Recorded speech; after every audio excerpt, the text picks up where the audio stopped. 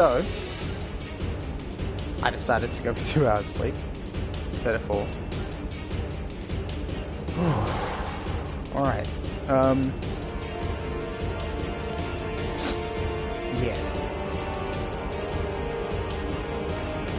There's not a whole lot to do but to get straight into it, but what I am going to do is send out some stream notice to some people.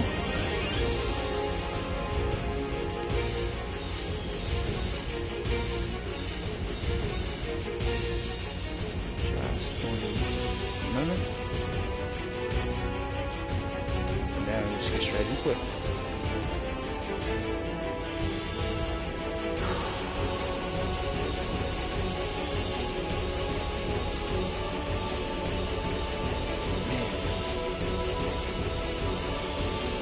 Shit's gonna get crazy.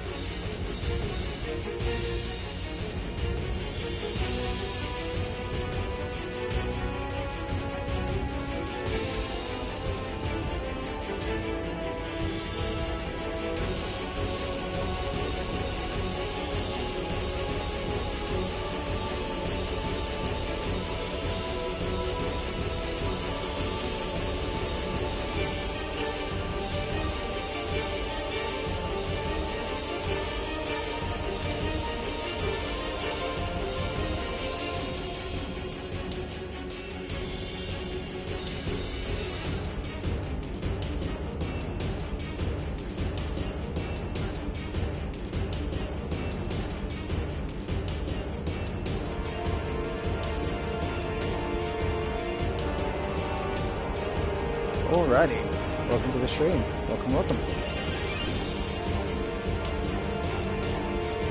Just a minute. Yeah, thanks for that. I just had 2 hours sleep, so yeah, I'm pretty much good to go. I'm just gonna restart my stopwatch, or rather hit set map. Go. Let's just get straight back into it. So yeah, there will be a final final hour or two at the very end of this, because this will go for about 11:45. But yeah, to make it a full quote-unquote 24 hours of grinding, I will be doing like an extra hour and a bit makeup, because my previous one I did 11 hours and 11 minutes, so basically trying to get it as close to the 24-hour mark in total of just grinding this. And then there is also like a little bit of wrap up with cutscenes and whatnot.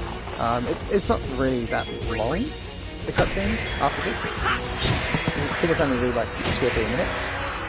But it is a good starting point.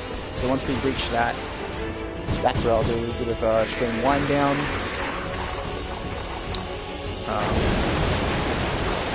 Yeah, I think that's it. And it also is a great start to the next chapter too. Like, it doesn't sort of blend anything. It really does feel like a hard cut to the next chapter, which is good.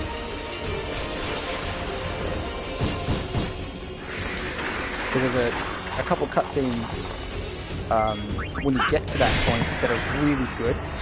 So having them early on, so like in a stream or not, like in a chapter, I should say, is just perfect. So, who'd have thought a good game paces itself really well?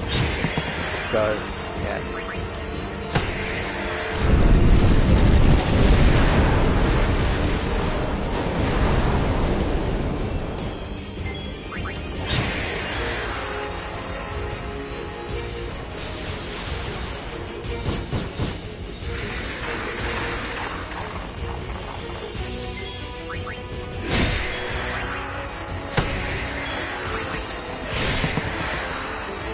God, I'm fucking nervous to get to the end of this. Like, really, I am.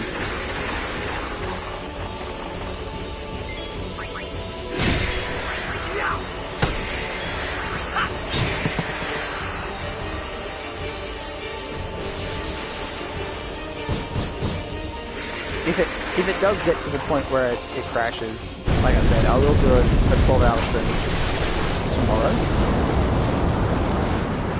I'll just go, like I said, I'll just go for the 12 hours. Like, just go 12 hours straight. And, yeah. I feel like there's no way that it's going to crash at 12 hours. If it crashes here, there's no way it will crash at 12 hours.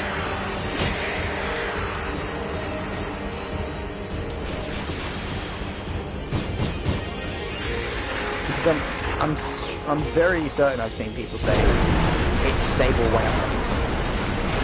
Like, and that's just because, like, they haven't said it's only stable until 18 hours. They said it's, like, they've tested it up to 18 hours, and it was stable then. So, yeah.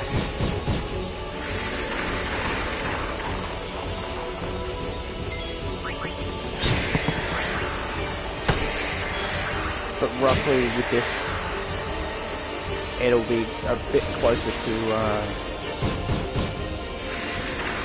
26 hours, like all things considered.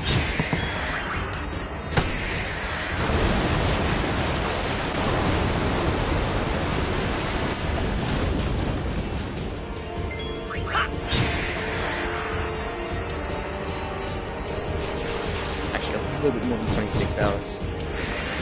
As opposed to 24, because it's still going whilst I was asleep, right? There's no way of stopping it, unfortunately.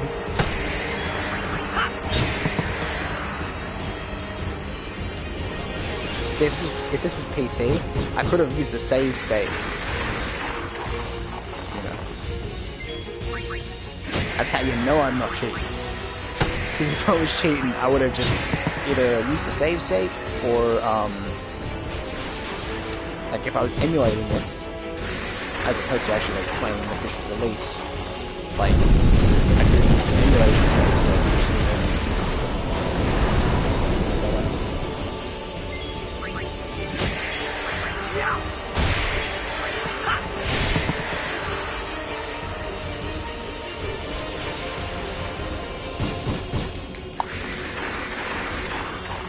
that is something that I could try in the future, is maybe finding exactly where the line is through emulation on PC. Like, I could emulate the PS4 version of this and find exactly, like, in terms of the technical stance, where the line rests. By having multiple save states at multiple different hour lengths. Welcome. Yeah, having multiple different save states at multiple hour lengths on PC through emulation would be a great way to like troubleshoot. Oh, okay, maybe it isn't good at the 17th hour. It's bad at the 17th hour. Then only do it to 16 hours, so to speak. But yeah, no. That's a long ways off.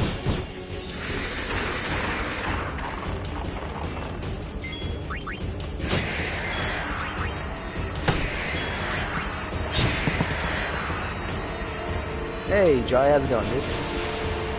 Maze? Maze? What's maze? You talking corn?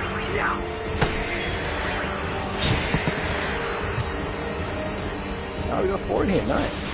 Welcome, welcome.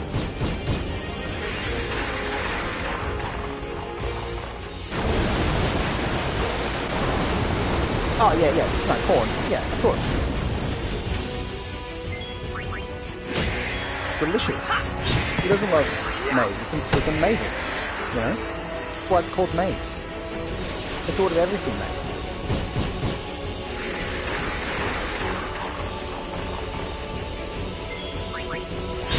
Why else would they call it that, if not for that reason?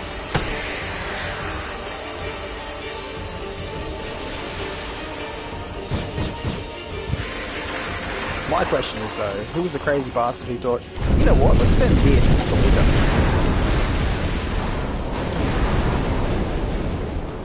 Yeah, then everyone leaves after that joke, yeah. No, that does sound about right.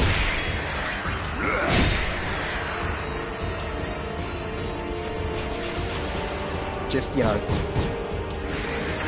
find a new world record for how fast you can make people leave your stream after joining. There's a speedrun I'd actually be good at, to be fair. Same guy as a potato and rice. Yeah, no, I mean that's fair, but I mean I'm talking about like corn cob liquor and shit. Like, yeah, I don't know. I don't know, maybe I'm just biased, but corn liquor sounds crazier to me than potato and rice liquor, you know? I think that's just me being biased.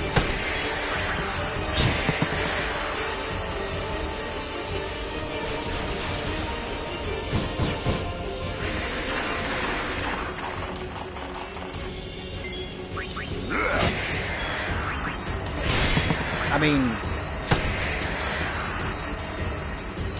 it's funny though. I don't think I've ever had moonshine, nor do I think I ever would, because what I've seen actually can strip paint off the walls if you stand too close while you're drinking it. Not literally, it's just, oh man. I can't imagine that would be good for your insides, yeah. God damn. I had a friend of mine who was a real hippie bloke, and like, so hippie he goes painting for gold with his mates, which is cool, it's a great hobby. But yeah, no, he tells me that some of his mates like make moonshine and shit, and I'm just, yeah, like I'm amazed that people still do it.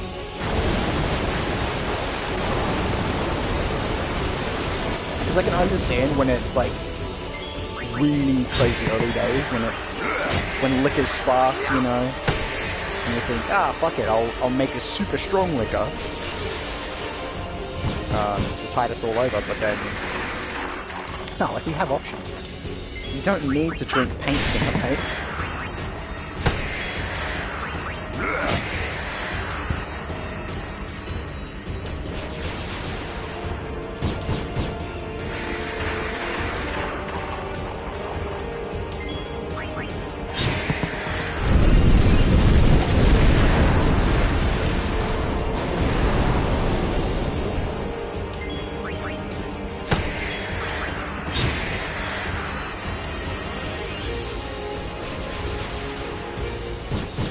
That and I think it's called Everclear or multi-purpose liquor though. Small for it. Yeah, I mean, shit. You can get you fucked up, and it can also take paint off of a mailbox. You know, why not, right?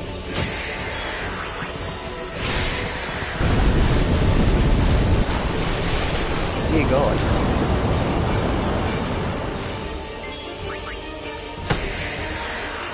No, like, imagine that. You get really pissed on that, and then I don't know. You go to get cremated, and then you just like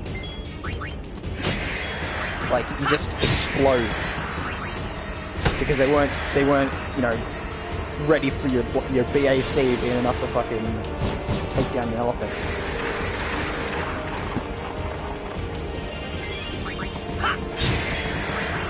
I saw one post on Facebook somewhere where somebody's like, yeah, if I know I'm gonna die, I'm just gonna eat a shitload of, what was it, popcorn kernels? So when they cremate me, it'll confuse the fuck out of me. Or at the very least, give me a good laugh. I think that's just kind of a dick move though, because imagine that, you go in there and you have to like clean it out. That just seems like a lot of work.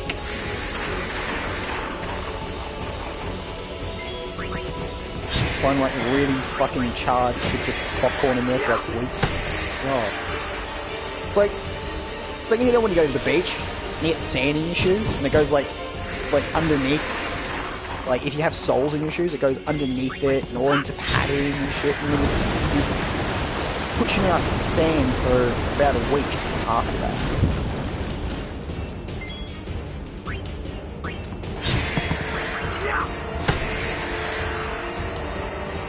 Taxidermy when I died. Lick a fireball.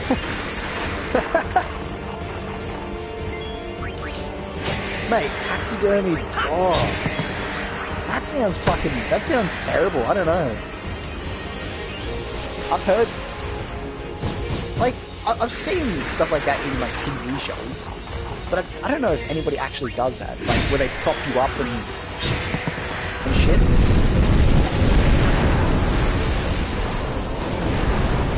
What a job that must be.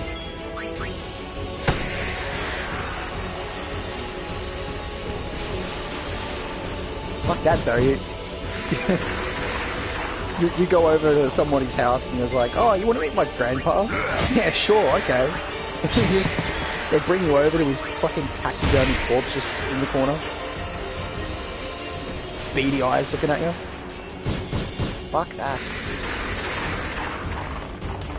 Yeah, it won't be your problem anymore, but Jesus Christ, scare the living shit out of every person in a fucking 500 meter radius.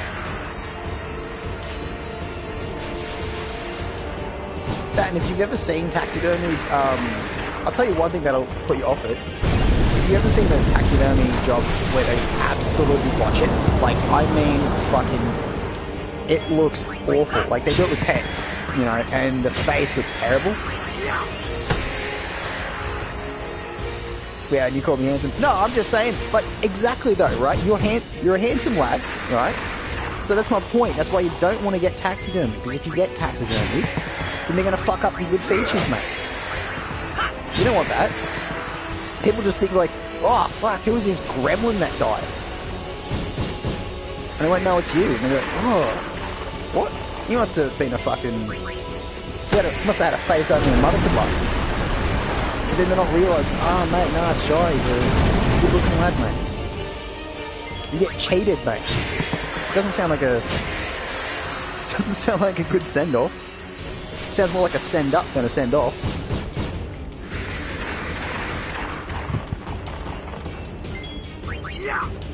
Just thought the taxidermist. I mean,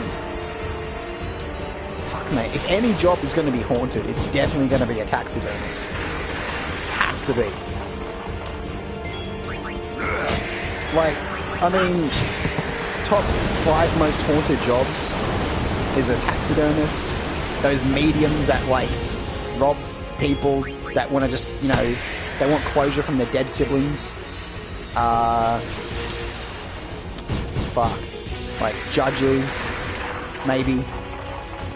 Yeah, that to me sounds like it'd be at least right up there.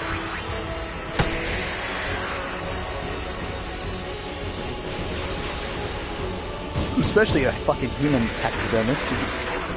Jesus.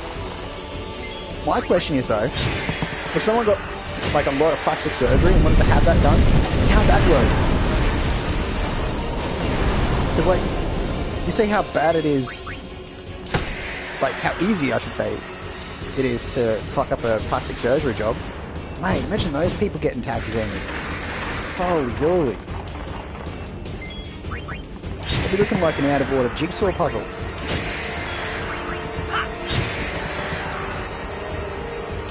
Fucking eyeball where an ear's supposed to be. An ear on the, like, you know, an ear on their left cheek. Jesus Christ.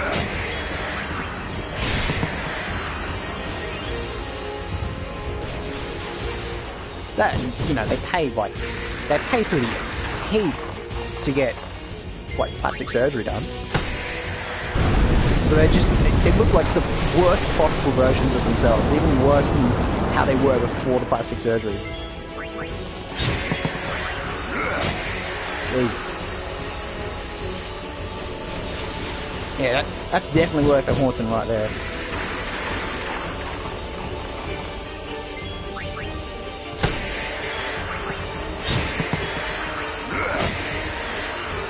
What was that one game? Was it Funeral Attendant? Where you gotta, like... That is a weird simulator, by the way, where it's like, yeah, you're going through, it's a haunted game where you've got bodies that you gotta prep for burials and shit.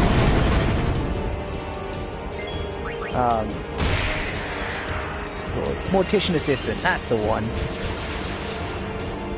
Yeah, fuck. That sounds like honestly, that sounds just like a terrible job. I mean, to be fair, I have a lot of respect for people that can do that, because that's, like, it's not an easy job to do, I have to imagine. That, or you have to be, like, the least superstitious or religious person in the crew. Because, like, I've got a friend of mine who's Chinese, and so, like, bodies don't really scare him that much because it's, like, not part of their culture. Like, to be afraid of, you know, bodies and stuff like that. It's like, it sounds way darker than it means, but it just means that when he, like, we were talking about this stuff a while ago. He's like, it sounds like a job that, you said that, it sounds like a job that he would be able to do reasonably well, because he's not queased out by it, you know? But, like, nah, I know that if I just heard a door slam from the wind or some shit, I'd be out of there, mate. I wouldn't even take a chance. There's no way in hell you catch me in a job like that.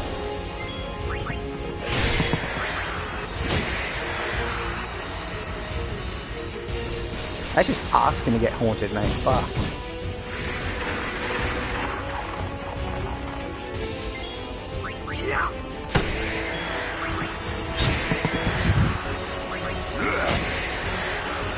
Oh, that's just Gazza, mate. He comes around at 3:30 and slams shit. Yeah, exactly, right? I mean, yeah, maybe we'll just get accustomed to it then, I guess. Then wouldn't that just piss you off? Having the spirits slam and shit? Because then, you know, they fuck up the hinges. You have to replace them. Before you know it, you've got like these skew-if cupboards that don't shut right anymore. Fucking hell.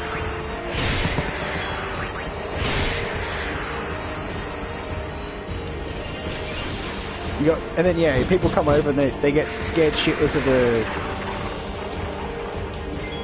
EVPs and all that sort of stuff. And he's like, nah, mate, he's just fucking up the cupboards. Kind of like how Americans are usually terrified of Australian wildlife, and they're just shit scared of like the spiders, whereas we're over here just like, typically, you know, like, are not even the biggest problem, like, they just get in the way. And now, like, instead of being scared of the spiders, because I had a friend of mine, she was actually pretty sure she became somewhat immune to, what was the fucking spider?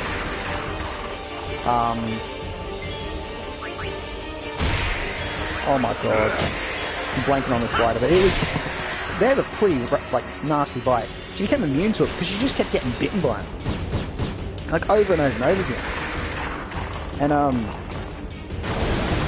yeah, oh my god. I was like, you got some fucking kind of superhero? And she's like, nah, I just, you know, been bitten like 7 times or 8 times. Residential spider handler. Handler, yeah, no. Like, Americans could never. Oh, fuck. Nah, but to be fair, we don't, like, I don't really see too many, like, crazy spiders here, where I live, thankfully. But, oh, that's one of the misconceptions that a lot of the gangs have about Australia, is they think, oh, you just got crazy ass spiders everywhere. It's like, nah, not really. Like, they are in some, like my friend had a bird-eating spider at his place one time. It had a huge fucking web. Yeah, mostly just huntsmen, and that's the thing. They're all like size, but not really scary. And you have huntsmen around, they're actually quite nice. So, you know, that's just Harry, mate. He's just hanging out in the fucking corner. Eats flies, mate. Keeps my house fly free. It's great.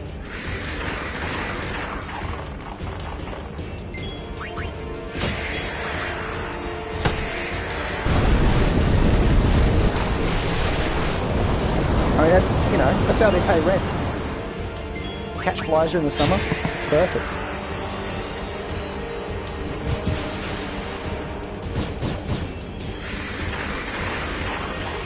Yeah, but that's the thing, mate. If he's paying rent, right? He's living in the corner. He's paying rent by eating the flies. I'm happy. I'm not gonna murder him. That's how he pays rent. That's how he keeps.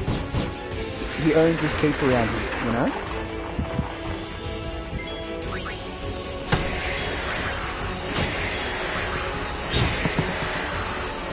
You gotta love it, mate.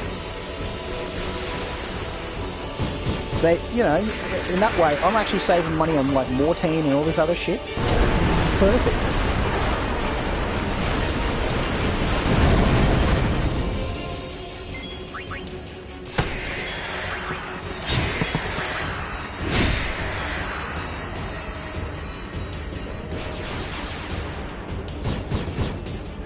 One thing I'm grateful that you don't see too much of in this area is fucking horseflies, mate. You ever been bitten by a horsefly? Jesus Christ. Oh, it sucks.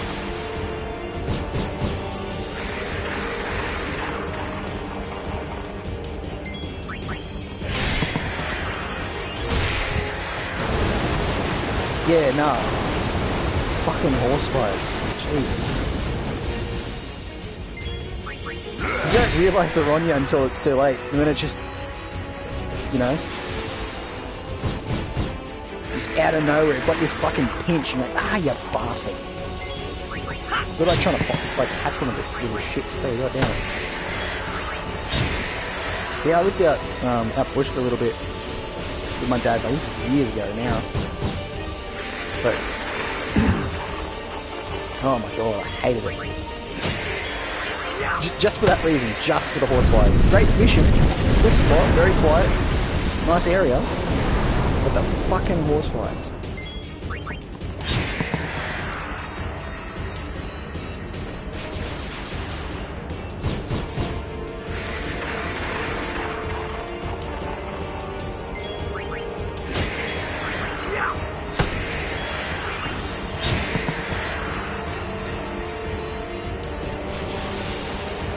Ah, yeah, no, nice. Do you ever live near mangroves? Because that's the other thing that I fucking hate was, like, you'd go fishing in the mangrove, like, sort of areas, you know, just like in estuaries and whatnot, and little midgie flies, those little bastards, it's midgies and fucking horseflies, dude. Sand midgies, yes, exactly, fuck them. Oh.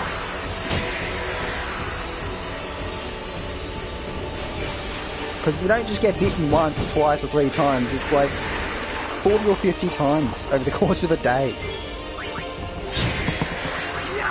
It's fucking insane. Yeah, exactly, right? At least you can smack the horseflies. Yep, no, you got it right in the fucking head. Midges just get you, and it's like, oh. They hang a fucking bout, mate.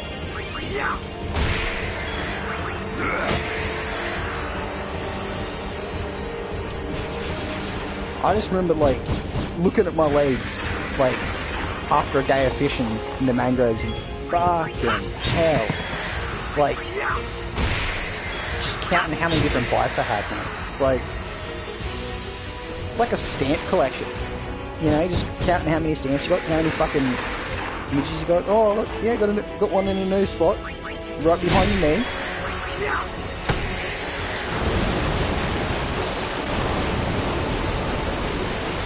It's even worse if they bite you on the fucking ankles too, because when you're walking, like, it just scrapes against it.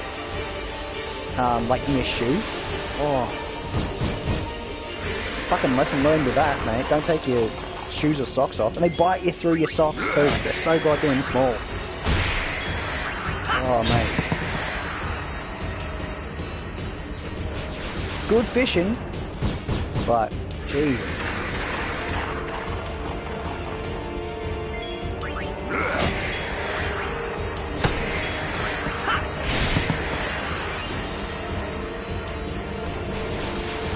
Thankfully, where we lived, it was a bit of a walk to the mangroves, so you weren't constantly, like, you weren't living right in the thick of it with the sand midges, but, oh man. I know people that have houses that are like right, like, butting up against the mangroves, and I just don't know how they do it. I'm driving crazy.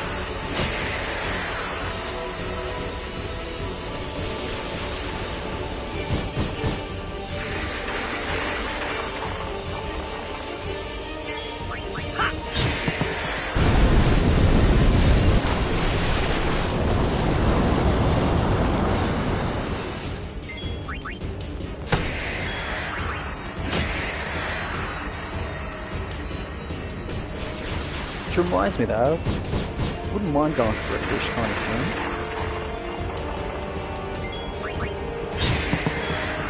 Probably do that when I go to Brisbane for Christmas. I'll be going up that way to spend Christmas with a couple of mates up there. Looking forward to it actually. But there's some good fishing spots that I know around there too that are quite nice. I haven't been for a fish in like, I think since the start of COVID actually.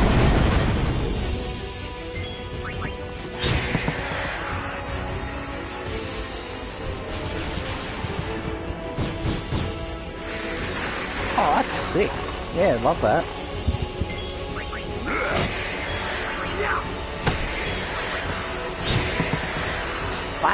One type of fishing I haven't done yet is going out like deep sea fishing. That sounds like a lot of fun, but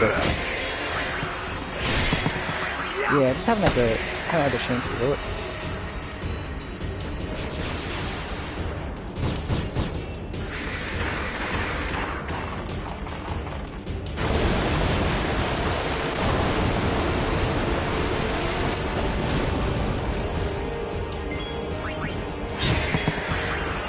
Really like scared of the ocean or anything like that. Like, I know I've got a couple mates that have wanted to do it, but it's just the idea of being out in the open water like that for many hours at a time is a bit of a fear for him, but yeah.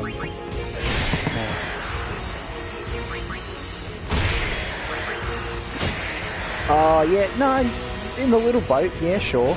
Like if you're in a fucking tinny out in the middle of the ocean, yeah, no, you can keep that. So you want something that's not gonna like tip over at the littlest lift of the ocean, mate. Not necessarily a boat of this fucking size, like, you know. But yeah, something. right? Like something a bit sturdier. Something that you know, when your mate bought the fucking thing, he pissed off his missus with the price of it, right? That's the kind of boat you want.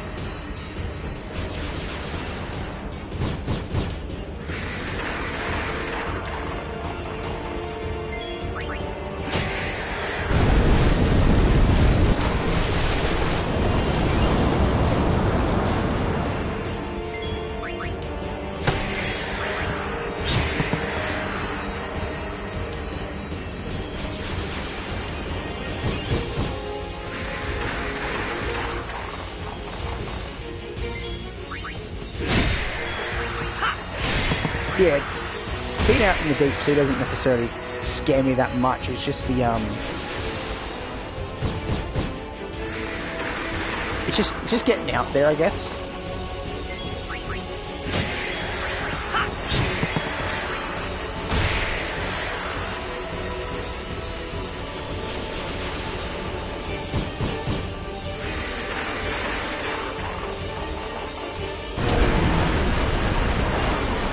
I don't know, like you do need a completely different rig if you're going deep sea fishing. Like, you need to be specced into it, you know. It's not like, oh yeah, I'm just gonna bring out my fucking rod and reel. Like, nah, you need proper gear for that. So.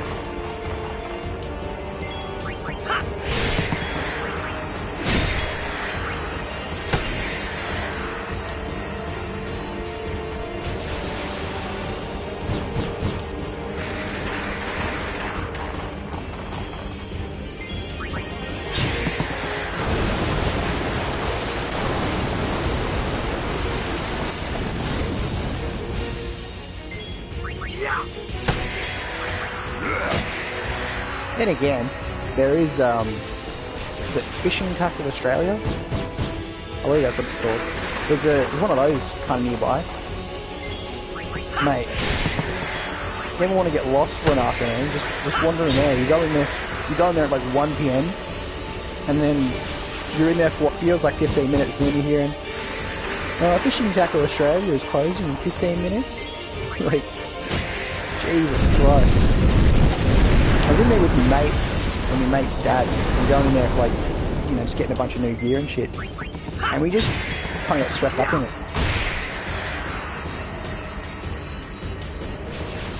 Because it's a big place. At least one here is. It's a doozy of a size, man.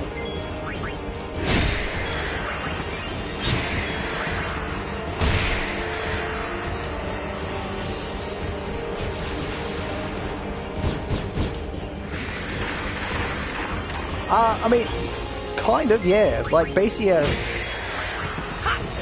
is more generalised. I mean, like, in the name, right? Boating, camping, fishing. Whereas Fishing Tackle Australia is just fishing. So just imagine, like... Just imagine a store the size of BCF, but, like, just for fishing gear and shit. It's ludicrous.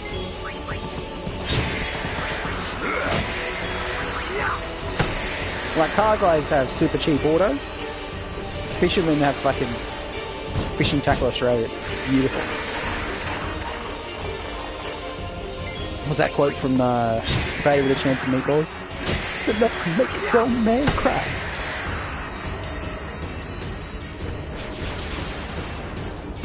It's a thing of beauty. Don't know if they have too many stores around, but yeah, no, they're fantastic. And their prices are pretty solid too. They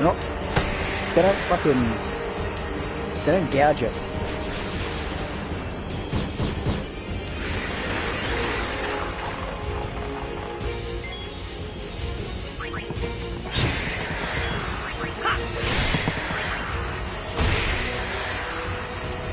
Yeah, but not today. Get back in there, little tear. Oh my god, yes.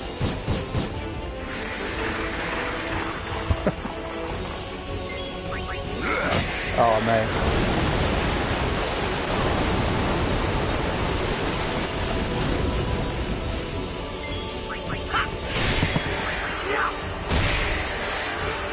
Wish I could do that with like my sweat glands during fucking summer.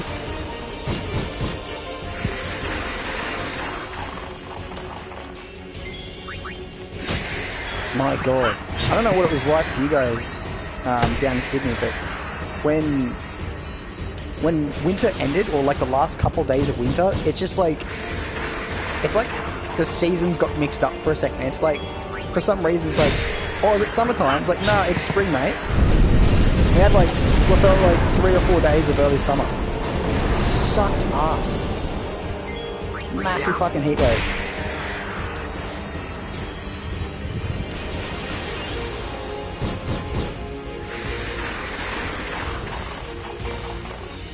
Yeah, it was 30 for a couple of days, and there was 1 or 2 days where it went up to like 34. But it was also like above 60% humidity most of the day too, which is just what kills you. Like, and my house is like 2-story, so and my all my video game shit and my office and stuff is upstairs. So yeah. Yeah, right? Yeah, so I was getting a double whammy because all my video game stuff and everything, it's all upstairs. So I was like, oh, do I have to fucking migrate downstairs for the next like few weeks or whatever? But it's kind of chilled out now, thankfully. It's weird though, because the nights are a bit colder, but the days are like kind of warm.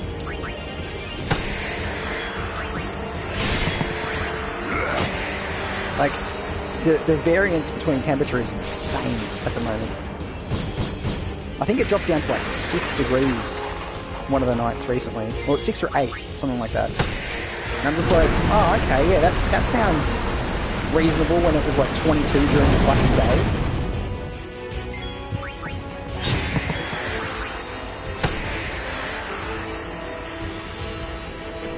Oh, Jesus. Oh, mate, I do not envy that. Yeah, no, I don't envy not only working in an elevator shaft, because that actually is one of my fucking fears, is just not necessarily being trapped in an elevator shaft, but specifically safety equipment failing. That is one fear that lives with me. Because I mean, I know that there's like redundancy harnesses and shit to make sure that if one harness fails, there's always like a backup, so you've always got like multiple points of contact and shit. But yeah, I've heard and seen too many horror stories. Yeah.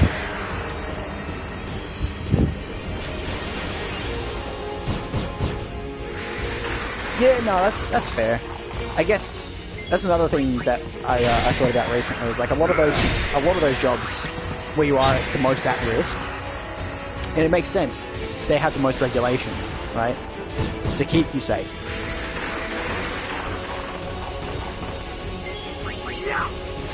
Oh, right, when it's still the Maui Cowboys. Oh, see, that's my point though, right? There are people that they get so comfortable with their job that they forego certain safety measures because it's like, you know, this amount of safety gets in the road, it gets in the way. And then you get used to doing that, right? And then that's when shit goes wrong, is because you just go, you throw caution to the wind because you're like, this harness is getting in the way of me being able to do this bit, you know? Oop. Yeah, once the doors come on and no one can see.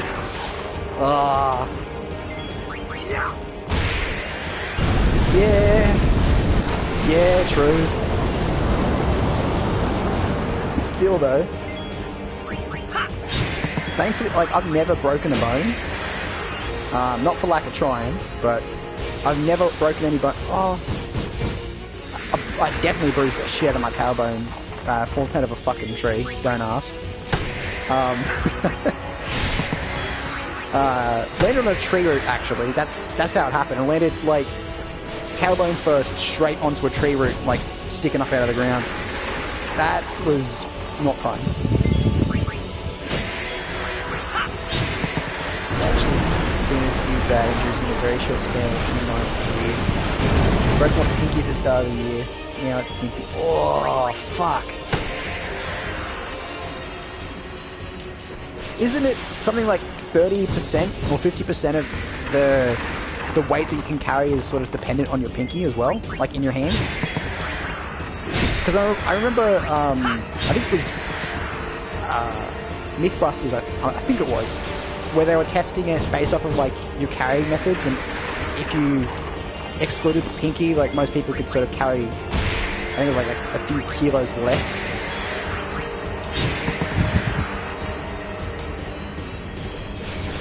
Yeah, no, it was exactly that. Jai, you're 100% right. My tailbone was, it was bruised from rooting, exactly.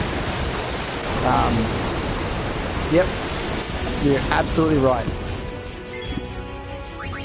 Well, I mean, you're technically correct, and as they say, being technically correct is the best kind of correct, right?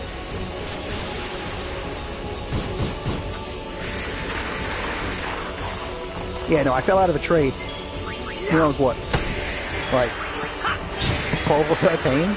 I didn't fall out of a tree, more so I was fucking with a branch because I was a dumb shit, and I'm holding on to it, right? I'm holding on to the branch, and because I'm a kid, I'm thinking, oh yeah, this is like, okay, I'm holding onto the branch and I'm jumping because it's holding my weight, but it's also weighing me, like I'm weighing it down, so it feels like sort of like a moon bounce, you know? Like, I'm not jumping super high, but yeah. It's just all bent and I can't straighten it without helping it. Oh. Yeah, the ring of the pinky has the most grip strength. Yeah, fuck, mate. Jesus.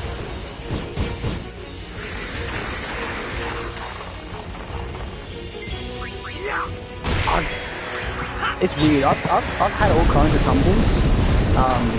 I've never fucked up my hand, so thankfully. The only time I've actually, no, there was one time, it didn't break anything, but when I was a young lad, see, my dad was like, he used to drink cups of teas like fucking, they were going out of fashion. And so what he would do is he'd pay me like, he'd pay me my allowance, right? Like 50 cents for a cup of tea, like to make him a cup of tea and shit. But he kind of realized a bit early how quickly that shit racked up, because he drank like 10 cups of tea a fucking day. And so I'm like, oh, yeah, alright, you're gonna pay me like $5 as like a 9-year-old to make you tea? Are you kidding? Hell yeah. So, he's just like, oh, alright, let's maybe not do that. But no, I poured the hot water too weirdly one day, and it was scalding fucking hot, and it went all over my hand, and it sucked, dude. It was not good. I still remember that day. That was, oh. That's the worst I think I've ever actually like messed up my hand. But it wasn't like a hospital trip or anything like that. It was just really sore and tender and stingy for at least a day or two after that. There wasn't like severe burns or nothing like that, thankfully. Yeah, when you're a kid, Jesus. I don't think I even told him at the time. I just remember doing it, and then I was eating dinner at the time. I was eating dinner later that day, I mean. And then I kept making trips to the bathroom to like wash my hand under the cold tap. He's like, what's going on? You alright? I'm like, yeah, I'm okay. Just try to, you know, not let on that I hurt myself. And then he sees it and he's like, he gives me that, you know, that look of like, you fucking idiot, why didn't you tell me?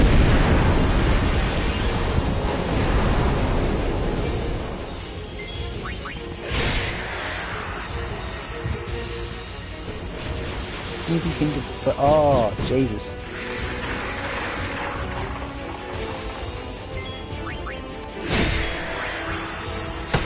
Oh, no, I don't know, I'd rather burn myself than break shit. Nah, fuck that. I've had so many different like burns and shit from working in kitchens. As someone who's got that experience, hell nah. I'd rather burn myself than get broken things. Because when you break shit, you get less maneuverability later on, right? It like the joints can seize up because you know if you break it, you've got to keep it still so heal again, right? But then as a result, the joints get weaker and they atrophy, they atrophy a little bit. Atrophy? Yeah. One of those is correct.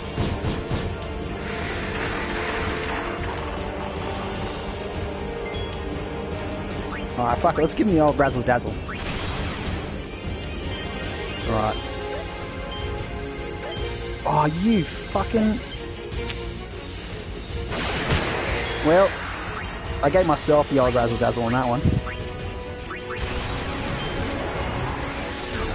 Ooh, nice. Got that like perfect. Yeah, I'll definitely have a look at the that photo later, because Jesus. I saw, actually recently, there was a clip that I saw on this podcast that I watch every now and again.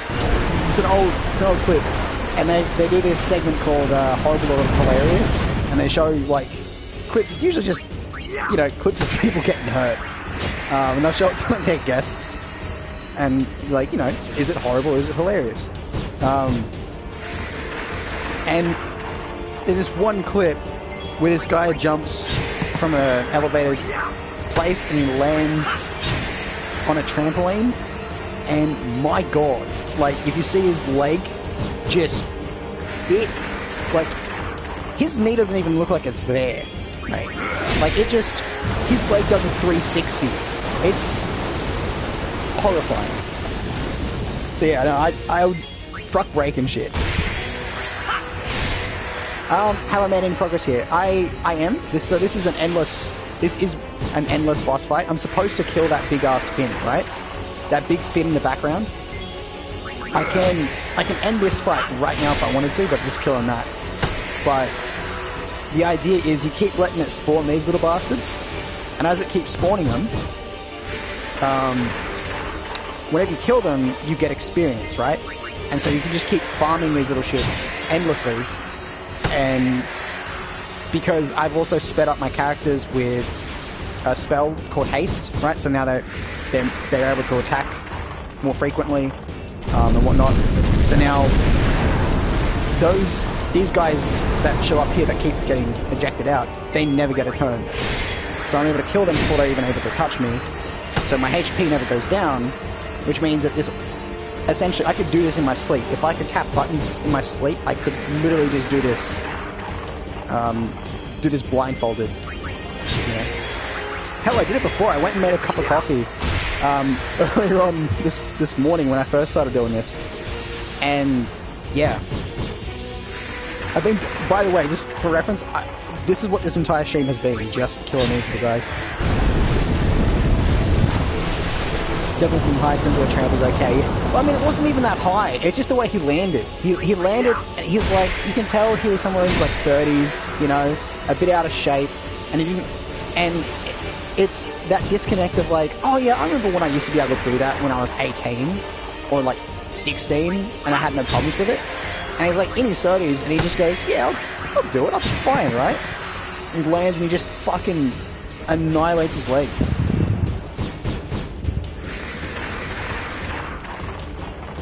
Yeah, exactly, dude. You gotta bully these little shits.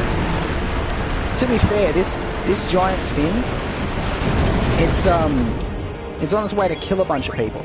So yeah, I mean, in the cutscene that follows this fight, it's alluded to that there's these kids in there playing with a ball, and then this thing shows up, and it's just like, and then, you know, it wipes out the village, and then all you see is the ball just floating on the water. It's like, oh, that's dark. So, you know, it takes out some of our kids, we're taking out some of its. It's fine. They probably deserve it. Jesus. Fuck, okay. You talking about these little shits? Or are you talking about the kids at the village, Jai? Come on.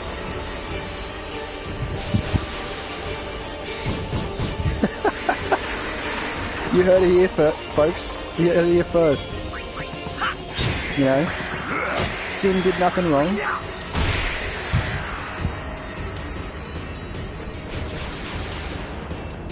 I said that before I knew they were children. Oh. Nah, that's fair enough. That's a fair go of it. Fuck.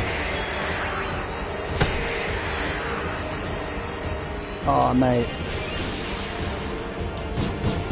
It is. It's a sad scene because they're just playing with the ball and then this fucking thing shows up. It's also much bigger than that under the water. Like, that thing is huge.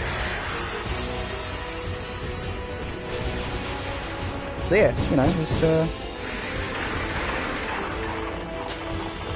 eye for an eye. Yeah, it's an iceberg, exactly. Exactly, you got it nail on the head once again.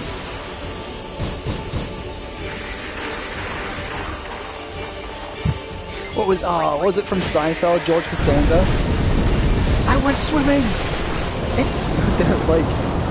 It shrank! It shrank! Or some shit. I forget the fucking line. But I remember him talking to Elaine just like, I was swimming, there was shrinkage. What? It's fucking, it's gold, mate. It's one of the like good like sitcoms at the time. Because some of them are a bit cheesy, but yeah, that one actually aged reasonably well with its jokes and the way it paces itself out. But yeah, if it's the kind of show that you're going to sit down and watch, like, it's not really a binge-worthy show, right? It's one of those shows where it definitely benefited from being on, you know, like a new episode once a week or something like that. Because if you were to sit there and watch like 15 episodes back to back, you get tired of it pretty quickly. But if you watch the show like once a week, it's like, oh yeah, what are they doing this week, you know? Oh yeah, man, cheers, fuck. There's a show. Fucking hell, I haven't seen that in like a bajillion years, mate. It's weird though, because I do remember liking it, like, a bit, but I think when it would come on, it was like on at weird times, or I'd never catch it. And it wasn't like I was seeking out to catch it, but it was just, yeah. And sometimes where you like, you did want to, like, I don't know, there are some shows that were just like that, where you want to go down and, like, and fucking check them out, but, oh my god, a few times. This song, yeah.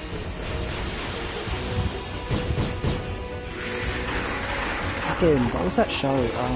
Hogan's Heroes. Bro, that's a song that's like stuck in my head forever. Always on after school. Yeah, oh yeah, that's right.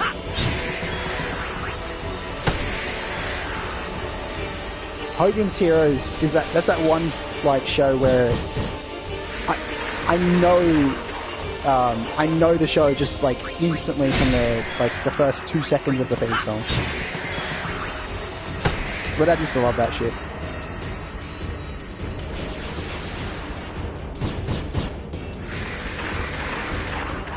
Fucking Sergeant Schultz. I see nothing. It's crazy too that the main guy from that show, Bob Crane, he was actually murdered. Like, he, yeah, I don't know if it was during the main run of that show. But yeah, he was involved in some, like, I think it was, like, suspected as like a love triangle or something like that, like a lover's feud or whatever. Because he was into some wild shit in the bedroom, from what I heard. But yeah, I think it was some kind of like a lovers quarrel or whatever.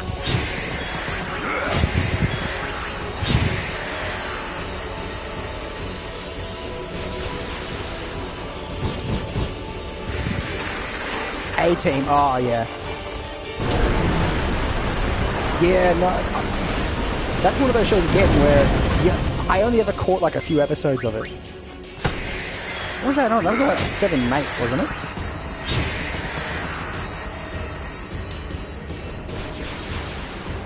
The A-Team.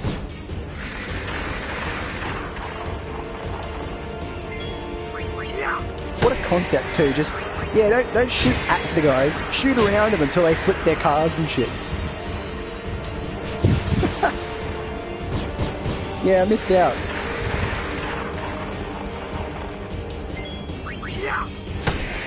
Did you like the movie? The A-Team movie with, what's his name? Bradley Cooper in it and shit? I thought it was actually pretty solid.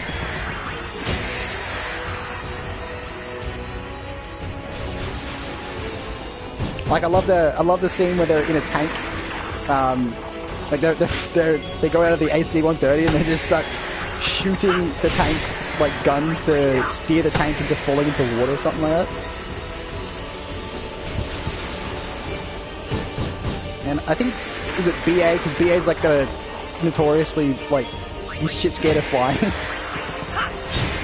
and he's just like, it's like, where are we right now? We're in the tank falling from the sky.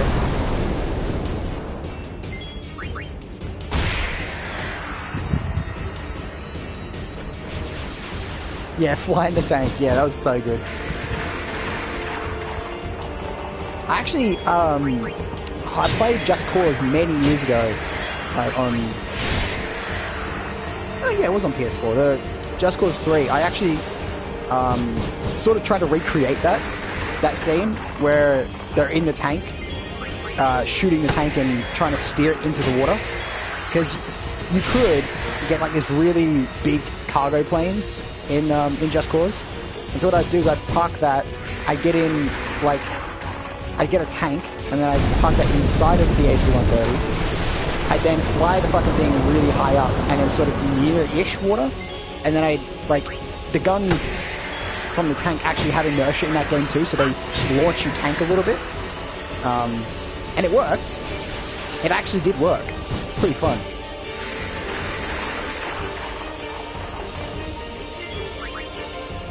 If my PS4 hadn't corrupted like twice since that time, like I would have had a clip of it, but yeah.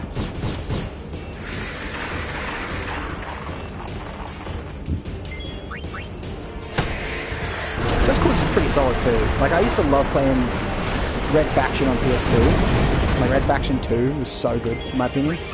I know people that say 1 was better. And like 2 was, I don't know, people shit on 2 for some reason. I don't know, I don't understand why. I think it's more fun than the first one.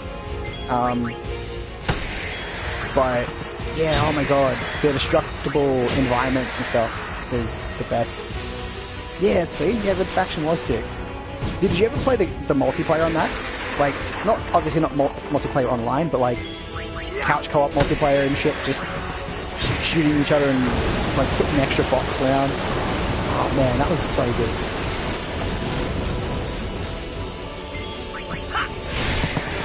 It was kind of like Unreal Tournament, but on console at the time. You had no friends. Oh man. Nah, to be fair, yeah, same at that age. Like, oh my god. Like, I mean, yeah, most of my time probably was just playing against bots. I did play with my brother here and there, but like, my god, he fucking hated it. He hated it because you could get the, what was it, the railgun in that game. He hated that because it was so fucking cheap, and I'd always get him with it. Because he'd find ways to outpinch me, but the second I got the railgun, it was over. Because it was, I mean, to be fair though, it was kind of bullshit that you could just shoot people through walls with that. And you didn't even have to really be good with it. You could just shoot people through walls. Because it would show like a little, almost like a little heartbeat. Not literally like a heartbeat, but it would like do like a little pulsing kind of ring around where that person would be through a wall. And yeah, you just shoot in that general direction, and it's just, that's it.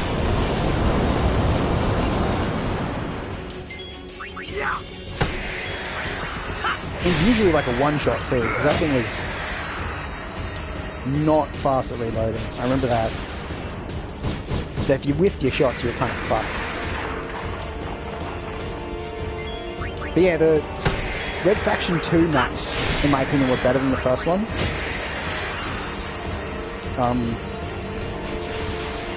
Yeah, like, they did have some of the maps from the first one return in the second one. But yeah, Red Faction 2 had, I think it had more maps than the first one in the multiplayer. And yeah, like some of them were like really vertical. And it was really cool because they really put the destruction tech through its paces in some of those maps. Like there was certain walls where you could blow through and it had like a spring pad that would launch into into a little secret room that had a really overpowered like pickup or a weapon or something like that. It was great. That's one thing that I miss about games from that time, is they weren't afraid to do that kind of shit and have fun with it. Whereas like a lot of those sorts of games now, like Call of Duty for example, they don't lean into that kind of stuff. They lean more into pleasing their what do you call it? Like their hardcore fan base, and the people that are like really hardcore about playing those games, they don't really like cheap shit, right? They don't like the fact that, yeah, if you had a railgun, you're pretty much able to just one-shot somebody, right? In Red Faction 2. So they design their games to be, I guess, anti-cheese. But you know, you gotta have cheese, man. Cheese is fucking great. French haven't figured out, mate, that half of their entire culture is just based around cheese.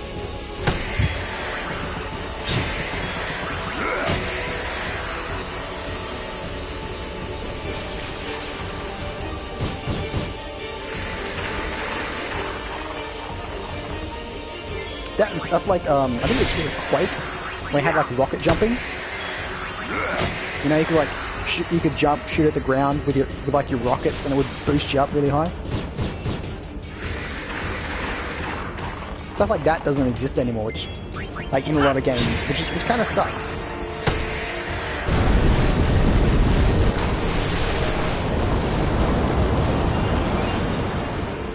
People are trying to find, yeah, the best meta to essentially cheese. So that's a weird situation. No, you're right. You're right. I think at the time though, because everything was so just broken, like you had so many different like broken guns and broken tech that you could use in games like that, where there typically wasn't just like one meta strat or like one or two meta strats. You had like, there was usually a counter to certain metas. So like the railgun didn't necessarily have a counter, but you could sort of outflank a person if you knew the map well enough, and you could blow through certain holes and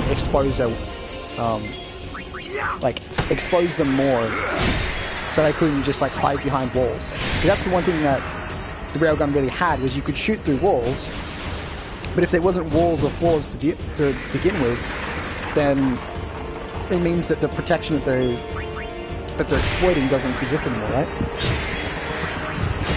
Yeah. Because that's the thing that they did. They designed those game modes to be more about like being fun than being competitive, right? And that's where I feel like they've lost a little bit of the magic these days. Where it's a bit more about being competitive and trying to win rather than just trying to like fuck around and have fun, you know? Because yeah, it did make my brother grind his fucking teeth when he got shot for the 15th time in a row by the railgun from me, you know, because it was super cheap. But at the same time, he, you know, he knew ways to get around it. He knew that I'd run out of ammo sometime, and he knew that if he spawn camped the pickup, that I couldn't get more ammo for it, right? Yeah, no, you're right. You're right. Like, that's one thing that I'm trying to be careful with when it comes to stuff like Elden Ring. I haven't played Elden Ring yet, because my goal is to go through the Soulsborne series in order, like in order of release. So, Demon Souls, Dark Souls 1, Dark Souls 2, Dark Souls 3, what was it? Bloodborne, then Sekiro, and then Elden Ring? I'm pretty sure that's correct. But yeah, I just haven't started it yet, so... Because I remember at the time, I was holding off because Demon Souls was getting a remake. It was either remake or remaster for the PS5, and I'm like, I'll hold off until that comes out. So, yeah. I'm also waiting to get my PS5, because there's the PS5 Pro that's coming out, I think, in November this year. So, challenges on Elden Ring that I just go in over-leveled with summons and have so much more fun. Yeah, exactly. Like, that's part of the magic, you know, of being able to just go in there and one-shot shit. Like, what was that one build I saw? I think it was just called The Wall, and the guy has these massive concrete fucking like tombstone shields looking things. They got like he's dual wielding them, and he looks like he's just a giant stone wall, you know, like in both looks and stats, and he just goes around and beats the shit out of enemies, and it's really funny. I think that's it. Yeah, the fingerprint shield. Yeah. Stuff like that. I like Elden Ring because it has so much build diversity. But yeah, the thing I was mentioning before about being careful about playing those games is I don't want to look up what is like a really strong and really powerful build. You know, I want to avoid that as much as possible, because I feel like I've fallen into that trap with some games before where I focus too much on like, oh, how should I build my character versus just building it, like making my character play as is and not trying to play like perfect or really well, you know? So, because games like what's it called?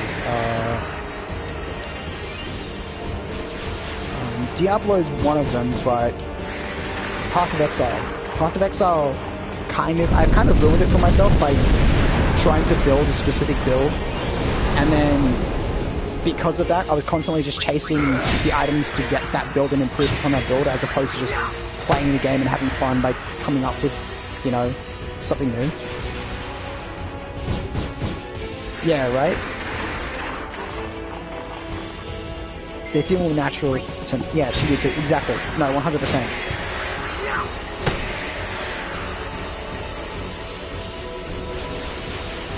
Like, it doesn't... At the end of the day, it doesn't matter if you're playing, like... And you're at the top 0.1% of players or whatever. It's just, is this build fun for you to play? Yes or no? Like, that's all that matters.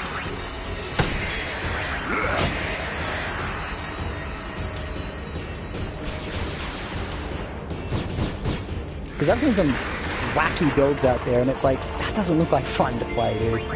That looks like you're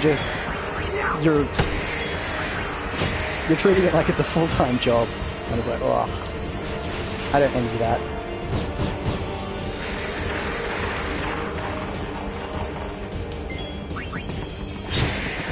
Like, the idea behind what I'm doing right now as well is, when I get off this boat, I'm gonna be so over fucking leveled, dude.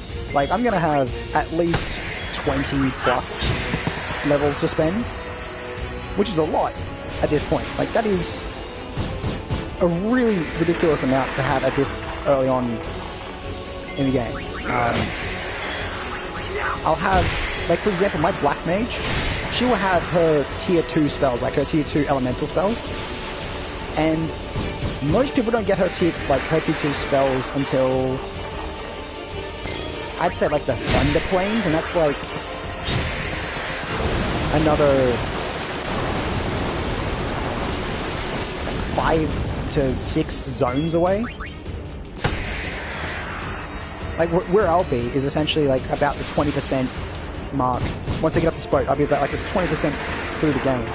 When you get to where most people have her spells normally, like her tier 2 spells normally, that's about the 45% completion of the game. Like of the main story stuff. There is side stuff that you can do, but yeah.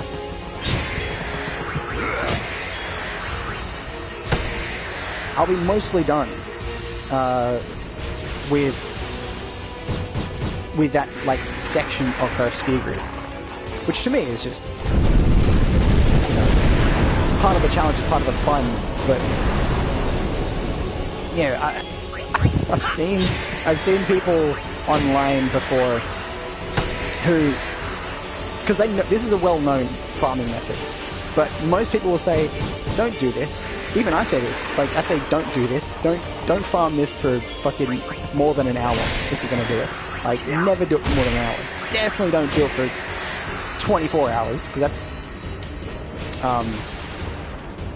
really stupid, really time-consuming and pointless. When there's like 5,000 better areas to do later on. But I'm also doing this because it's like, I'm doing this now for a couple different reasons. Partly because it's a good farming, it's not a good farming method, but it's a sort of a automated farming method, right? Where you don't have as many times in between screens, because normally when you go to an area and you're fighting monsters and stuff, there's usually like 3 enemies to an encounter, typically, right? Sometimes it's 2 in some of the earlier areas, like this next area that I'll be at, it's sometimes just 2 enemies as opposed to 3.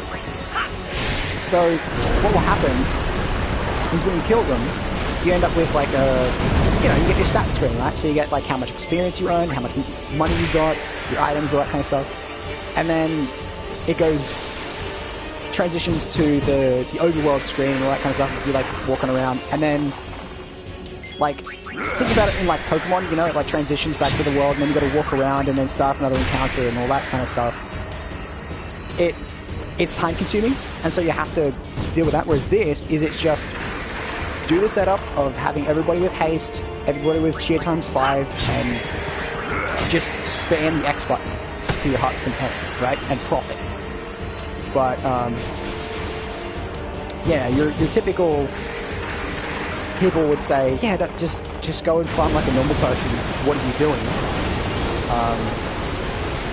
Yeah, this is just a mindless thing. Like, you could just throw on a Netflix thing and watch that in the background. I was doing that at points. I had Lost on my phone, and I was just watching Lost, and also doing work at the same time. So I had Lost on one screen, this on another, and then work that I was doing. So I was just zoning back and forth between 3 different screens.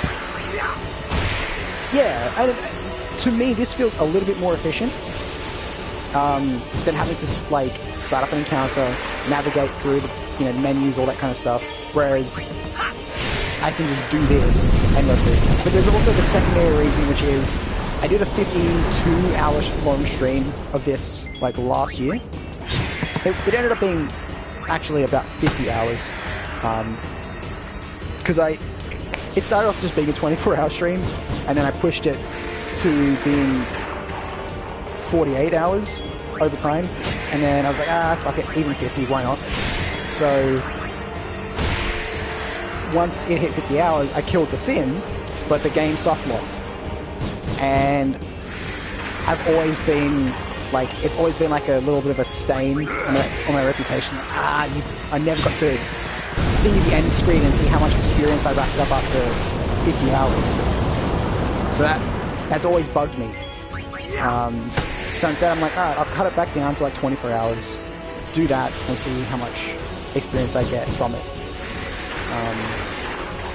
Because it's a well-known, well, I say well-known, but it's somewhat well-known for people that do this bug where after a certain point of being in the same battle for many hours, the game just doesn't know how to end it. So when you defeat the enemy, it's like it has like a bajillion calculations to go through, and the game just kind of goes, uh-oh, and yeah, it just soft locks itself. So I've seen 18 hours is safe, 24 hours, I don't know, but we're gonna find out. My backup plan is if it soft locks again at 24 hours, I will be doing another stream where I just do another like 12 hours, you know, and yeah, because I definitely want to beat it and see how much experience I get. So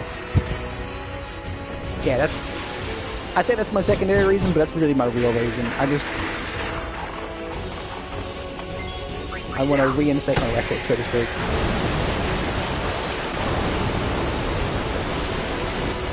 Reclaim my honor.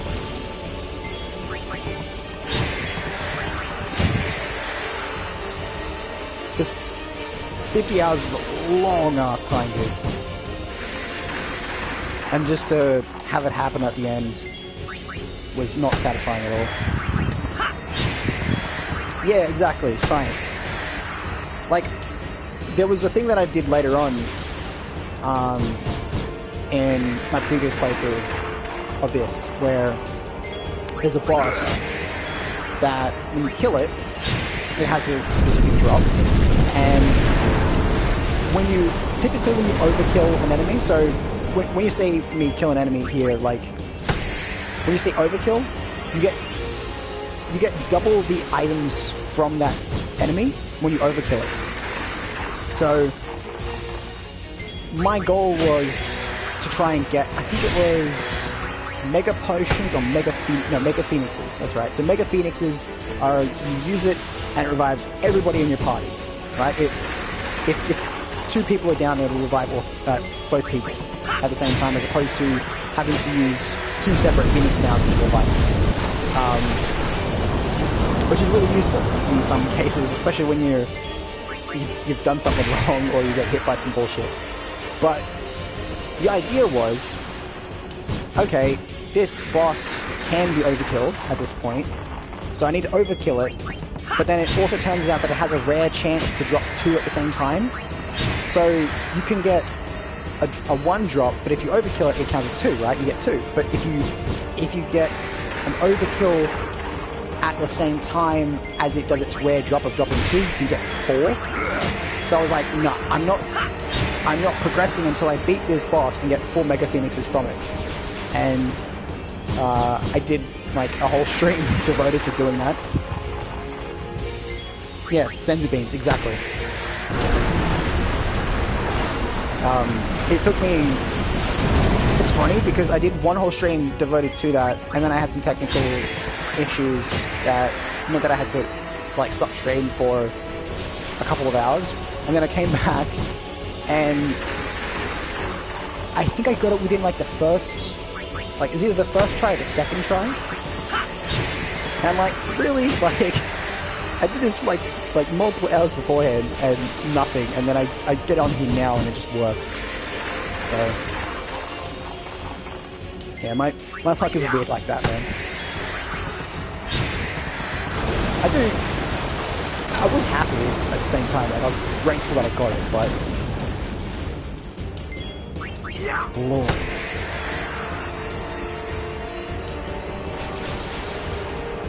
But I do a lot of stuff like that. Like I did a thing where, so in this game there's something called a sphere grid, right? And so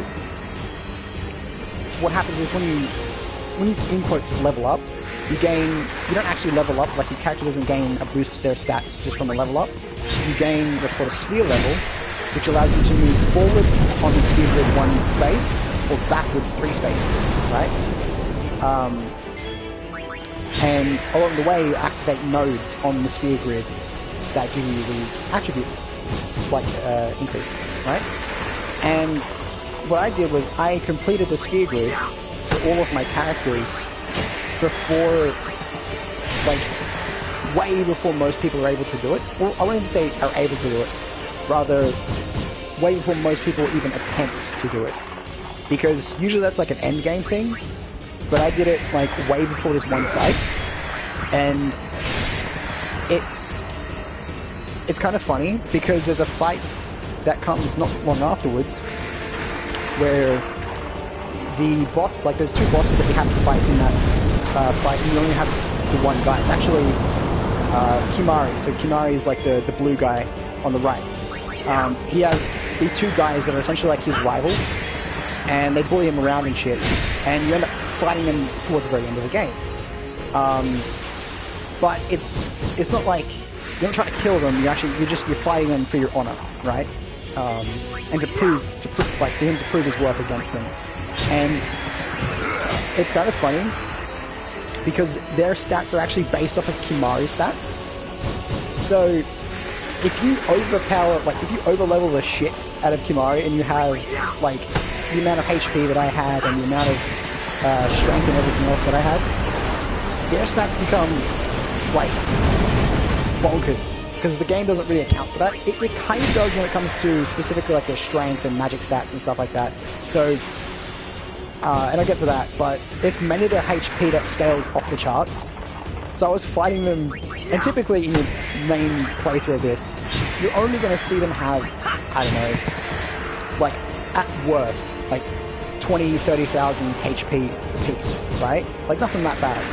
When I fought them, one of them had 1.01 million HP, and the other one had 890,000 HP. So,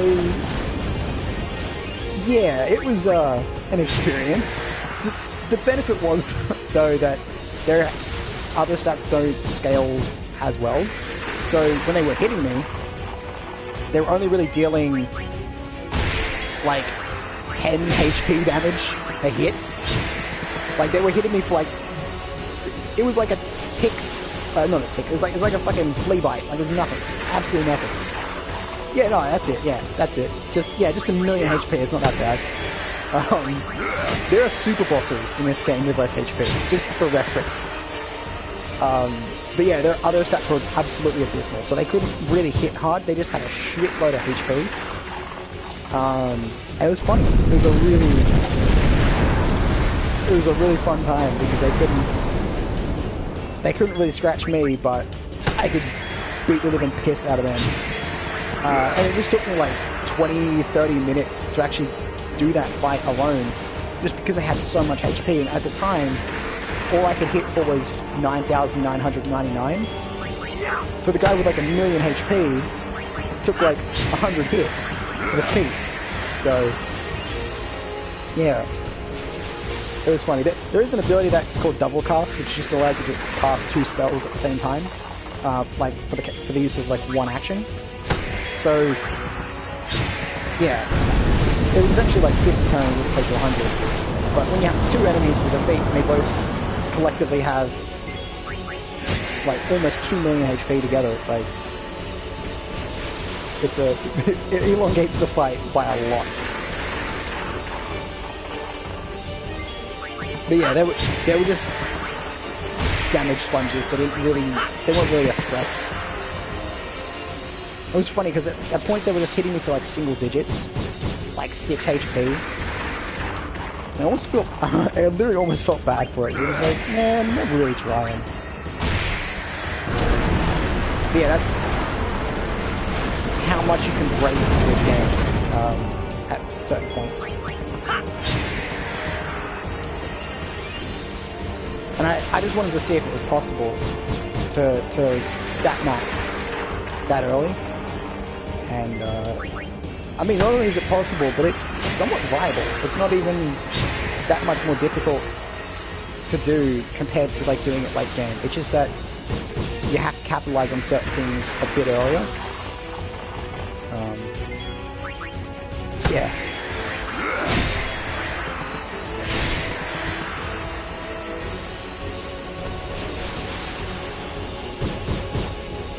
think if I ever do this in the future, I'm gonna have like a live counter for how many enemies I've defeated, because I'm like positive it's getting closer to like 3,000 now.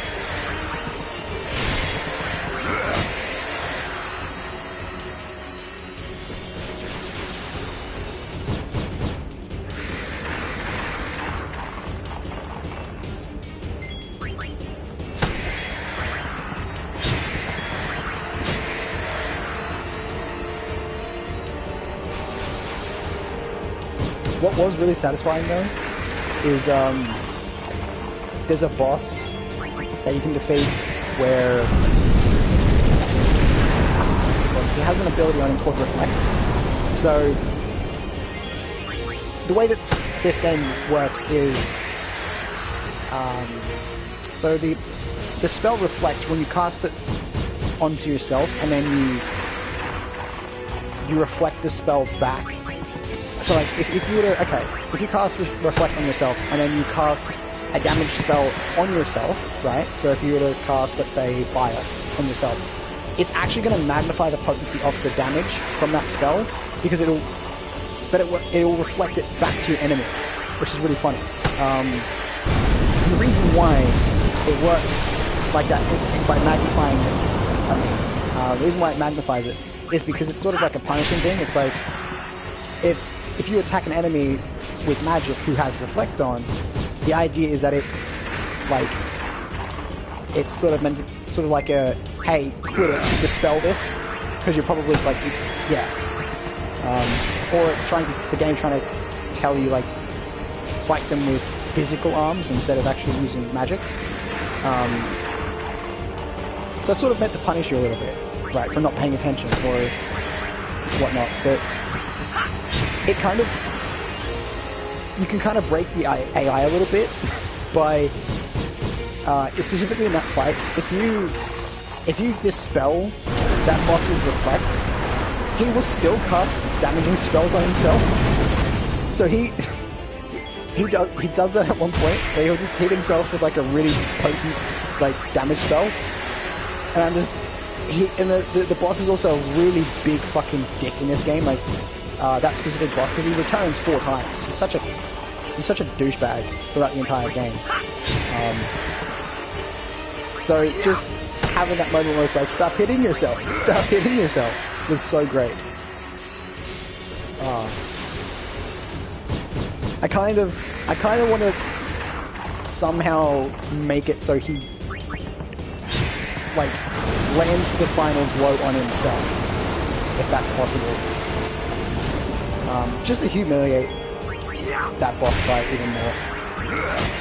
Because the guy's such a douchebag, especially in that fight. Like, right before that fight, he kills, like, an entire, like, race of people, and it's just like, oh, okay, yeah, no, you're just a dick. Like, so Kimari, the blue guy, he's a Ronso, right? And right before the fight I'm talking about, the guy kills all of Kimari's people. All of them. Exactly, yeah. Stop hitting yourself, exactly. So, yeah, he kills all of Kimari's people, and it's like, I don't know, it's satisfying to watch him take himself out. Or rather, hit himself, but it'd be really more satisfying to see him, like, take himself out in that moment. It'll take some planning, but I think I can do it.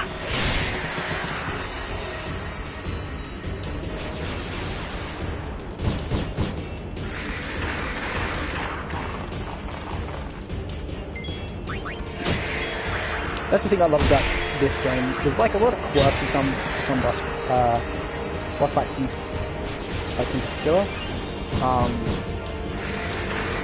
Where if you employ a specific kind of strategy, you can make the entire boss fight trivial.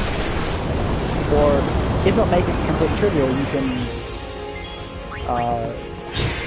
can get an unforeseen win condition. Like there's this boss called the Chocobo Eater. And it's just this big thing with like 2 tongues and like massive arms. But if you hit it a bunch of times in a specific way, you can knock it towards the edge of a cliff, and then you can actually like knock it off the edge of the cliff and kill it that way. And doing that kind of nets you like a special bonus reward for doing it that way.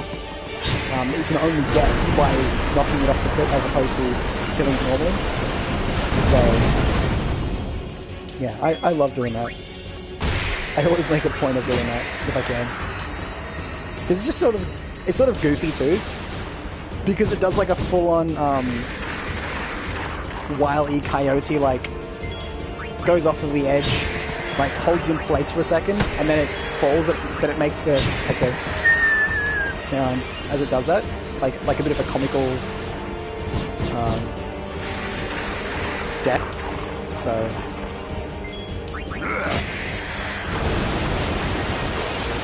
Shit like that, like little goofy Easter eggs like that in the games. What I live for. Right?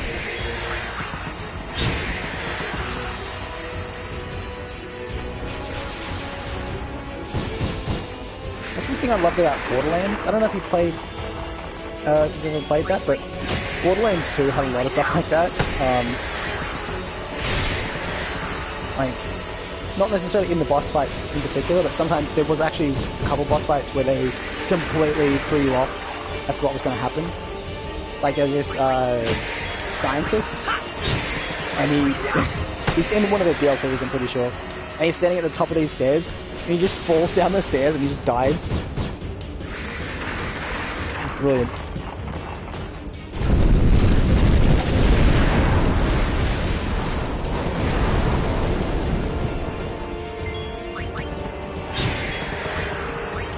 Let me just try and fix my chat. I don't know why, but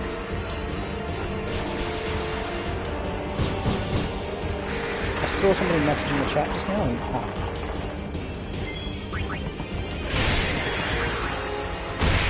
yeah, no, there's that quest, the guy that's like, shoot me in the face! Not the arm, not the legs, not the chest, in the face! There's that guy, but then, no, there is, I think it's the Hammerlock DLC. There's a Hammerlock DLC where you can, like, there's this dude where he stands at the top of, like, this tall staircase, and he looks like he's about to be a boss fight, but then he just falls down, and he just keeps falling, and then every time he hits the stairs, his HP goes way down, and he just dies right at the end. It's really funny. I think it was a Sir Hammerlock DLC. If not, it might have been... No, it wasn't pre-sequel. I'm pretty sure it was 2, yeah.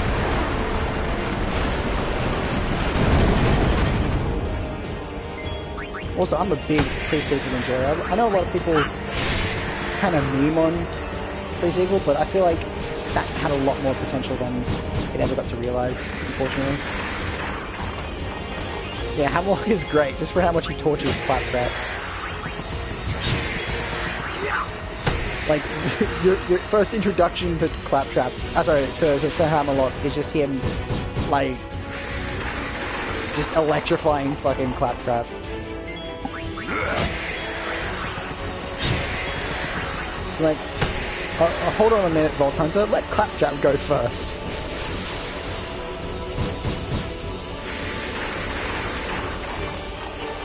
I'll never forget that, that was great. When I first played it, because I actually started playing that game through a friend of mine. Like, we'd play the old Bidger games after school at his place, and yeah, no, he showed me Borderlands, and I'm like, oh my god, this is great, I love this. Where has this game been all my life?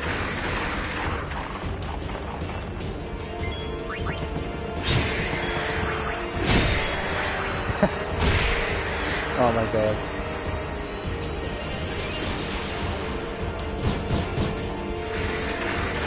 Also, yeah, what was it, Handsome Jack? Oh my god, he was such a good villain. Handsome Jack was terrific.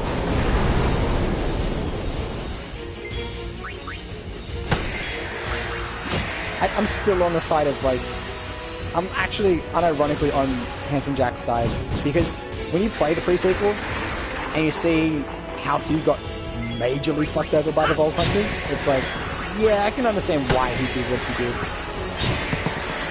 I mean, obviously, like, keeping your daughter, who's a siren, hooked up, like, as essentially a giant fucking battery for the Vault is pretty, like, gross and grim and, like, really fucked up, but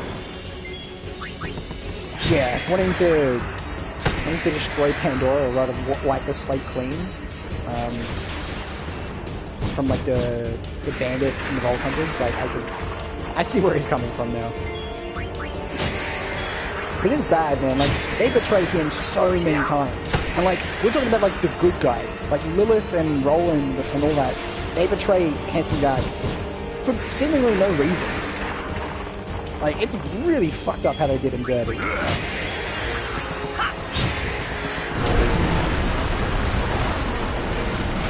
And it's like, oh, maybe Vault Hunters aren't the good guys?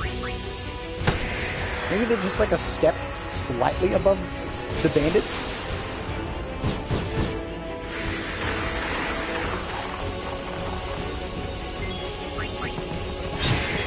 I think that's why pre-sequel wasn't as well liked, is because everybody loved, you know, the Vault Hunters and all that kind of stuff, but yeah, they weren't painted in a good light in pre-sequel, and they made Jackson more sympathetic as a result too, so it's kind of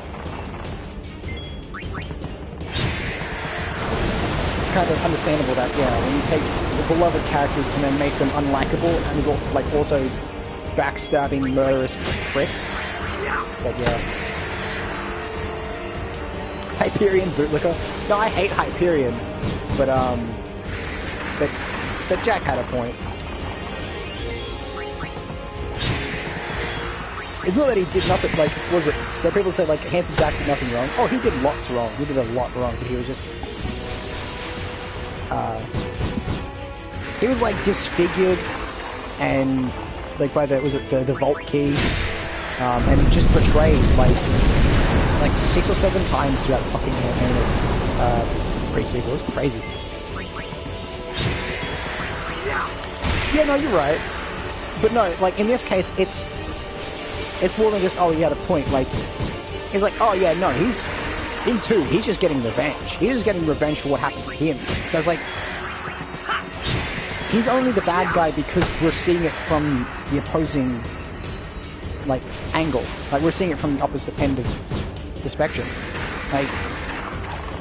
In any other situation, he's actually, like, just a guy seeking revenge. For, like, being wronged and betrayed, like, multiple times by multiple people.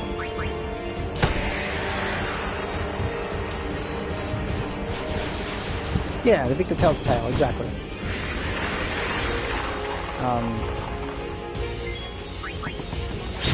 Yeah, no, he definitely did a lot of, like, uncool shit. For, like, 100% sure.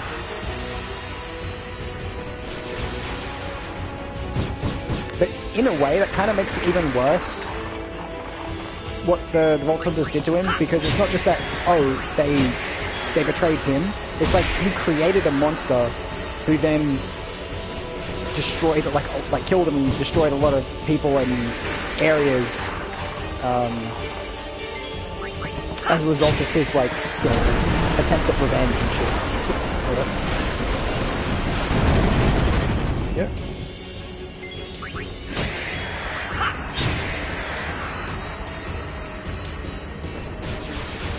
Just have to turn off the alarm real quick.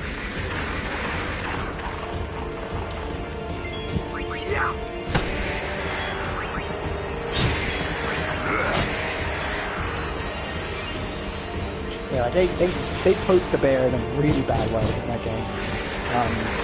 It's a shame with pre-sequel though that it didn't get as much DLC as the second one did, because you just like butt selling. Yeah, fair enough.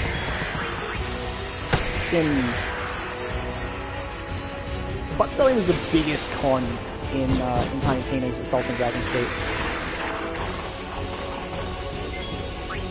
I only played 2? Oh man, you gotta play pre-sequel, dude. Seriously, pre-sequel is good. It's underrated, and if you've ever bought the Handsome Collection, you get pre-sequel and 2 in it. Right? So, it actually is pretty solid, and it's fun to play co-op as well. Actually, years ago, like many years ago, I played that with my missus back then. Like when I was the person I was dating at the time, I should say. Yeah, we had heaps of fun with that. So it's a lot of fun to play co-op.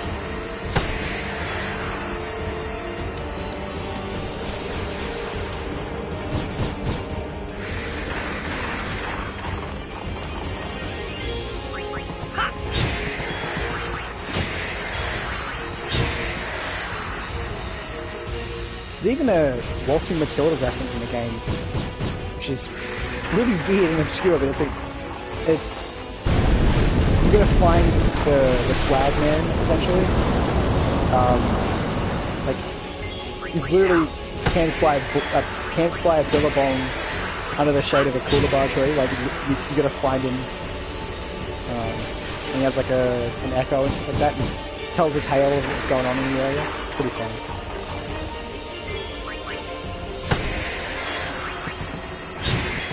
Like, it's really decently well written too. Like, the jokes are funny. There are some characters I guess might be annoying to some people, but for the most part, it's actually not that different from 2. It's just that I think 2 was just very well beloved, and then pre-sequel kind of just came out at a weird time. So, yeah, I'm not 100% sure on why it never really got the same traction. But yeah, because it was kind of like like a feedback loop, because it wasn't initially received as highly as Borderlands 2 was. It meant that there was less support that would go on for it. Like, there'd be less DLCs, and because there's less DLCs, well, that's where like Borderlands 2 really shined, because you had the Tour DLC. Borderlands 2 was really fun. It was a Tiny Tina's DLC was really fun. Captain Scarlet's DLC was pretty good too. I wasn't really a super big fan of the Hammerlock one. I kind of got bored by that at points. I felt like that was the weakest one for sure out of them all. Like, of the major DLC packs in that game. There was good parts of it. Like I said, the guy that's just built up to be this, you know, powerful scientist, and then he just falls down the set of stairs and dies, and that's, you know, quest done. Stuff like that's funny.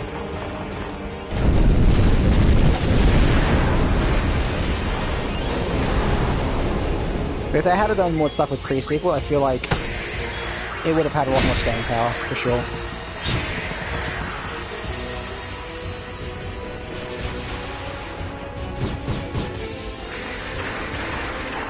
I think also, with the Handsome Collection being on like a bunch of different shit, it quite frequently comes on special.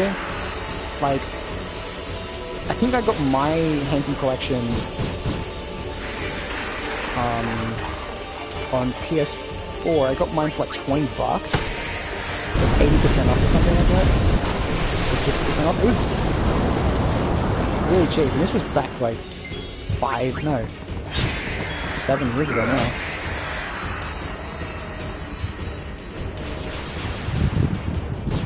Yeah, like I got a steal on that.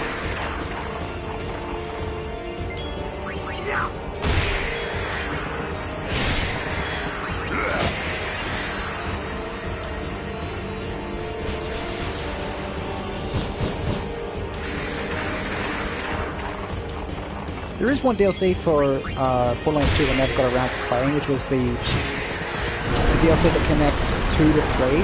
There was like, what was it called? Lilith, something Sanctuary. But yeah, like I think somebody like launches an assault on Sanctuary or something like that. You've got to fight a couple of bosses or whatever. That one came out like many years later. This was like only 6 to 12 months before 3 came out, I think. Which is pretty crazy because I think at that point it was like 2019 when that came out, and the last major DLC update I think that hit Borderlands 2 was 2016, 2017.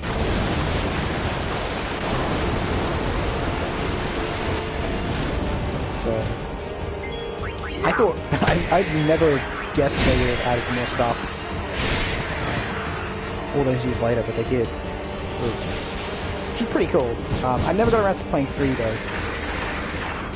I don't know. There was a class that I was really looking forward to playing. It was a guy that could like, I think he could make like clones. No, it wasn't clones. He could have like 2 abilities at one time, which is pretty cool.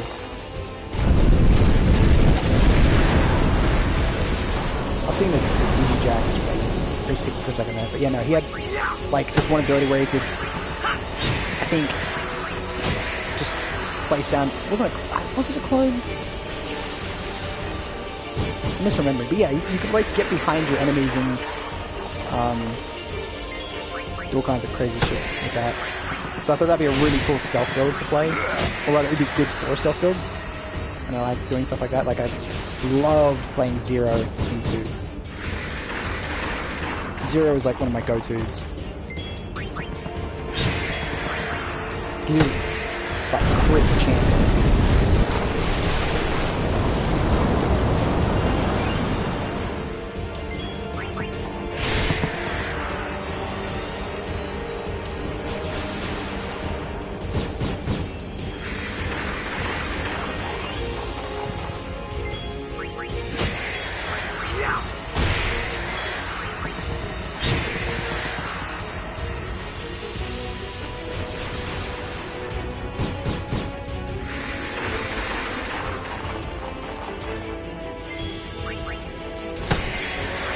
I never got around to playing 1 either, actually.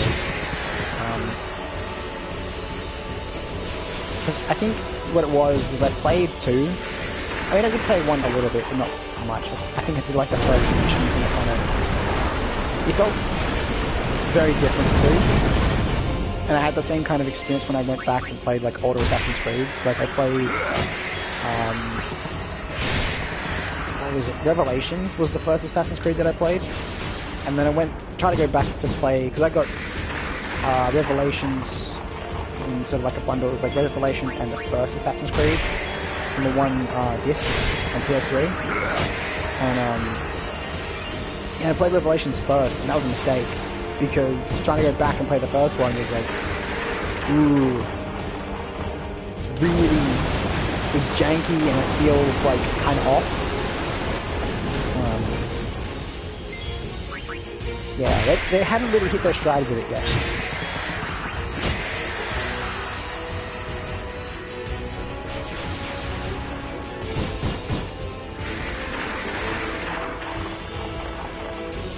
Yeah, no, I feel you. I never actually got around to playing Brotherhood.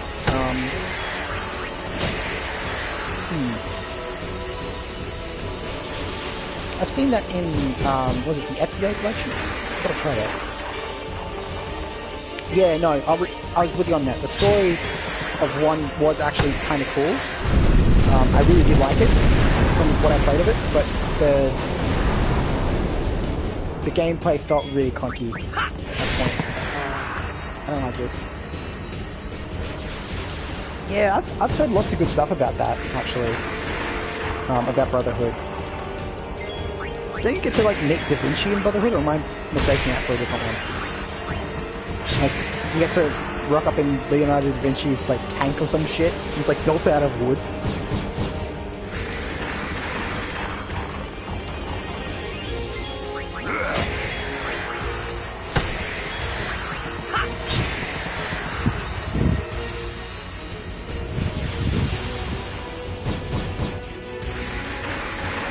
Yeah. So yeah, okay. So I was remembering that correctly. That does sound kind of intriguing. I'm trying to think. Was the Ezio collection? Is that a re-release, or is that like did they remaster it? Because I definitely want to go back and play that, because I really liked Ezio as a character. He had a good storytelling. Some of the later ones I didn't really like click with, but Ezio was pretty cool.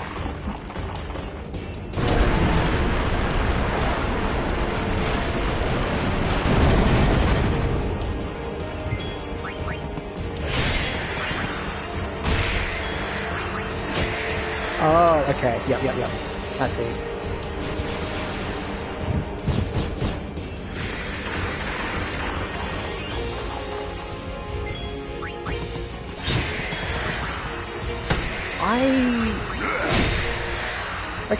I played Rogue. I think wasn't Rogue the PS3 version of Black Flag? Because I remember they did like 2 releases pretty much back to back, and one was essentially for the older gen consoles, and then one was for the newer gen stuff. And it was sort of, they were very similar in tone, very similar in story-ish, but they were different. Okay.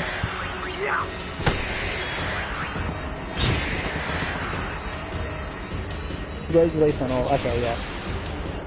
No, I don't know. I didn't mind Rogue. I thought it was different, like, in some good ways. There were elements that I missed in the older games. Like, I loved the ship-to-ship combat stuff. That was actually really fun, and not too many other games have done that. You thought that Rogue existed? Yeah, that's fair.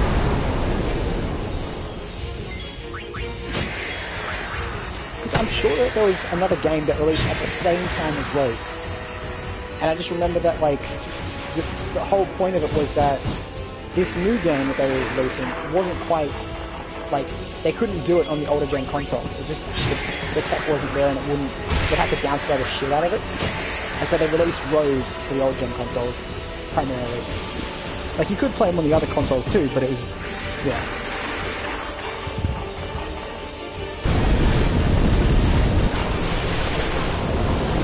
Oh, man. So what was Skull and Bones? I've heard a bit about that, but not... Like, I've heard about it, but I haven't, like, heard where it came from, so to speak. Wasn't that, like, ex-Ubisoft devs? Or am I just completely wrong on that?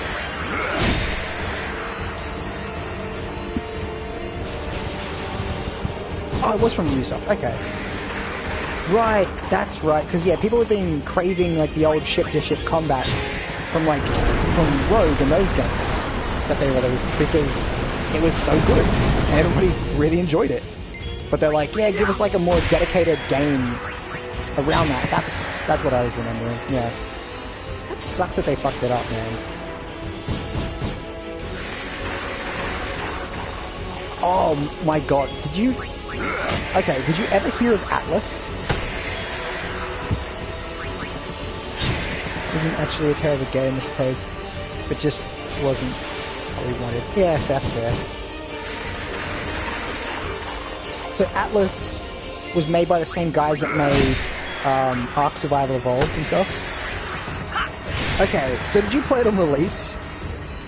Because I still remember the meme compilations of people trying to, like, just try to play the game, and the game's just fucking completely whiffing it real bad.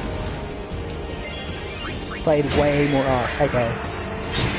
Yeah, dude, I was so into the idea of Atlas when it was being pitched and stuff. I was like, oh man, this sounds like so good. This sounds so great.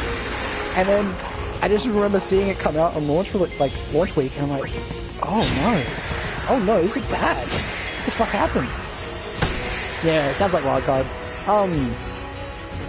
from what I've heard, it's like Snail Games that's really the culprit. Like Wildcard is shit. I like in some ways, I will admit. But I've heard that Snail Games, the guys that like own Wildcard, are like really fucked. Like, I remember hearing about some Snail Games employees who had a server on Ark, or they're a part of a server, I should say, and they had a clan, and then this one group, like this one major group, raided them, and then as a result of them, like they banned the people that raided them. And it's like, oh, okay, you're just abusing your ability to fucking ban people. That's lovely. And it wasn't just banning them from that one server, it was banning them across all Snail Games servers, because you've got the Nitrado servers, and then you've got the Snail Games servers, and so they're essentially like two different splits. So you can play on the Nitrado servers, and that's its own thing, and then Snail Games servers are its own thing, and they have like heaps and heaps of servers and stuff. So yeah, you can rent a server through each one, but if it's not run just by Snail Games, let's say, like you want to play on a server that's not run specifically by these guys, but it's just a server that's being on their hosting thing, they can completely, like, when they ban these guys, it fucked them completely, because they couldn't play on any Snail Games server. Like, even if it was being managed or run or operated by these people or whatever, like, it was wild. Wim was always against me. Yeah, I mean, well, that's functionally what they did, though, right? Like, because, like I said, they didn't just ban them from one server. They banned them from the entirety of the Snail Games server, like listing thing. Like, you couldn't play on, like, I don't know how many servers they had under their hosting thing, but yeah, you can play on any Snail Games server. For, like, I don't think they even reversed it. Like, I just remember the backlash coming out. It's like, really, guys? You're just banning them? Okay. Like, how much of a soft cod could you be? Just banning people because you got raided.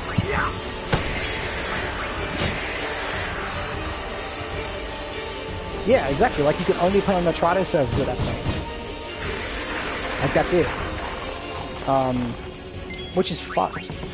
Oh, and funny story about Ark, actually. So, this happened right around when they ended, well, not right around, like literally a couple of days before they ended support for the official servers for Survival Evolved. I was like seeing some stuff pop up in my feed about, Ark, and I'm like, oh, I don't know. It's been, at that point, it was like 2 or 3 years since I played Ark, and I'm like, yeah, why not? Let's boot it up, let's see how it goes, And I had heard nothing about the shutdown. I had heard nothing that they were shutting down the servers for Survival Evolved, like the official ones. And so I'm like, oh yeah, let's download this game. And with my internet, it took like fucking 10 hours to download the whole thing.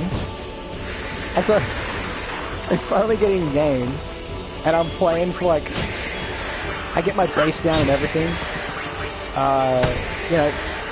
Tamed, I think, an Argentavis. And then I get offline, I come back online, and I play for like an hour, and then the server goes down. And I'm like, oh, is it going down for like maintenance? That's weird. I'm like, that sucks. It's going down for maintenance right as I get back into the game. And then I Google it, and I'm like, when does the maintenance stop? So and so time. And it's like, I just get a thing saying, oh yeah, they're ending support for fucking Survival Evolved. I'm like, really? The game that like I downloaded for like 10 hours, and I didn't even really get much time into it.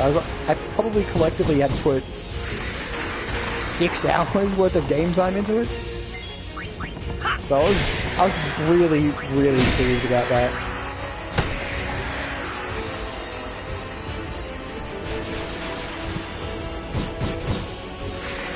Yeah. Considering I tamed an RG and I was like, oh, this is cool, I'm happy, you know, I got like got a base down and everything, I'm super stoked about it.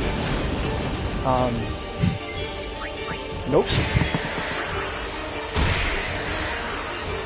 It wasn't like a high level RG or whatever, but at the same time, it doesn't matter.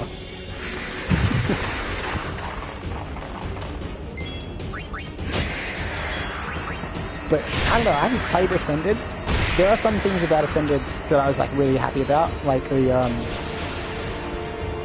scaling that they did, like the build rescaling, where it feels a bit better, like the way that the height of walls and shit feels a bit more,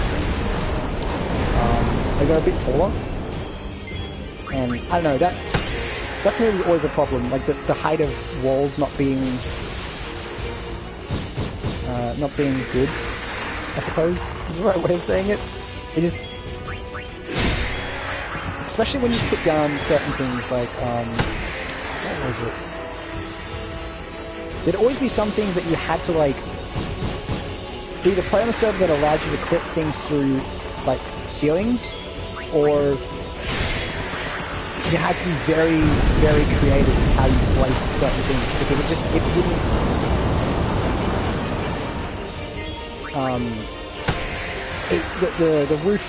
the roof height wasn't like high enough to place down certain things, and you had to like make it essentially like too high or whatever. I hated that. I never liked that about but Survival Ascended, they were like, yeah, we don't like this either, so let's fix it.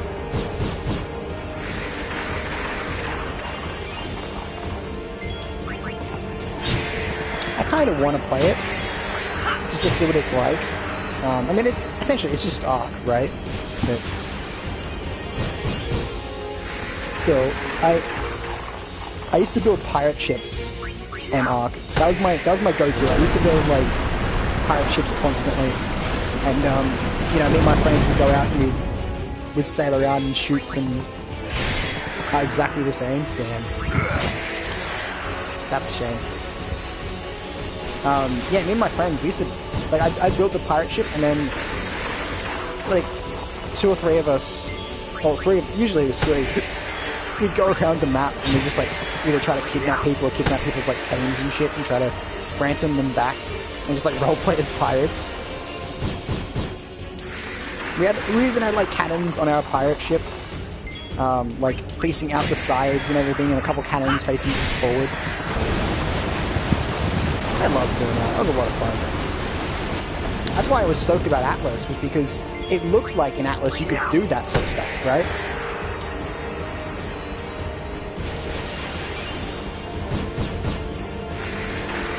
And like there's like player towns and everything. I was like, oh, that looks so cool. Being able to have like towns and hubs and shit, where it's kind of like a safe zone and you could build your own ship and deck it out, sorry, like, oh man, I was super stoked about that. Then I saw, oh no, this is not good. How does PvP makes no sense? What's that? How does it work? I'm not too familiar with it.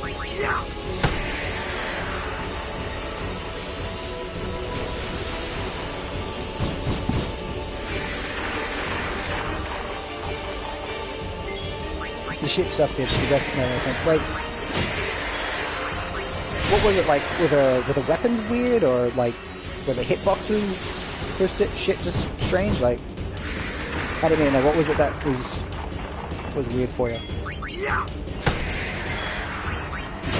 Because that's something that I fucking hated, was fighting against like nuggets. Nuggets being like the little, like when people would deliberately make themselves like 2 feet fucking tall, just so that way their hitbox was smaller and made them harder to hit. Oh, I hated that. Fucking hated it. They make themselves super small and super fast, and you just see them just running at you with fucking spears. That kind of made sense because you had turrets and whatnot. But if you're offline in Atlas, you pretty much had 0 way to defend yourself. Oh yeah, fuck. Oh, that does suck. What the hell?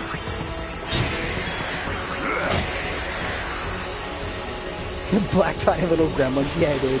Oh my god. Yeah, just little fucking meat wads, just running around like going straight through fucking ankles. Deformed brick characters. Yeah, that's one thing I liked about Ark, was just being able to make the most hideous abomination you've ever seen and then just call him like fucking Fred or something like that. It reminded me of like the Oblivion character creator, like Elder Scrolls Oblivion, where you just, you know, make yourself look like Mr. Burns crossed with a fucking Smurf, but minus like 2 chromosomes. Or maybe an extra chromosome. It's like, oh god.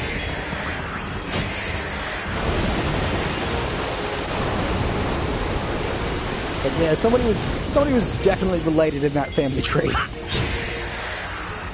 Well, I mean that's kind of stupid. Everybody's related in a family tree. What am I talking about? But you know what I mean. It was.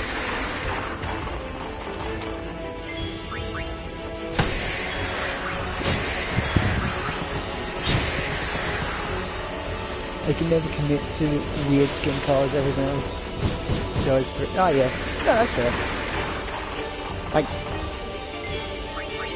Like making a blue character or some shit. Could you do that in Ark? Like, make your character fucking blue? Because if you could, man, just make it a little Smurf.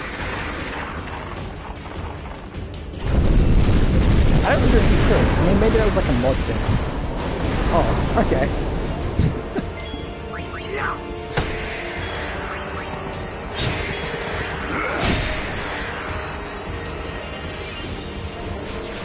Oh, you can kind of make them greenish. Okay.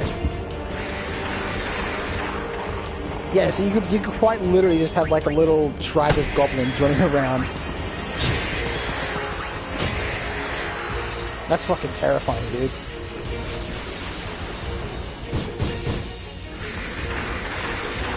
Like, yeah, all things considered, man, they can fucking. Oh, I know some people that just they do nothing but increase their movement speed. Like, they travel super light, crazy movement speed, and if you just you turn around and they're gone. Like, that's it. Crazy. Oh no.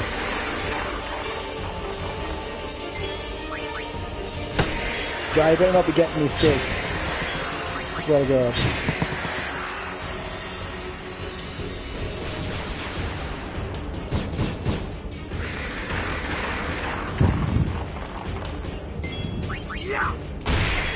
Oh, thank God. No movement speed in... yes. Oh my God. I fucking hated that in Evolve, dude. I hated it.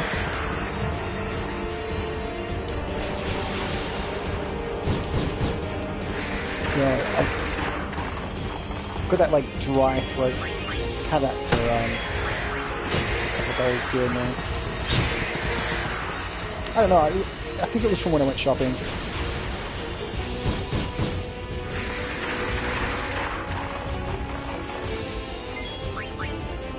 But yeah, no, dude, Ascended without movement speed? Oh, thank God. Because that was the worst. I still remember when in Evolved they made it so flight speed couldn't be increased. But I remember how bad flight speed used to be for tames and shit. People would just be like, they'd be going so fucking fast. It was impossible to hit anything. Yeah, licking too many handrails, eating off of toilet seats, you know.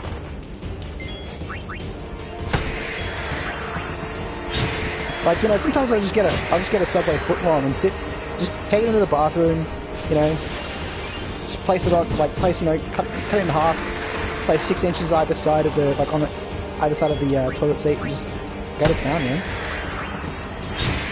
Just get a whole jar of mayonnaise, fucking slather it on top of it.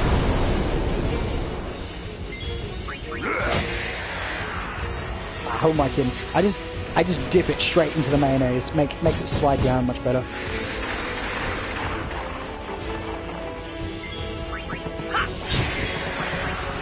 what was it, Joe Dirt, where he eats off of like he has a meteor and he thinks it's, well no, he has what he thinks is a meteor, but it's like a giant fucking piece of shit that fell from an airplane. He's been eaten off of it. Oh man, that's fucking,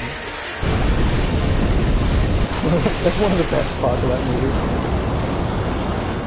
Because it really zooms in on the shot where he's got this sauce on it, and he's just dipping the sauce into it, dipping his fries into the sauce.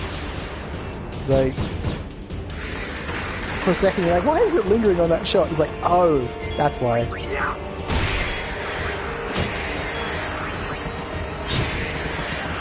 See what you got here? Well, it ain't a meteor. What you got here is a big old frozen chunk of poo-poo. We call them Boeing bombs.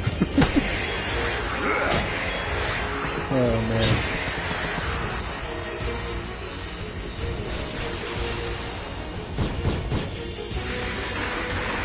Hey, I'm coming into work. My name's Joe Dirte.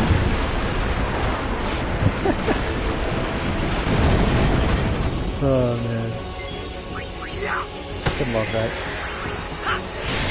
So I saw that comedy won the movie poll. The movie night.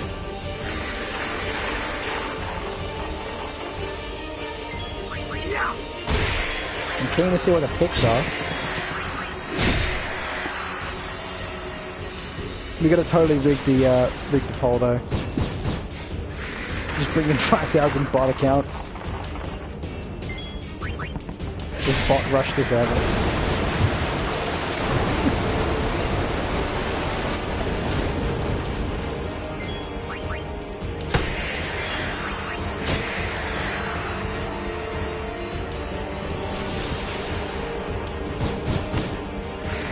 Yeah. Yeah, I mean... Ooh, you know what? You could kind of rig it too by having it in like multiple categories. Right? Like, because you could classify it as like, oh, it's an action movie, but it's also a thriller, but it's also a comedy, but it's also a Christmas movie, and you could just have those four be the, you could have those four just being the options when it comes around that time. There you go, boom. Die Hard's in every single one of those categories. Yeah, see? Work smarter, not harder. People have no choice. Or rather, they have the illusion of choice. And that's even better.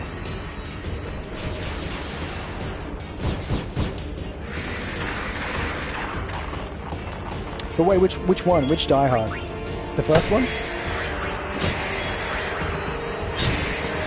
I mean, first one's a fucking classic.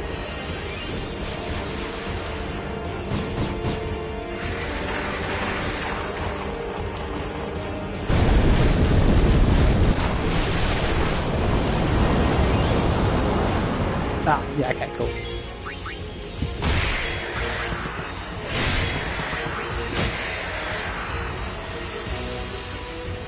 Oh, there was another movie that I was thinking of, if I find the name of it, I'll post it at some point. But it's not an action movie, but it's a bit different. I watched it recently. It was really good, but it's like sort of a horror movie, and well, a little bit of a horror, but more so of a thriller than a horror. And it's like the devil sort of possesses somebody, and the idea is that this person who's like, this guy's a cop, and he's like trying to find out who it is, like who's this serial killer that's going around killing people. But it's like, it turns out it's like multiple people because the devil keeps just possessing people and jumping from person to person to person. No, not little Nicky.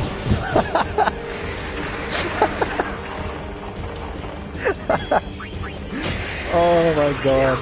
Fucking the unreleased cut of Little Nicky where it just turns out that, was it, Adam Sandler's just going around killing people.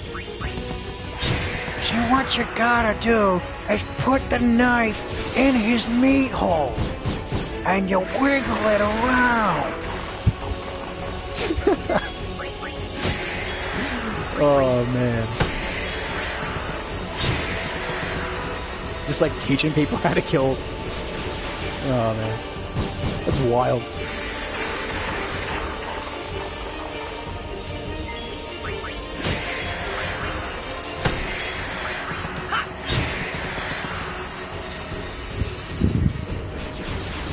I love that movie, yeah. That's actually, I'd say probably one of his most underrated movies, to be fair.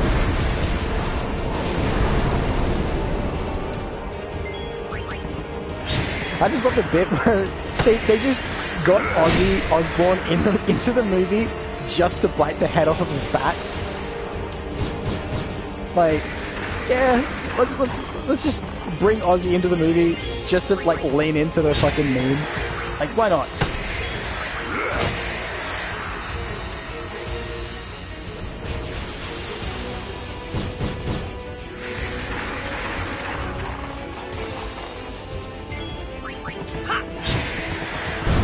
It's how he defeats his brother. He just convinces his brother to turn into a bat, or he turns his brother into a bat or whatever, and then he just gets Ozzy Osbourne to bite his head off. Perfect.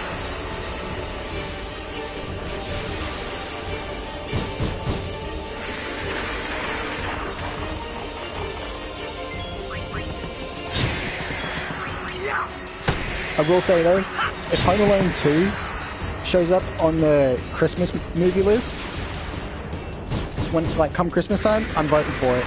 I'm sorry, I know you want Die Hard, but Home Alone 2 is fucking so good, dude.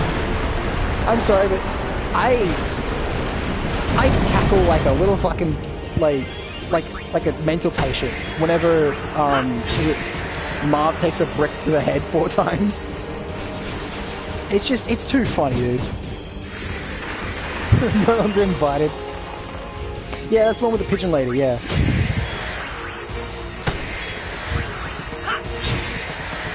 It's the one with the pigeon lady, and like, yeah, Marv just takes like 4 bricks to the head.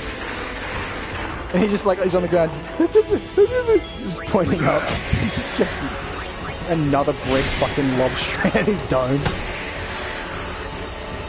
Oh, it's mainly just the sound of the brick. The sound of the brick just hitting his head. There's something so like tactile to the way it sounds. It's like you're cringe in pain, but the sound is also kind of funny too. Yeah. Yeah, see, I told you. It is pretty good. I love it.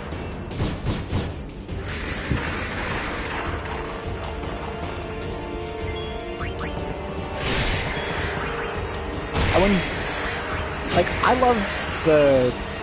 love the second one more than the first one. I like the first one for a lot of the bits in it. But the second one, they go all like, they go balls to the wall with it. They're just like, yeah, it's funny, it's silly. Let's just make it cartoony violence. Like the paint cans from the first one was crazy. Oh my god, have you seen the video on YouTube where they recreate the paint cans to the face, like some of the Home Alone shit, they recreate it with like ballistics gel dummies, and they get fucked up, dude. Man. It is the best. It's one of my favorite videos. Smashes the skull. Yes, exactly. Like the nose just gets fucking caved in. Oh man.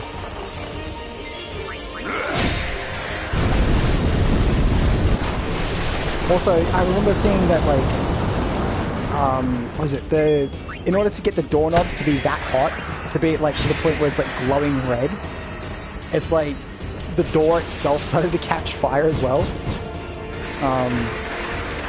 So it's like, oh, well, just assume that the door is fireproof. For it to get that hot is insane.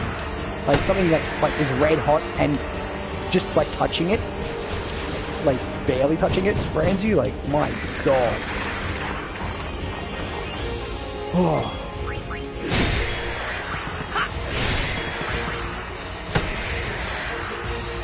But though, to be fair, I've been, you know, I was a teenager, so we'd done some kind of dumb shit, and we used to like in science class, we used to like, me and my friends, sometimes, not all the time, it's like 3 times we did it actually. We branded each other a couple times, just for fun, like fucking around. Like, cause the Bunsen burners, and you get like these little, like these wire loops, and you can dip these like loops of wire essentially into, these metallic solutions. And the idea is you dip them in the metallic solution, you put it under the, what's it called? Under the Bunsen burner, and then it changes the color of the flame, right? And it's like, oh, you get to see visually how it works. But, you know, us being 14-year-old boys, in year 8, it's like, yeah, no, it's also a bit of a fun time just to brand each other with it and fuck around.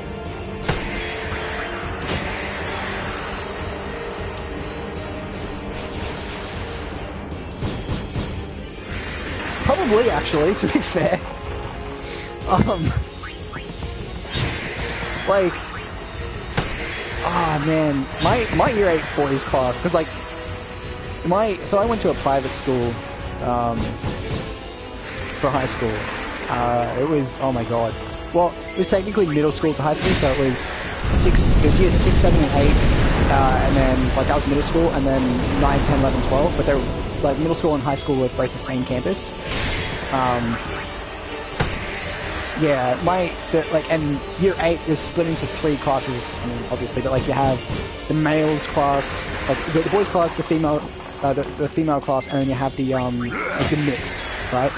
And the boys class, which is what I was in, we were just a bunch of fucking delinquents. Yeah.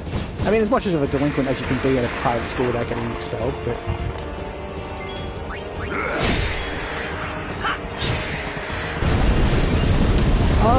no, it's like super, super uncommon.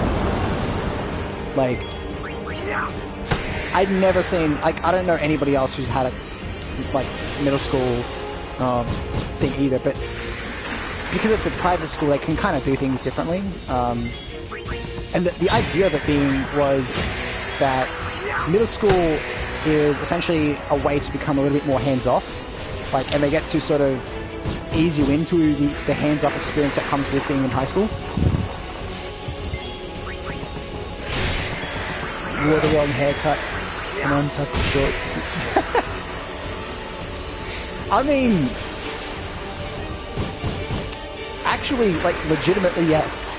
Like, my hair was usually long, but, I mean, the school wasn't super against that. Like, I never got into, like, that. They didn't really have the tension for that kind of stuff. They did have the tension about, like, the dumbest shit. Yeah. But, oh my god, no. Like, thankfully, they weren't super anal when it came to, like, tucking in your shirt and, like, we didn't have ties. Thankfully, we didn't have to wear a tie. That would have been a nightmare, goddamn. Did that by throwing the year 7s to dodgeball games with the seniors? Jesus. Oh man, that would have been funny.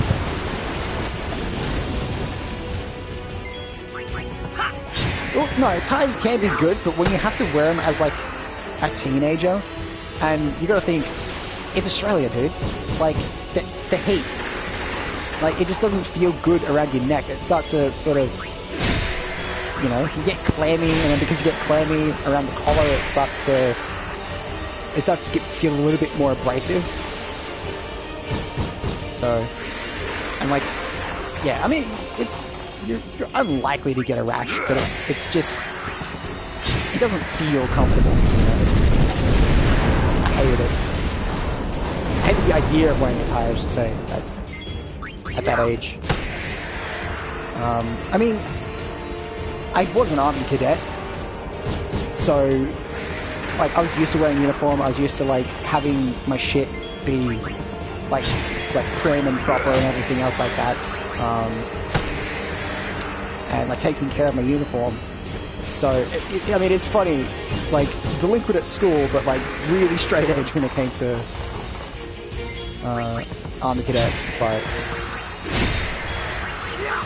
Yeah, that's because, I don't know, I had more respect for the people that ran the Army Cadets. Like, I mean, to be fair though, like 4 of them were cops, so, you know, you can't exactly be too much of a dickhead.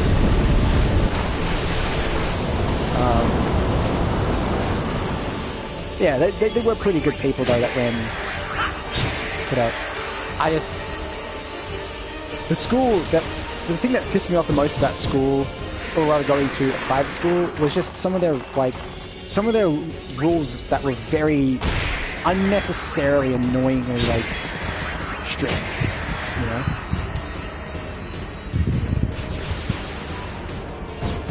Ah, okay. No, that's fair. That's fair.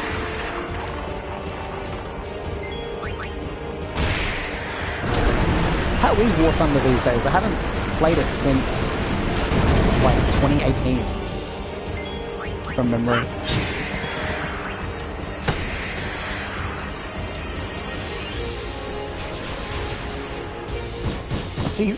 I see like advertisements for it all the time, but yeah, I haven't played it for a very long time.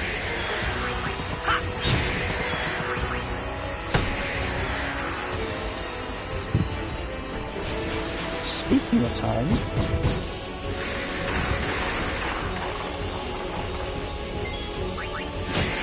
how far are we in so far?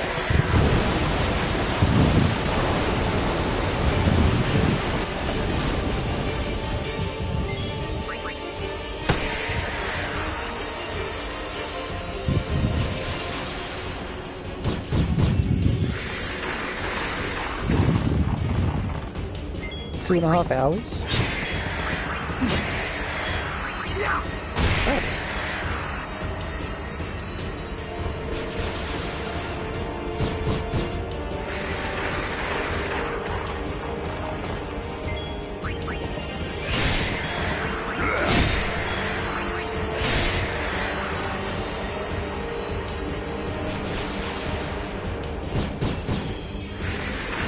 Oh.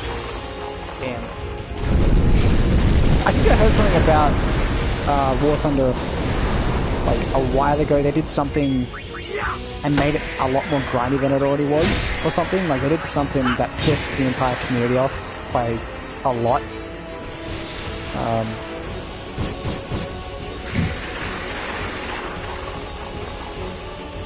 That was a big L.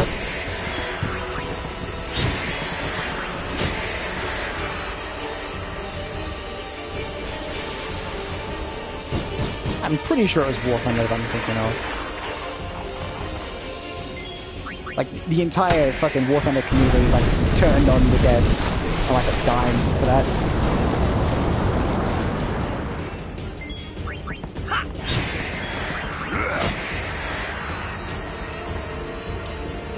It might have been that. Yeah, I think so. Yeah.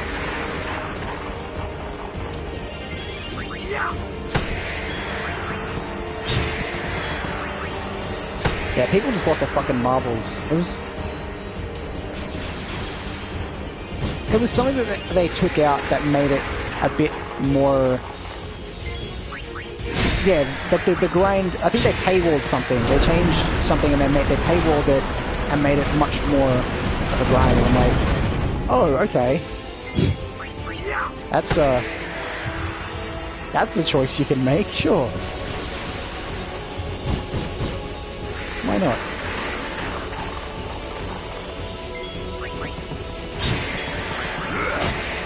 And then Tarkov did the same thing with their recent shenanigans, and I was like, ah.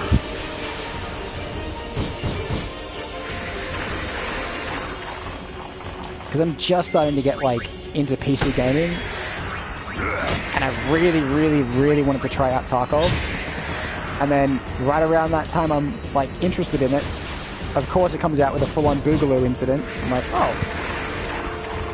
Alright.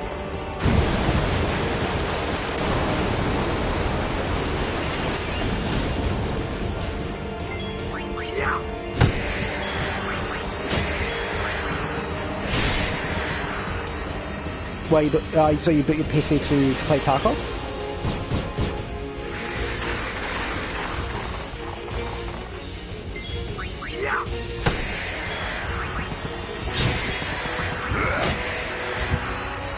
Okay. I mean, that's a pretty solid reason. Yeah, like... I don't know, I remember when it was starting to hit its peak of popularity, and I was pretty keen on it then, but then it just kind of... I don't know. I kind of lost my interest in the extraction shooter, like, genre is the word I was looking for, because I probably played the worst version of an extraction shooter, which was the one that released with, I think it was Modern Warfare 2. And I was like, this kind of sucks. Like, I didn't really find it fun. I mean, it's missing a lot of the Tarkov elements too, so, you know, being able to build your gun out of bullshit if you really wanted to, like...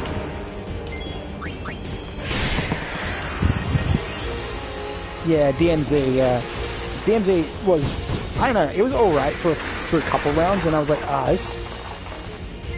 this sucks.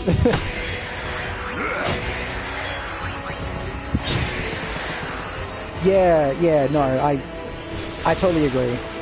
I think that's what makes Tarkov special, is the simmy stuff, being able to,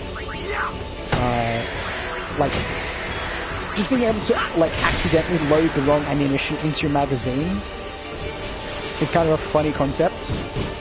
Because I've seen videos where people will do that. They'll, like, I think it was General Sam. I don't know if you've seen General Sam's videos, but he loaded up a gun with the wrong ammunition, and he goes into raid with the wrong ammunition, and he poses as like a, I think he was posing as a scav when he was PMC, or PMC as a scav, something like that, and he gives somebody a gun in raid that's got the wrong ammunition, so when it goes to fire, it doesn't work, and then he trades them for their good gun, and then it just, yeah, he just kills them. It's funny.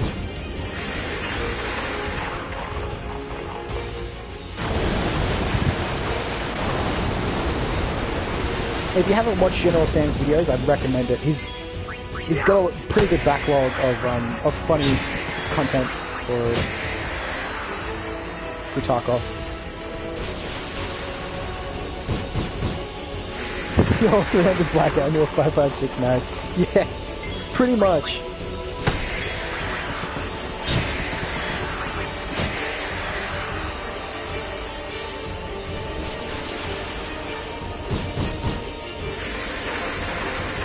I think it was actually General Sam that piqued my interest in Tarkov in the first place. So, yeah. If you love Tarkov, and you haven't seen his stuff, I absolutely recommend it. He's really funny. He does a lot of, like, goofy shit in Tarkov, like that. And, yeah, it's peak content. Peak Tarkov content. To this day, one of my favorite videos of his, it's just like the start of the video where he's talking about like how important wipes are and stuff, and he goes up to the top of the stairs into like a bathroom, and he sees who he thinks is like an enemy. He's like, what the fuck? Just kills one of his friends, and they're on mic, and his friend just loses it at him. He's like, this is why I love Tarkov, because it's like, was it 50 years ago, you had to get a guy this mad, you had to, like, fuck his wife or something.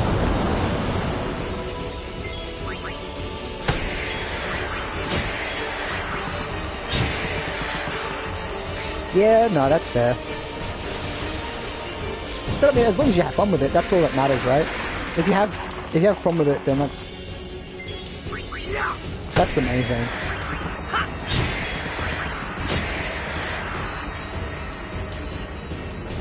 Also, I don't know if you know it, but there was the whole, like, wiggle thing back in the day. I don't know if it's still a problem now.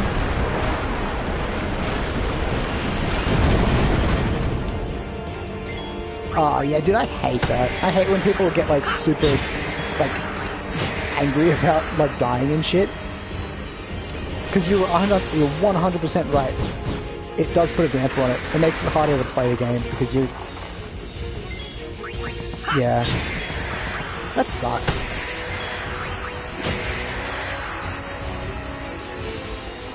had a friend who was like that with Call of Duty, and he was a pretty good player too, but man, he was a really sore loser.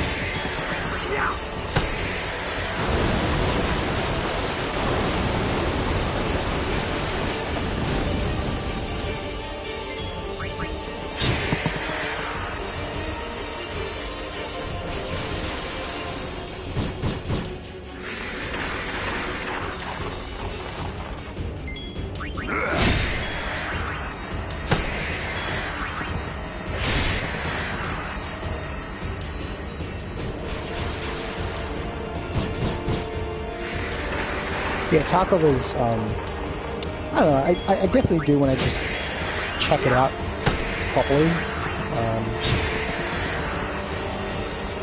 But for me, I feel like Tarkov is probably one of those games where it's more fun when you play with like a friend or a couple friends.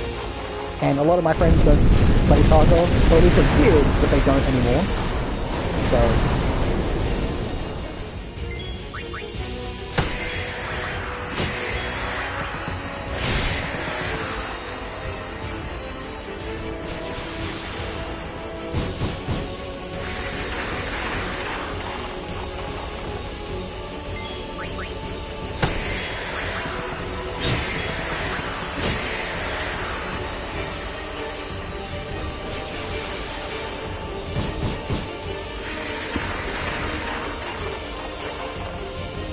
Grey Zone? No, I haven't played Grey Zone. I'm not even... I've heard about it. Is that the one... No. I was gonna say, it's not the Chinese game that came out recently. That's Arena Breakout, I think.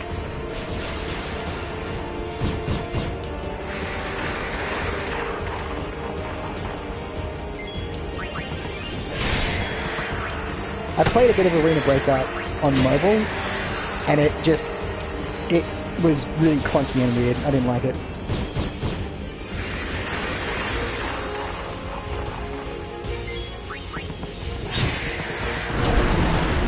I'll have to try it on PC, because I think when I was playing it, I might be wrong on this, but I think it wasn't on PC when I played it on mobile, but it was either that or like the open beta had just ended or something like that.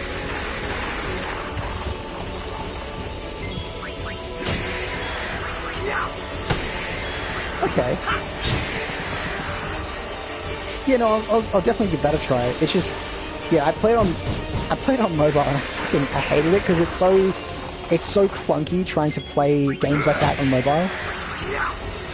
Like trying to navigate like the UI and like, oh my god, trying to aim and shoot. I don't know how people do it. I really don't. It feels so weird.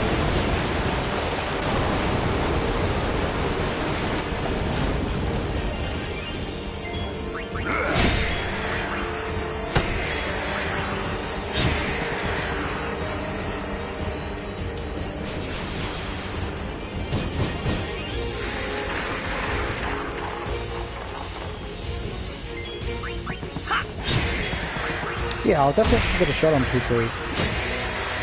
It's free to play on PC, right?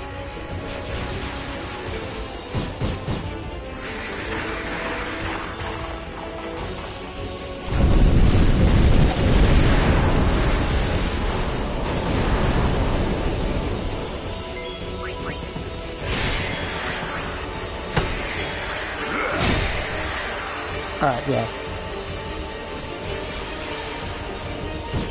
Yeah, and I'll definitely give it a go then, because...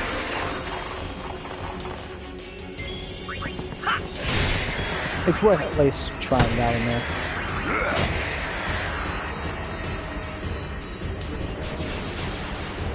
Have you played Hunt Showdown?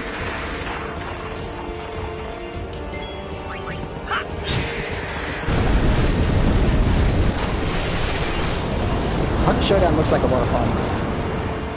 That's probably, if I'm gonna get into an extraction shooter, I think Hunt Showdown's probably the one I want to play. Okay. Play it on the Xbox. Yeah, it's funny because when I was starting to see some videos on it, they almost did the same thing it like almost had another arc incident because I was like getting pushed some Hunt Showdown stuff at the time, and then they had just taken it off of the PlayStation Store, like the PS4, and I was like seeing a bunch of different stuff like for Hunt Showdown, like specifically characters and stuff. And I'm like, why is this in the store? Where's the game?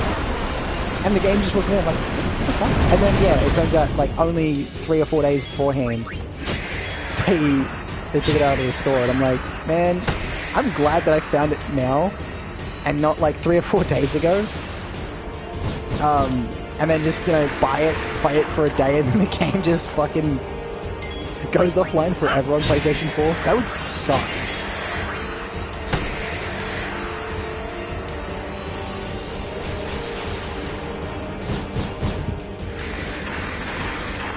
Yeah, no, for real. I don't know what it is, man. Like I said, my luck is extremely abstract.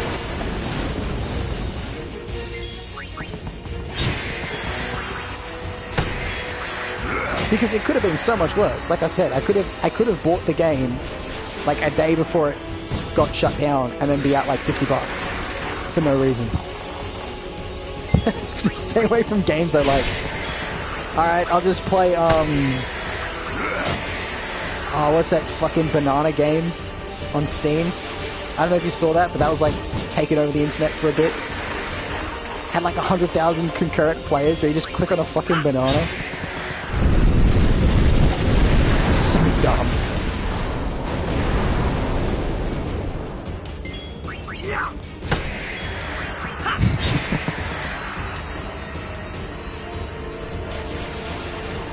Yeah, Hunt Showdown looks like, for me at least, it feels like Red Dead meets sort of like Tarkov-y aspects, and I'm like, I don't know, that sort of scratches a special kind of itch. No solitaire for you, yeah, no, that's fair.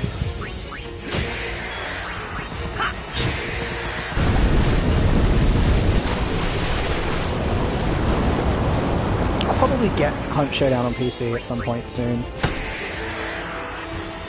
If not, I don't know, I might get it then, or I'll wait for I'll wait until I get my PS5, because I'm gonna get the PS5 Pro that's coming out in November. So it's the only reason why I don't have a PS5 right now is because I know that we're going to release a Pro variant, and I didn't want to do what happened when I got my PS4. I got my PS4 and then the PS4 Pro got announced, and I'm like, you fucking bastards.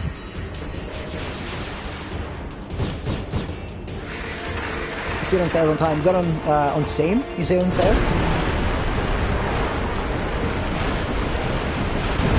Or on PlayStation?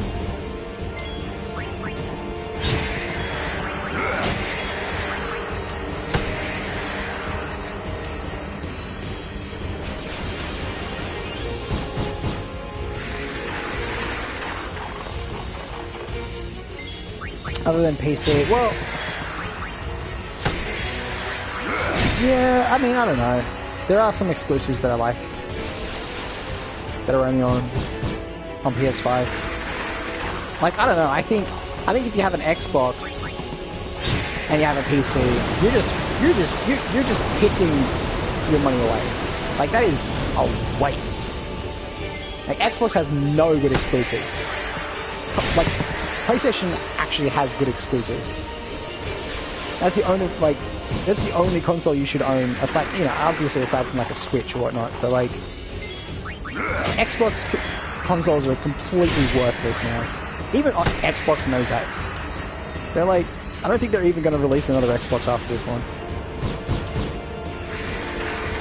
They like gave up. They gave up on like exclusivity and shit. They're just like, nah, it's all relinquish it. Like PS4 have it as well, and that's for PlayStation and PC. Yeah.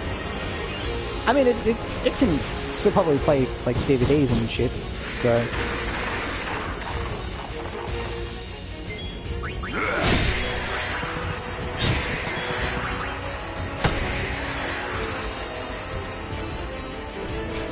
it's just a shame because like Halo was like the go-to for Xbox. Like Halo was that one game that Xbox players could always champion and be like, we have Halo and we have, I think, was it Gears of War as well? Was it exclusive? Yeah. What's a DVD? Well, Sonny, back in my day.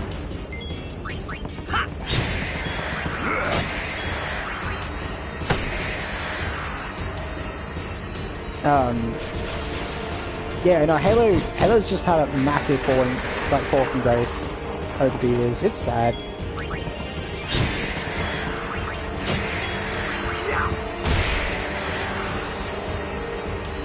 Because I used to love playing the Halo games on Xbox 360 with my friend, like Halo 3 and whatnot. I think we played ODST a little bit too. But yeah, it was really unfortunate that just the later entries kind of went off a cliff.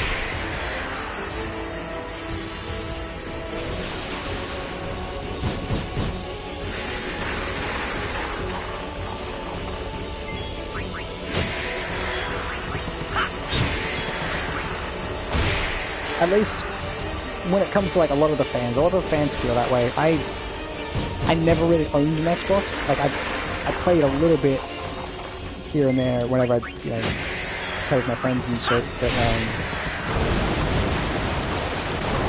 yeah, like they were really hardcore Halo fans, and yeah, they felt really let down by like a lot of the sequels, which sucked.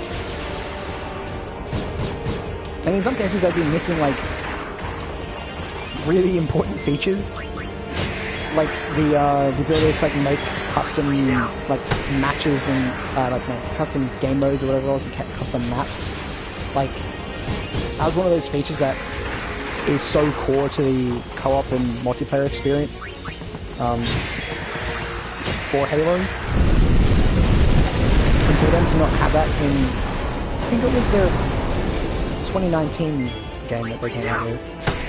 Like, it wasn't there on release, and it took them like a while to add it, which kind of sucked.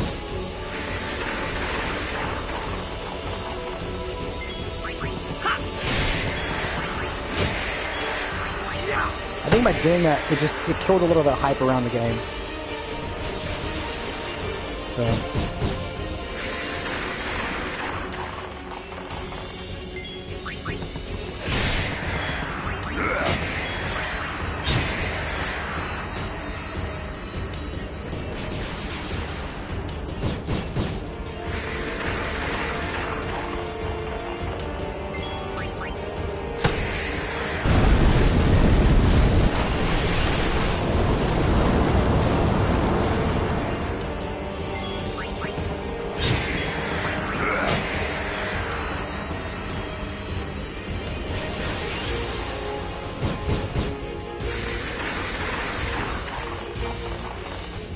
Trying to think, I think Skate was also an Xbox exclusive. Skate 3 was pretty good. I really enjoyed playing Skate 3.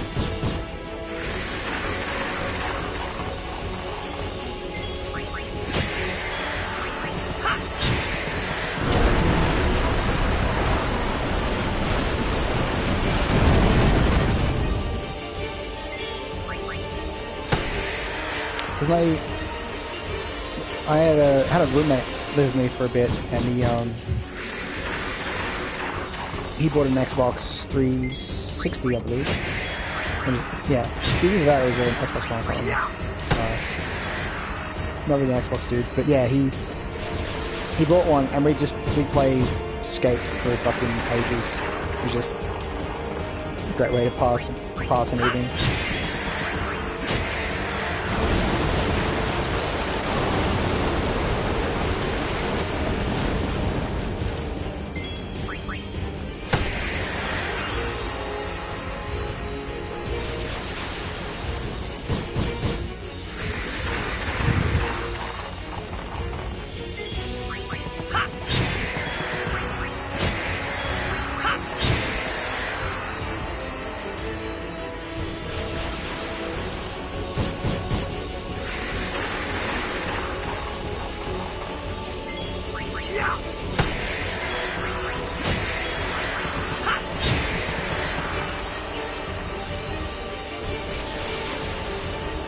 One game I definitely want to try sometime soon is the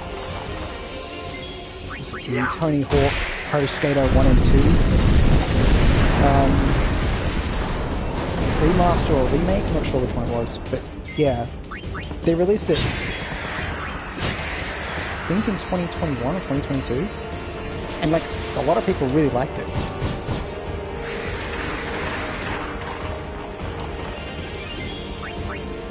I got it as part of like a PS Plus thing at one point. I just never downloaded it and played it. So, but it looked like it actually was a return to form for the series, which it desperately needed, because like I think the last game was really bad, like, really bad.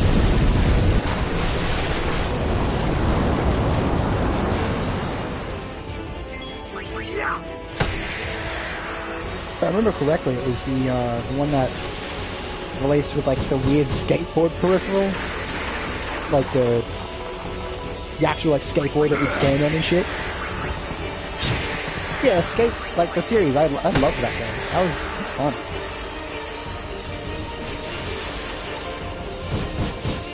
I heard something recently about Skate come up again. I don't know if it was like a re-release or a remaster or a new entry in the title, but I just remember hearing it came up sometime early on this year, and I was like, new Skate game? Yes, please. He's so good.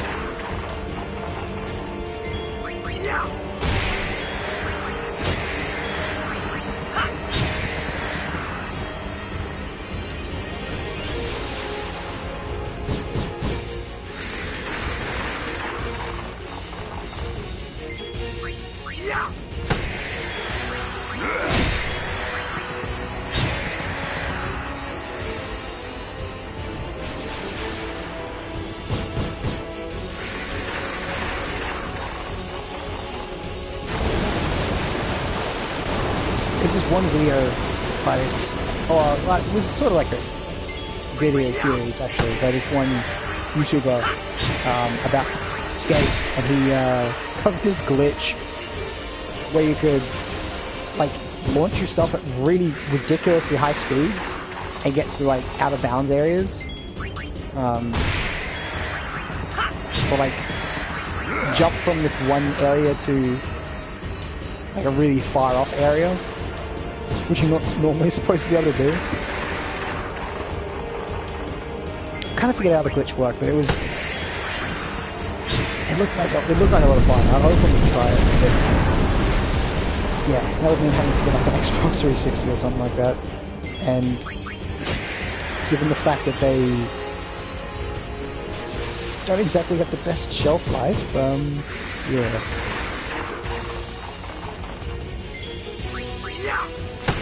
Did any of your Xboxes ever Red Ring, or?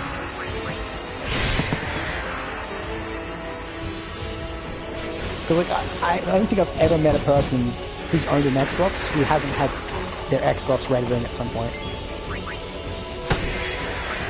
Like the 360, I mean.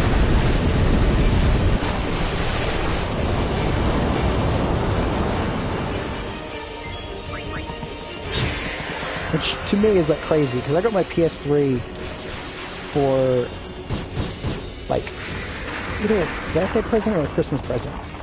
No, it was a birthday present. Yeah. If my PS3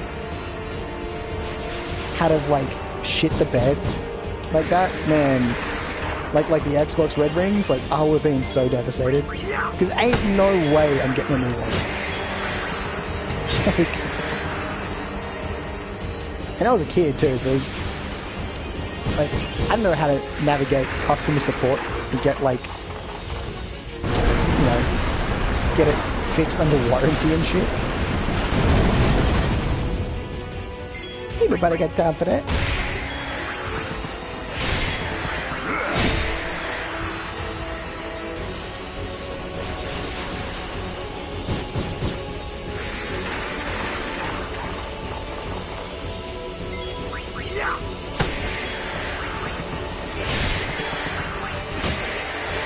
had a friend of mine who had like 3 Xboxes Red Ring on him. Which I can't fathom that happening. Like, that's just insane.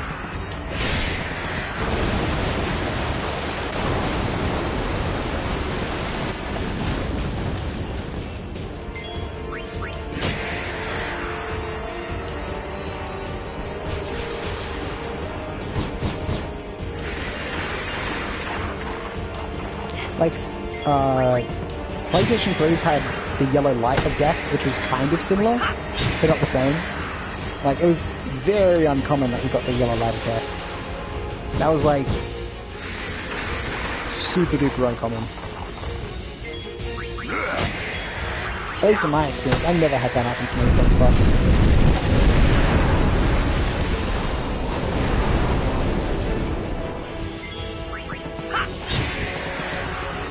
Like, it was so uncommon to me that, like, I didn't hear about Yellow Light of Death until many, many years later.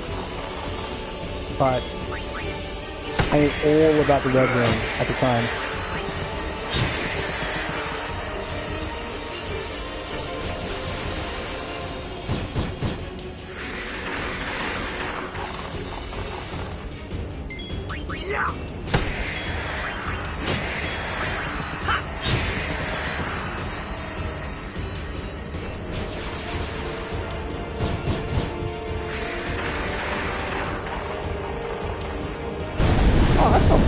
Yeah, just a pacifier.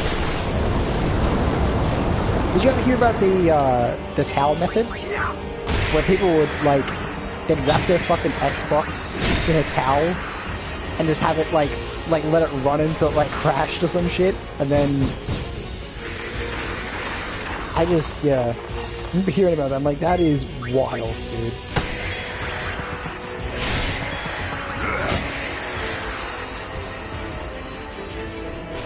I was in complete disbelief. Like, how do you do that? Like, how did somebody figure that out, first off, but secondly, like, the fact that that works.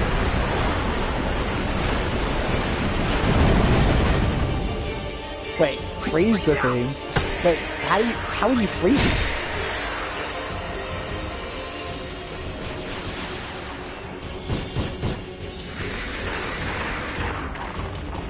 Well, like, whilst it's running, or...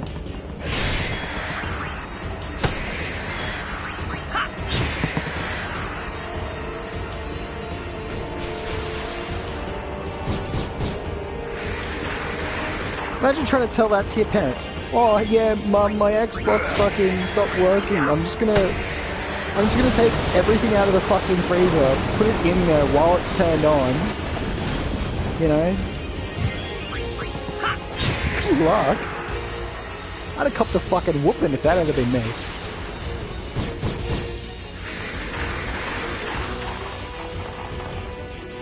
So wait, you put it in the freezer, was that whilst it was running, or whilst it was, like, off?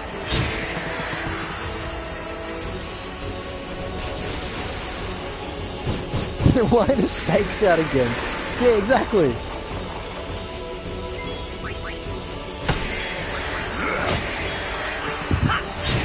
Oh, okay, while it's off. I'm thinking, like, that doesn't sound safe. Not even slightly. Plus the cord would, like, keep the door kind of ajar as well, because it wouldn't have a, like, proper seal. Unless you were just, you know, a complete fucking psychopath that just drilled a hole into your parents' freezer.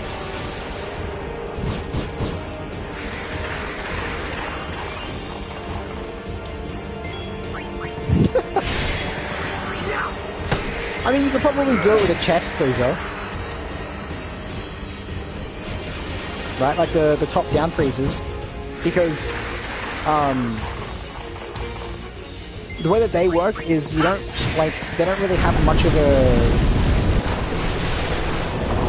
like, it's mainly the weight of the freezer door holding it down, but because the cold air in there is so, or rather because the air in there is so cold, and cold air is much more dense than hot air, it sinks like it sinks really, really low down into the chest freezer, and so that's why like you can leave the door to one of those things fucking open for ages, and it's not gonna really have a negative effect too much on the inside of what's like on the inside of the actual freezer, because the air is like it's too dense. It can't get out. Like the cold air is down there. It's too dense.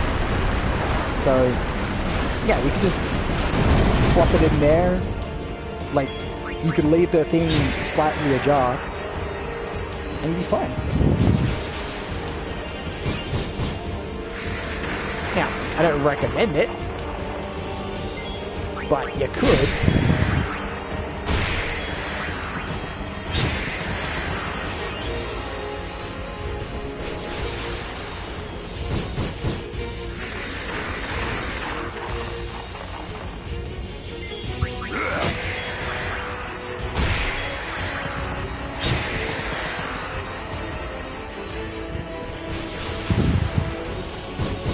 Yeah, what was it? Jurassic Park? Like, just because you can doesn't mean you should.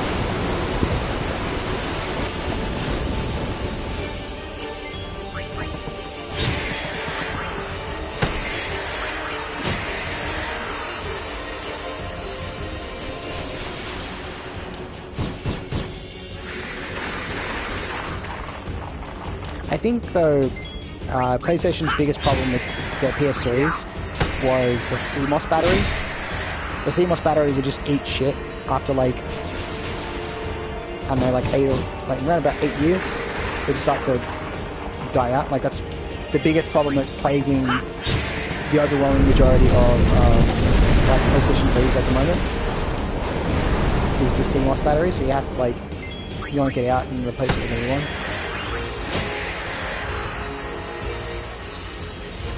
Which, if you're not like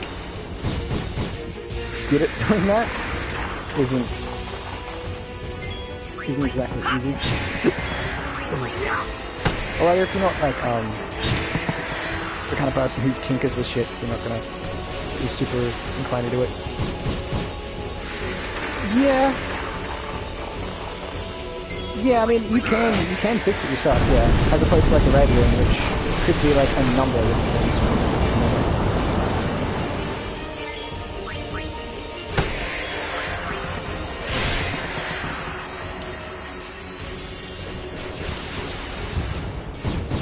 Like, I don't know, I was, for the longest time, I was really nervous about, like, fucking with, like, technological internals.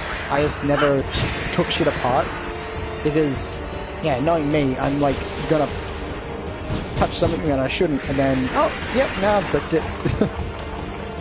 Like, go. I still remember when I tried to take my RAM sticks out for the first time, and I was, like, super nervous, like, ooh. Am I gonna break it? Like, nah, man, you can pretty much throw RAM around and it won't fucking break.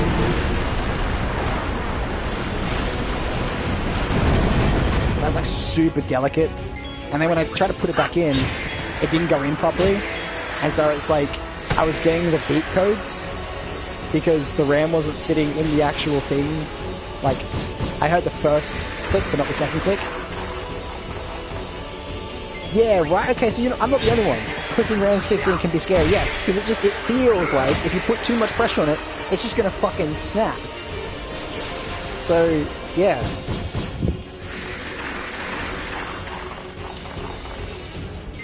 Really good at pulling stuff apart, wasn't good at putting stuff back together though. Yeah, no, I feel you on that. I think I did it once for a PlayStation 3 controller, try to like take it apart and fix the what do you call them? The joysticks, because it had stick drift, and it never went back together properly again. So yeah.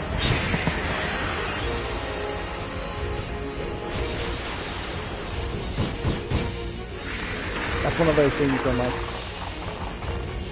I think I won't do that again. it kind of scarred me for a bit when it came to PCs, because I'm like, oh man, that's just a controller. If I fuck up a PC, like that could screw up like a bunch of shit. Yeah, right? See?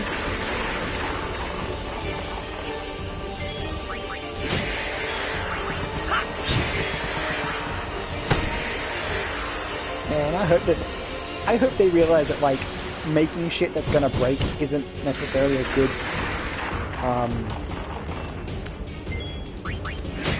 like, it's not a good practice. It's not a good business practice. It actually ends up kind of costing you business in some cases, because then people will then buy third-party stuff knowing that it's gonna break, but because it's cheaper, it's like they don't feel as bad about it.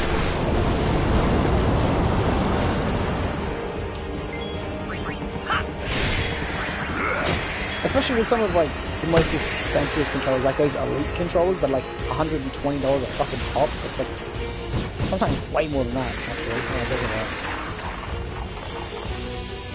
It's gonna go for crazy stupid prices.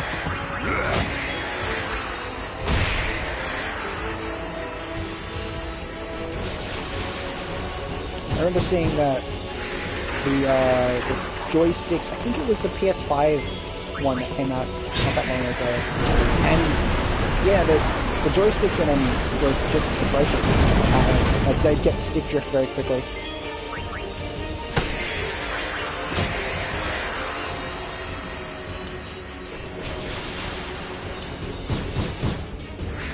And people having like a nightmare trying to get them replaced because the customer support for PlayStation is just atrocious.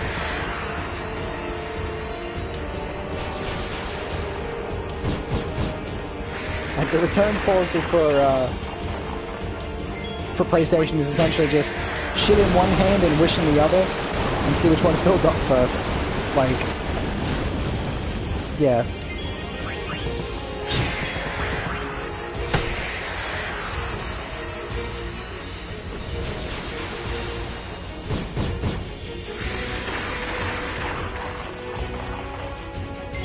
I think I'm not good when it comes to replacing stuff.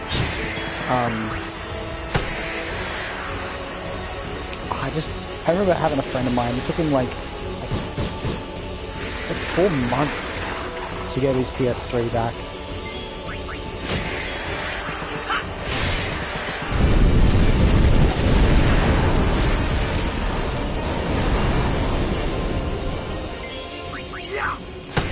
I think he went and bought another PS3 too, which is what's really funny.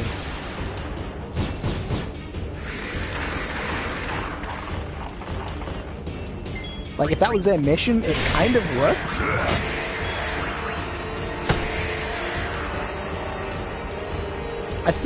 I will say this, I'm not like a PlayStation fanboy, I'm pretty critical of them.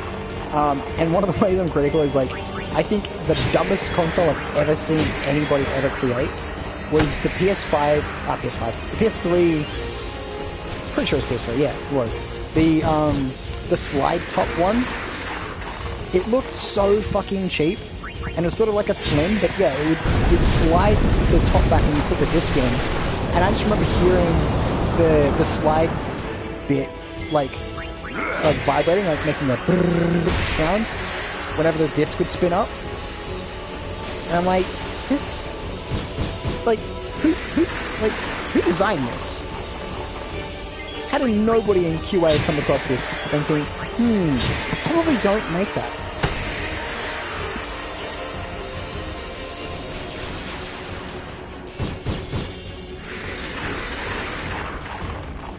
Also, the PS4's power buttons. Well, actually, I wouldn't say power buttons. The power sensors for the earlier versions of the PS4 are fucking garbage. They can sometimes just trigger on their own. And so I've had it where discs will just randomly eject. Hasn't turned itself off though, but yeah, it will just randomly eject discs. So, not all the time, like it's fixed now, I sorted it. But yeah, no, it's prone to doing that, it's a very common issue. And I was like, why would they not just make buttons? Why were they trying to be special and having sensors instead?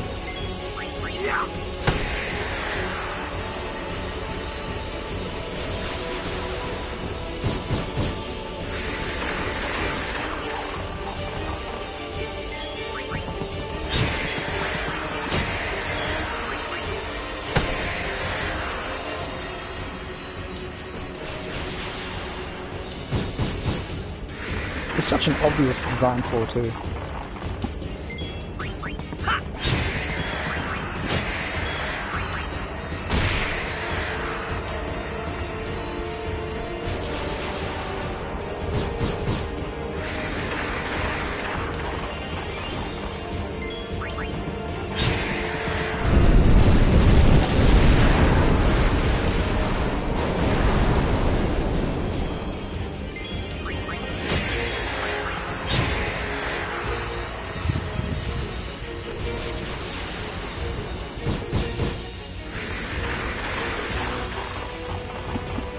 Oh, no.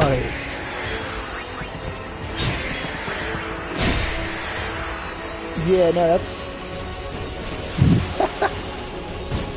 that's not good. Fuck. I mean, in that moment, you'd be like... you can sort that, but oh my god, yeah, no. So what's your thermal paste method? Do you, like, how do you apply it? Because I've seen like 1,000 different fucking methods where people will say like, do the single drop in the center, and then there's people that's like, no, do one in each corner and then one in the center.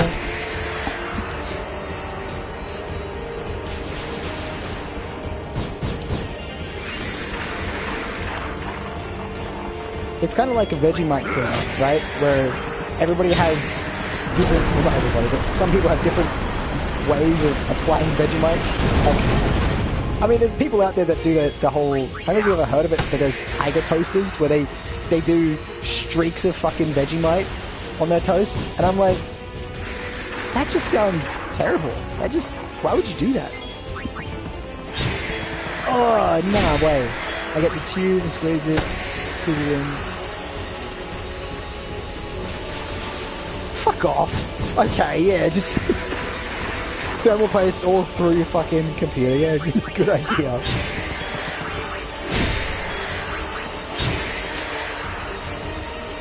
God, that'd be a fucking nightmare.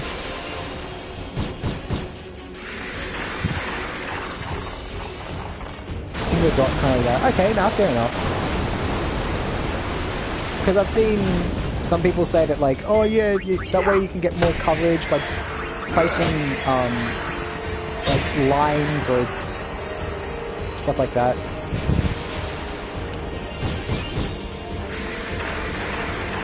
Yeah, that's what I mean. It's the cleanup job. That's what my point was. It's like, if you're going through and cleaning it up, oh, no thanks.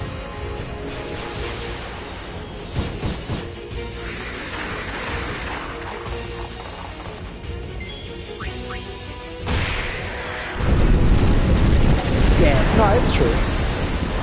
It's just that, I remember seeing a video where this guy kind of debunked some of the methods. And, like, what he did was he got, like, a plexiglass, like a piece of plexiglass, and he, like, squished it down. And he showed where, some of the methods would actually be worse because it could leave, like, air pockets. And the problem is if you have air pockets between your CPU and your thermal paste, it can, like, really it can actually make really bad heating issues. Like, it's not good.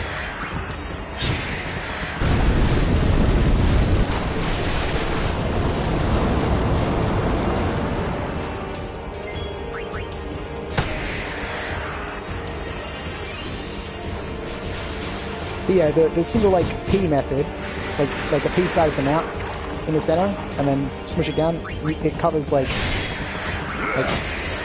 95% of it. Doesn't always get the corners perfectly, but it covers the majority of it. Yeah, there's like one or two methods that were like, I think there's like a crisscross pattern, and it could cause like bubbles.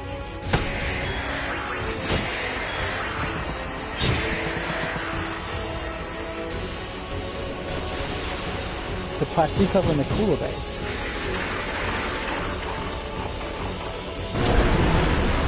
Wait, what?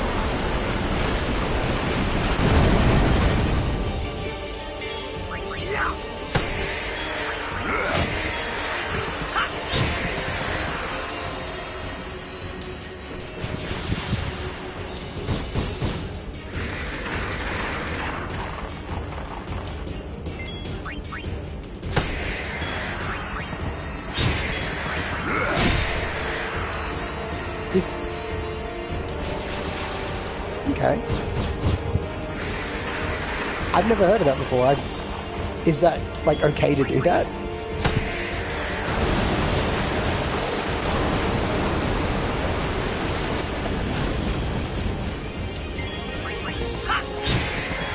I've just never heard anybody say that they do that.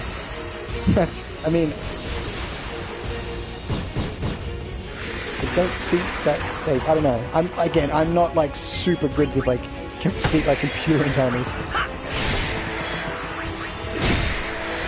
I was gonna say, yeah, that doesn't sound good. Fuck. Because I'm just thinking, like, yeah, heat and plastic don't tend to go together that well, but I'm like, if it's around the cooling unit, depending on where it is, it's not probably going to be that big of a deal, but no, yeah, that just, either way. Man. You're a little trollster. Oh my god. Jesus.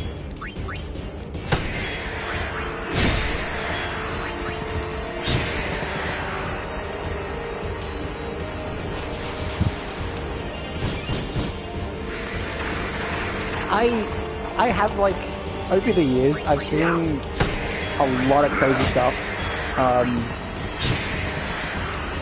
for, like, IT kind of shit. Like, videos, just people talking about, like, crazy stories of having to fix all these different things. And it gave me a really, like, a new, real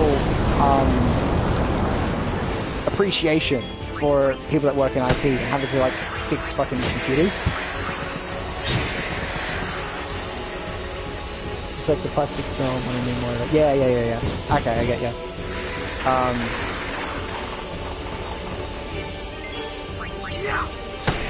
Yeah, no, I've seen so many, like, crazy things, like, just memes about, like, people doing stupid shit with their PCs and stuff over the years. And the patience that some people have working in IT is, and, like, at computer repair shops is astonishing.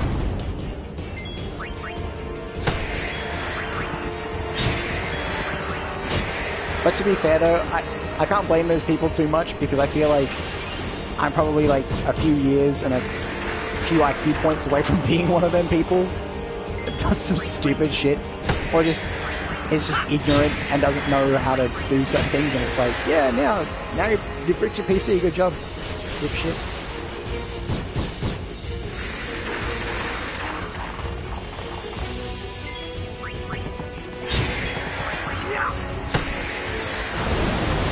I love seeing those videos of people, like, cleaning their PC out with, like, a brush, and it just annihilates, like, it just annihilates the connections and everything, and I'm just like, oh, dude, that's not good.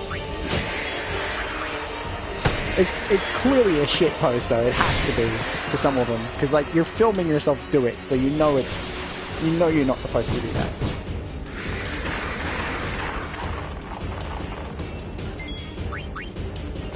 I don't know, it feels like the equivalent to that outside of the tech realm is kind of like those people who wash chicken with, like, dish soap. I fucking love those videos. Like, there's a couple of those I get around every now and again, but every time they come up, it always makes me laugh. Like, it's like this guy's girlfriend tells him to wash the chicken, and he's got the dish soap and just pours it on. She's like, what the fuck are you doing? You told me to wash the chicken. Oh man. Oh, it's... My question is, how many people have done that, not knowing, and then fed it to somebody? Ugh. Fuck that. Dish soap chicken, man. No.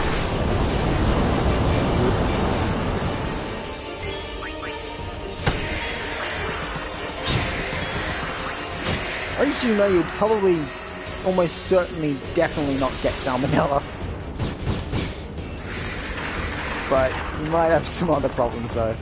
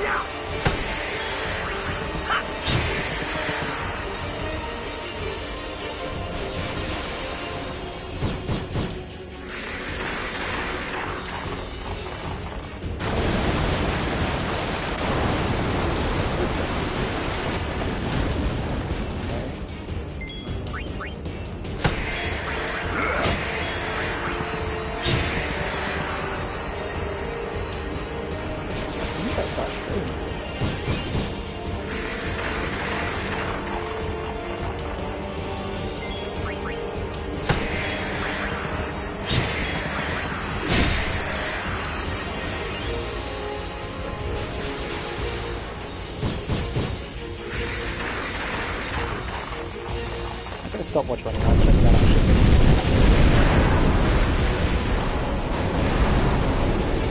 Okay, so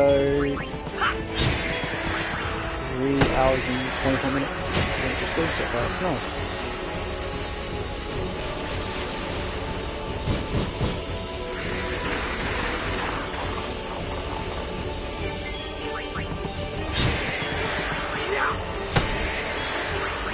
Almost 1/3 of the way done. Or rather, 1/3 of the way done this half.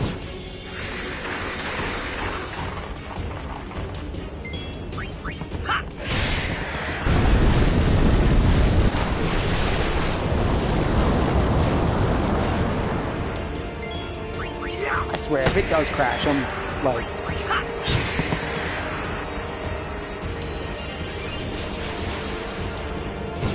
Yo, Karen, how's it going? Yeah, only 1/3 of this stream. So the last stream was 12 hours, almost, and this one is going to be another 12 hours. Well, yeah, this one will be 12 hours, and then there'll be like an epilogue, which will be another 2 hours on top. The reason why I'm doing 12-hour streams is because YouTube doesn't archive streams past 12 hours, which sucks. Otherwise, they just do one continuous 24-hour stream. Yeah. I mean, that's good. It's good as going. It's been a long day, man, honestly. I'm glad that I did get a couple hours sleep, because I would be fucking a train wreck trying to do this now if I didn't get like a couple of hours sleep. I did initially plan for 4 hours of sleep, but I just got 2 hours. Yeah, that was between the 12-hour stream. Yeah, that last one and then this one.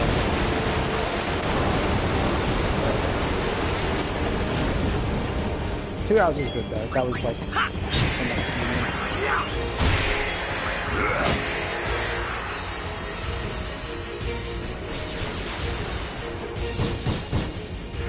I felt like if I had have set for 4 hours, I probably wouldn't have been as productive. I felt like I probably would have slept for a lot longer if I had done like all 4 hours.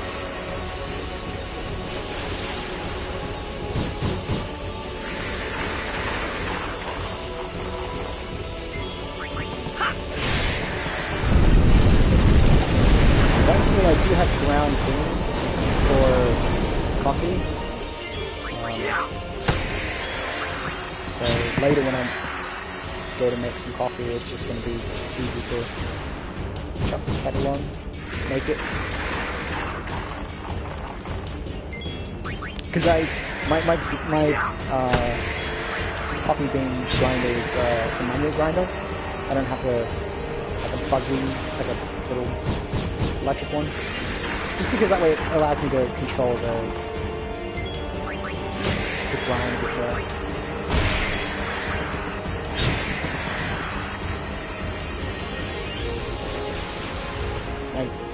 You don't end up with like some of the grounds being really fine, because I've had that happen before. So some of it comes out more like a really fine powder. So.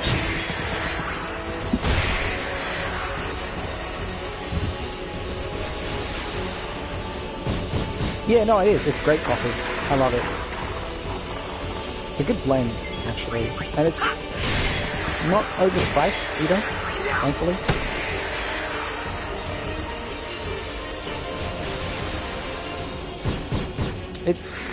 I'd actually say, with how much I drink it and the quality of it, it actually ends up being significantly cheaper than like what I would go through with instant. But it's also better quality, right? So like, I'm winning on like all fronts, really. Plus, I like to grind my beans by hand just because it's, I don't know, it's got a nice tactile feel to it, you know, and it's not, it's something to do. It helps. For me, it helps me wake up. You know, I'll get up and I'll grind some beans. And,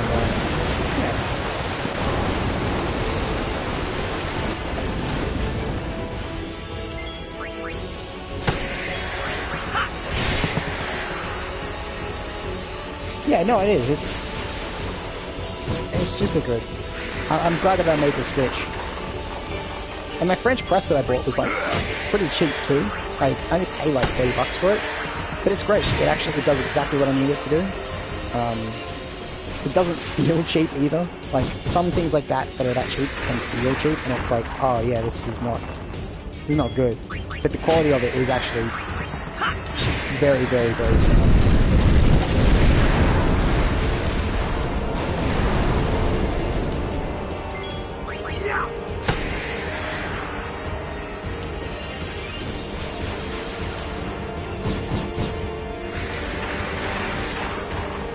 I'm actually working on putting together like a little case for all my different coffee bits and pieces. You know, it'll include my grinder, it'll include my milk frother, as well as like my measuring cups and stuff. A little thing that can hold, like a little jar essentially that can hold some beans, some sugar, stuff like that. And I'll fix up a little case, and I can take that with me, like a little travel case. And it's just, yeah, my coffee kit.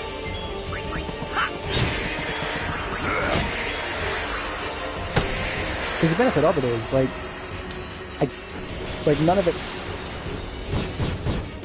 machine operated, so it doesn't require an outlet, doesn't even require batteries. I can just, it's all manual, so.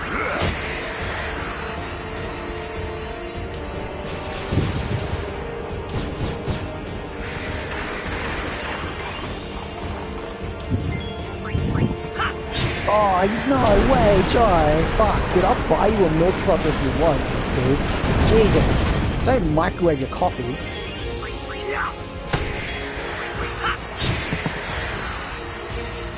Jesus Christ. That's a travesty, man.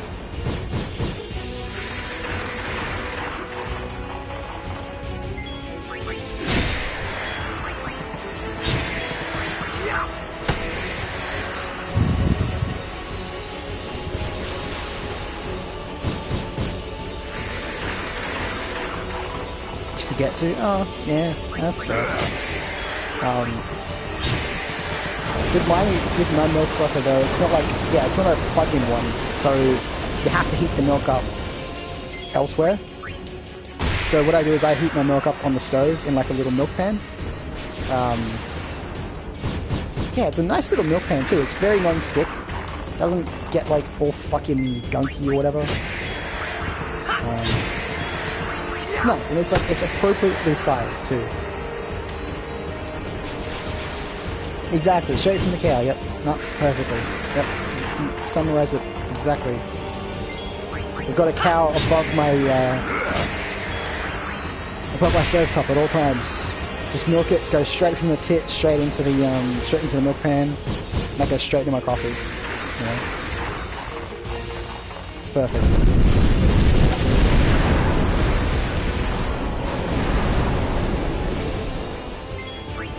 I guess you could say that it's that joke's beyond me. I can't make that joke. That's just that's too much of a dad joke.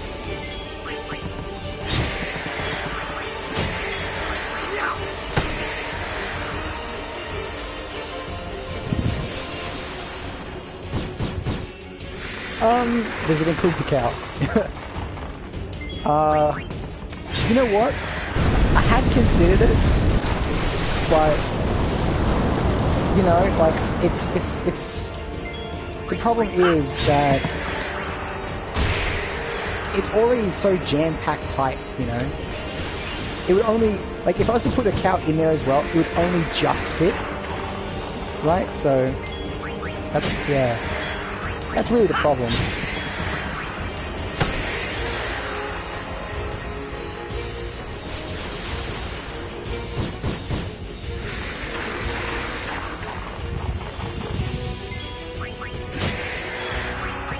No, man, no, you can't ride a cow. Mate, you ever seen those fucking things move? They're slow as shit. You gotta pack the cow, you can't ride him.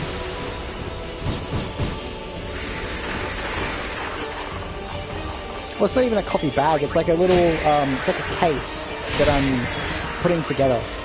Like, it's sort of a travel case that already exists, but I went to Clark Rubber, and I bought some, like, it's sort of like a foam kind of thing. And I'm using that as like dividers, but also as a way to keep it from like jostling around too much, because some parts of it, well, like 3 of the individual components are primarily glass. So yeah, I don't want that shattering and having just a bag of broken glass.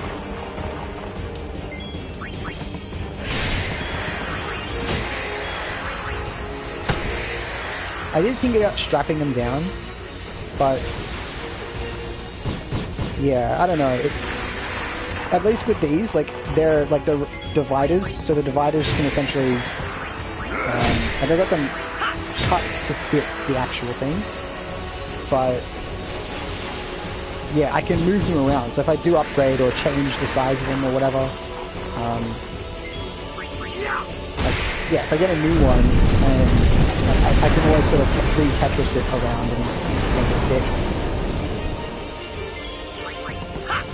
Yeah, you know, so you gotta get your roughage somehow, right?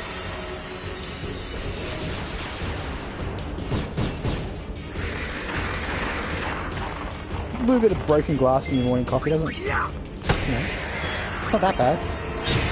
We used to eat sand as kids, right? Everybody did that, right? We used to sit there, eat fistfuls of sand in the sandbox. Yeah, extra fiber, exactly. Yeah, you know, when you were a kid, you used to get like handfuls and handfuls and handfuls of sand, you know, and eat them. Everybody did that.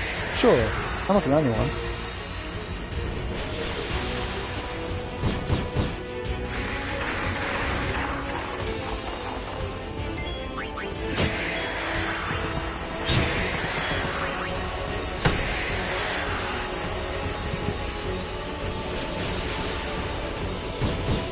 You know, sand is essentially just, you know,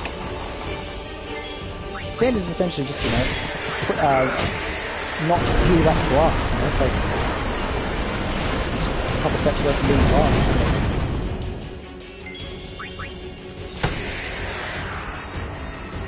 You want to eat worms as a kid? Ah.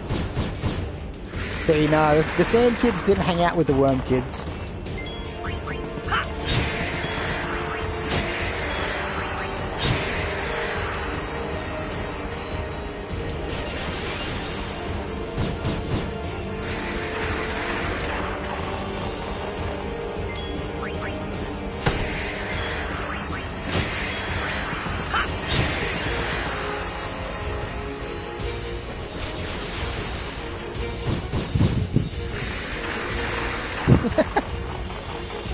Well, what, like, you know, we're eating sand.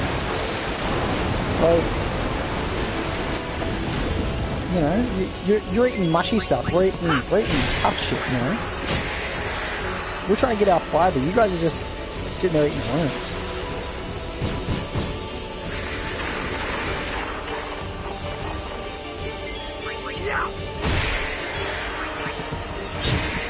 Now, the real question is, what about sandworms?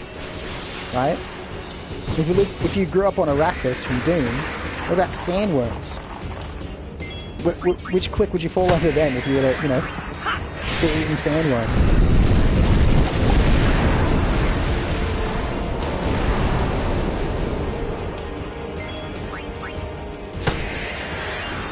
We're getting protein. I mean, yeah, well, we're getting our roughage in, mate.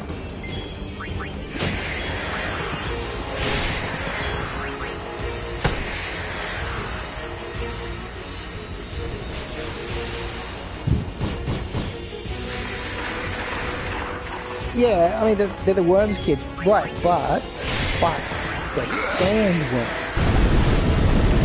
Right, so you can't eat a sandworm and not get some sand in you. So either you're a sand kid or you're a worm kid.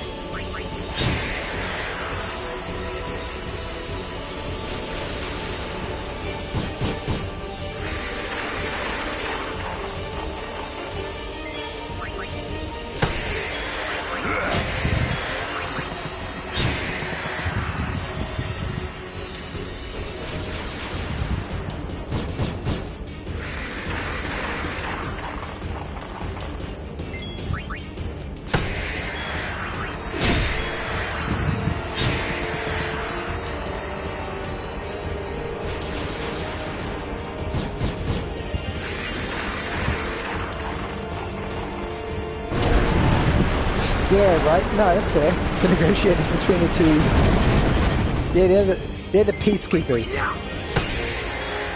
Right. When two people from either camp are having a dispute, you have the sandworm kids, you know, come to sort it out.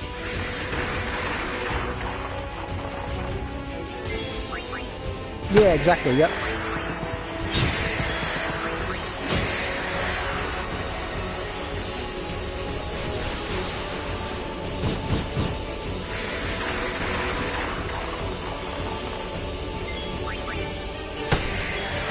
Then yeah, you also have the mud pie eaters, you know, the kids that used to sit there making mud pies and eating them, but you know, we don't talk about them. Nobody hangs out with those kids.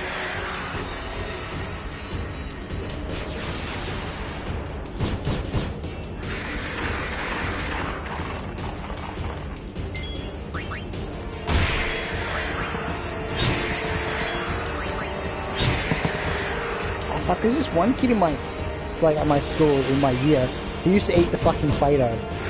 He was the biggest buzzkill, man. He used to, actually used to eat the Play-Doh. I still remember that. You'd get done playing with it, and he'd just come along, just make a burger out of it and start fucking chomping away.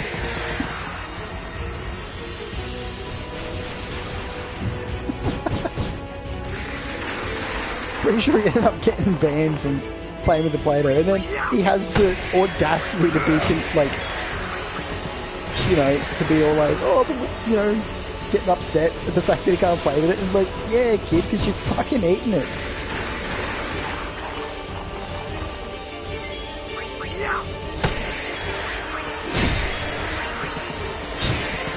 Yes, you're right. You don't have to clean it up, but then there's no fucking Play-Doh for anybody else.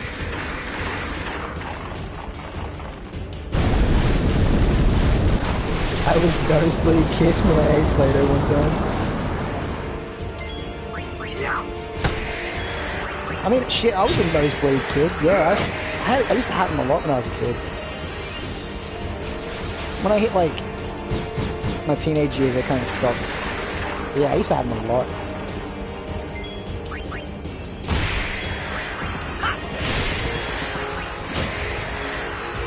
Not exactly sure why. I just distinctly remember having them a bunch.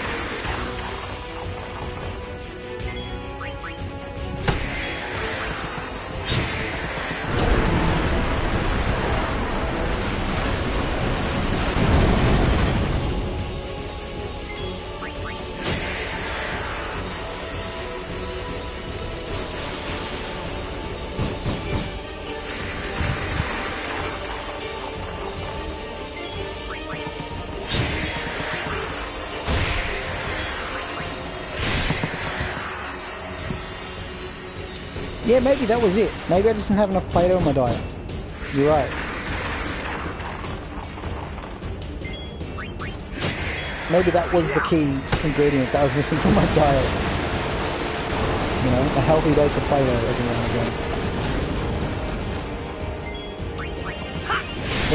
again. What's the saying? Some Play-Doh a day keeps the nosebleeds at bay? Something like that, right?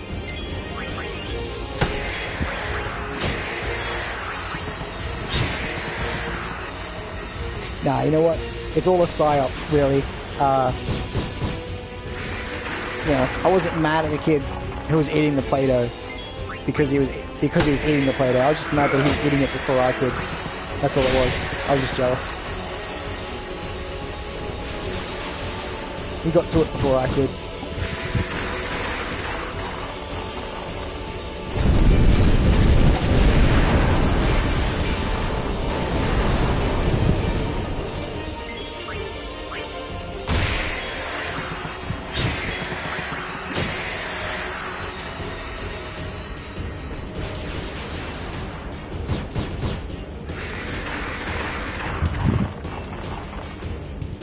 Yeah, exactly.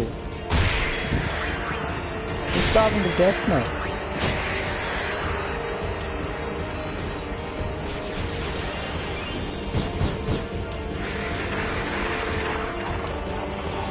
Fuck. I don't know. When I look back, I think about like kindergarten teachers, and I'm thinking, man, sometimes they just don't get paid enough to deal with some of the shit they have to deal with. Like, trying to fend off kids from eating glue and like hurt themselves with like scissors and such a gremlin at that age.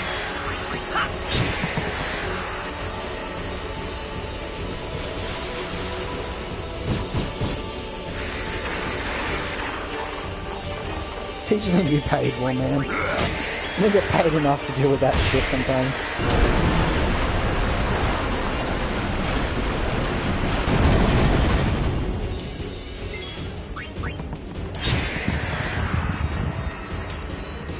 Keeping them off the glitter. Oh god, yeah, trying to get glitter out of someone's fucking hair is a nightmare.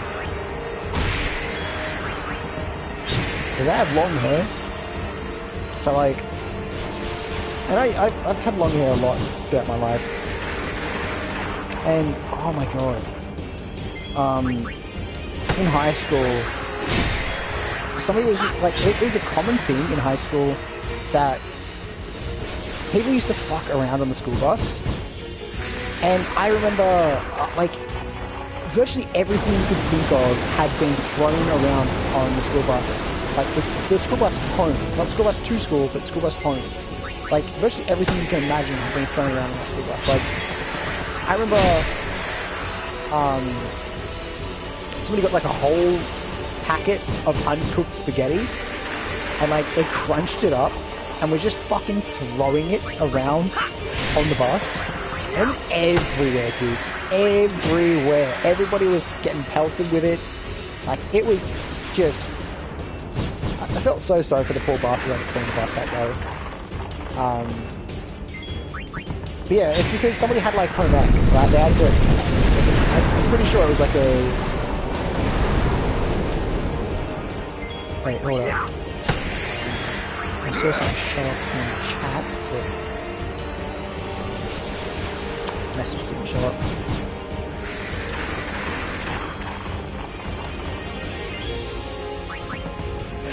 Hang on, you're gonna get ugly screen for like 30 seconds, or less. I'm still here, it's just gonna show... Yeah. Okay, sorry. I don't know why, but the, No, stream's still good, stream's still good.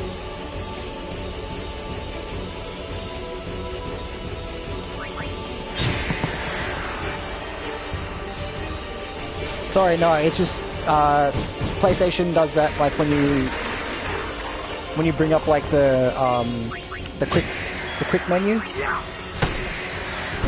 It blocks the screen, so you can't see anything.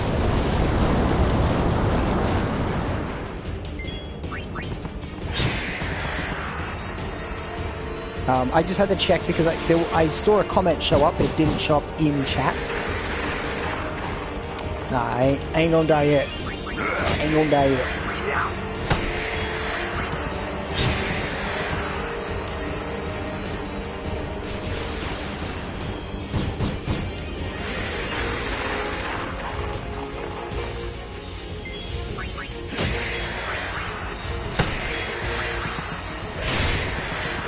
Yeah, no, somebody was like throwing shit like that around on the school bus. Fuck, man. Like, it was spaghetti. There was like packet like noodles and shit, like uncooked ones. Something about a fucking peanut butter sandwich and just like peeled it open and fucking straight onto the window.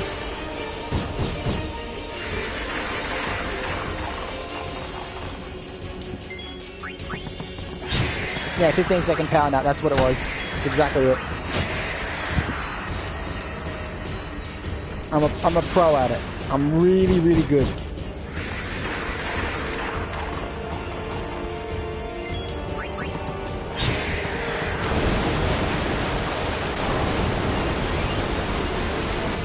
Yeah, no, like, what was that saying? Fuck. Yeah, so school buses like that, man. I felt so sorry for the poor buses that had to clean it. And like,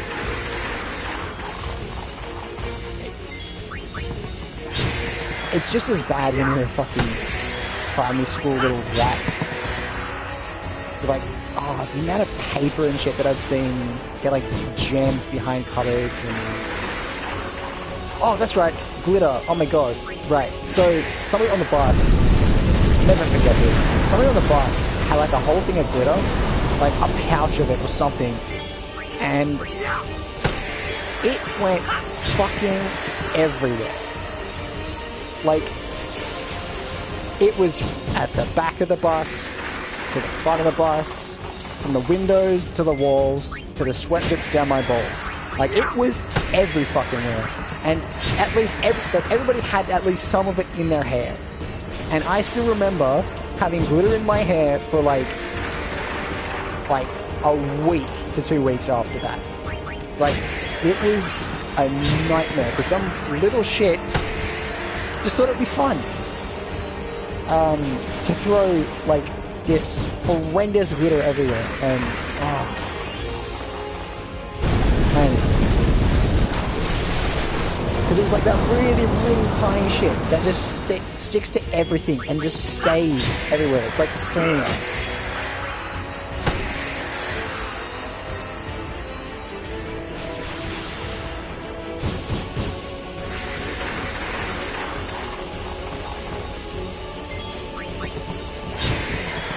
I was a fairy, yeah. I was a fairy for like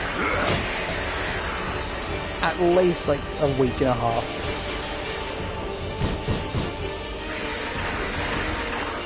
I don't even think that kid copped anything, like any kind of trouble. I don't think they even got a detention for it, which pisses me off to this day because they were the most annoying little shit, and they were the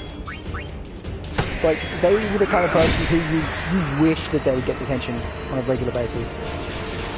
At least you weren't a yeah, no.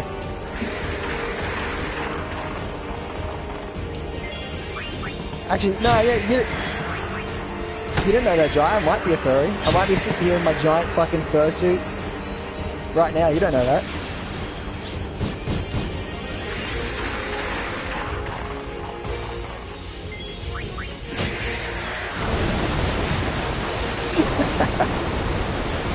Oh man, have you seen the money that some people throw down on that shit? It is crazy. Those fursuits are like you could buy a deposit on a house for some of the fursuits that exist out there. It is insane to me that people do that.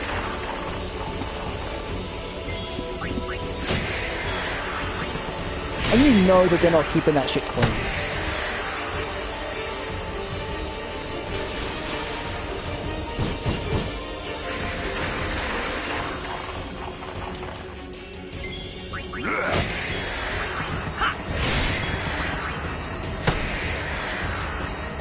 There's a YouTube channel that I watch every now and again called Internet Historian. He's a Kiwi bloke, and he makes videos on like all kinds of stuff. He just kind of documents some popular like internet culture shit, and he's covered a few different like conventions that have happened in the past, or rather like an autopsy of like a failed convention or something like that, like Fire Festival.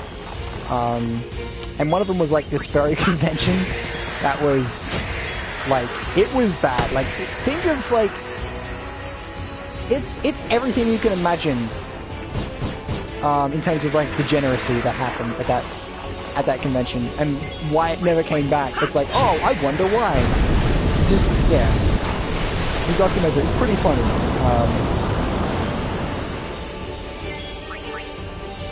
Yeah, he's a great dude. I love him. He makes good stuff, good quality content.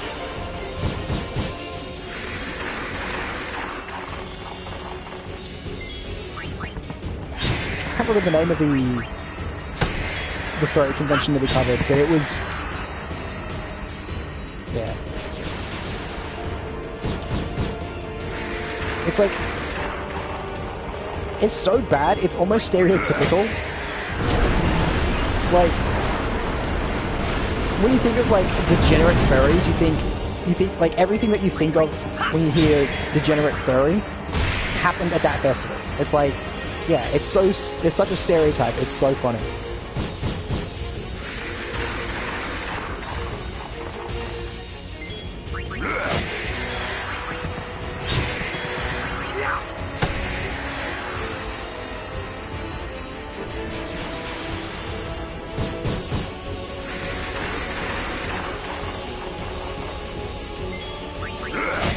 Man, I'm gonna have, like, thumb muscles of steel after this.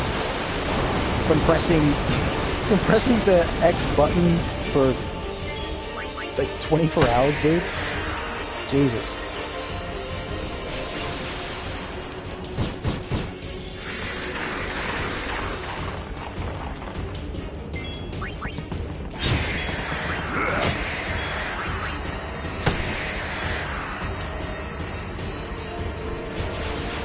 Well, this fight can be over and done with in, like, 5 minutes. But I've been making this fight go for 24 hours, because that's part of the challenge. The idea is because you can make this fight an endless fight by not killing the Finn, right? So, yeah, and every enemy that you kill gives you experience. And so when you finish the fight, you can have, like, a shitload of experience, as long as you don't kill the Finn.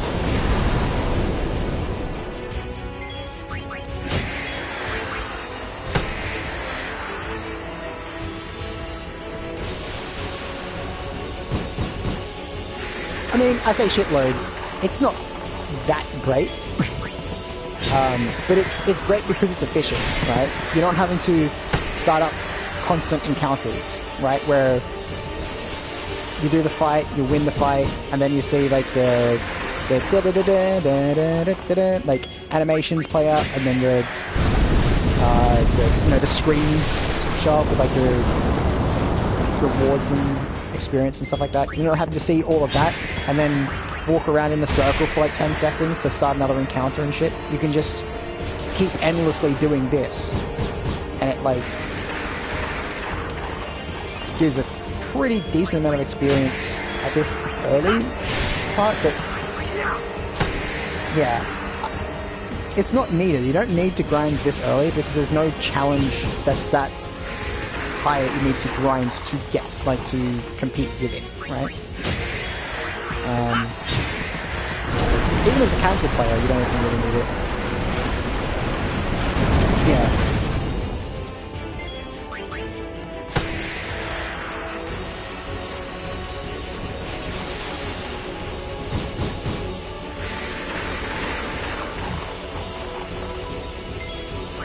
Yeah, like, for an out, like, if you were to do it, and you just, like, I don't know, I want to have a bit of extra levels to prepare for boss fights and whatever, just to be on the safe side. Like, if you're the kind of person who likes to over-prepare and whatnot, you could do it. It's not going to hinder you. Like, doing it for, when I say you could do it, I mean, do it for an hour. Sorry, I mean to add that little bit. For an hour. An hour is an okay amount of time to do this. Anything more than an hour for your typical playthrough is overkill. And even an hour is technically overkill. But an hour will get you a pretty good amount of experience before you start to see a real diminishing return on it.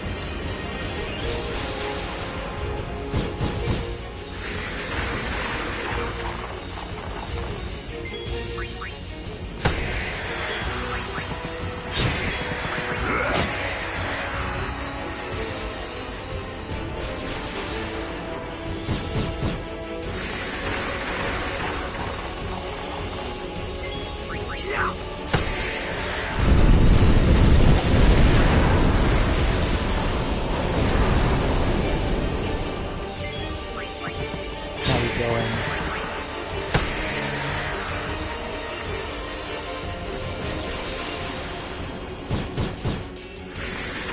Four hours in. Not bad.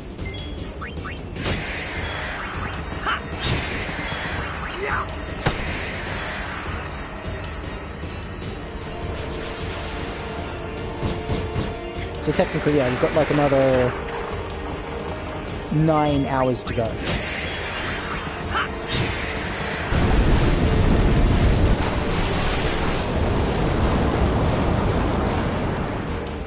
Yes, trying to overkill the overkill.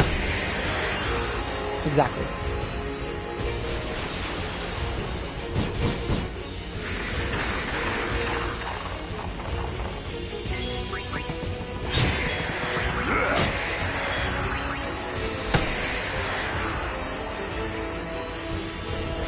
It's actually a pretty good way of putting it, to be honest.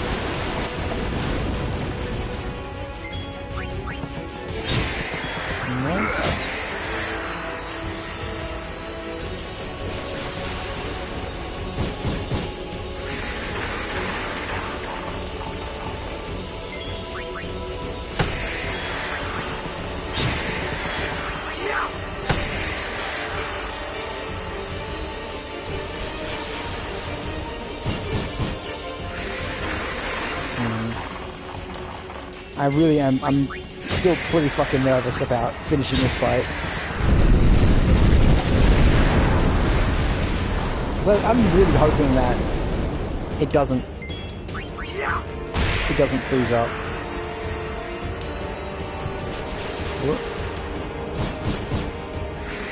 Oh yeah, no, for sure. Go get some sleep. I'd imagine it's super late for you right now, isn't it? Yeah, go get some sleep. Shit. Have a good night, Karen. Thanks again for stopping by.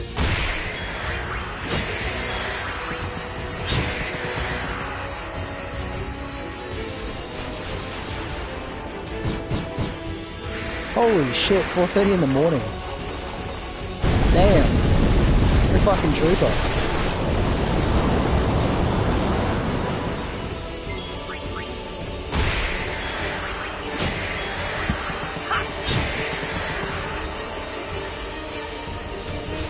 Trying to think what time will I be finished tonight?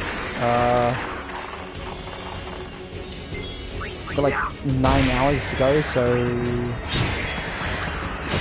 it's not raining. Like 3 a.m.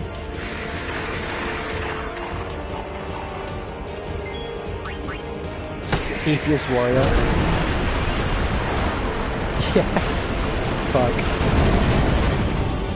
Yeah, go crash stuck with your pillow, man. Like, you need that. You need your rest.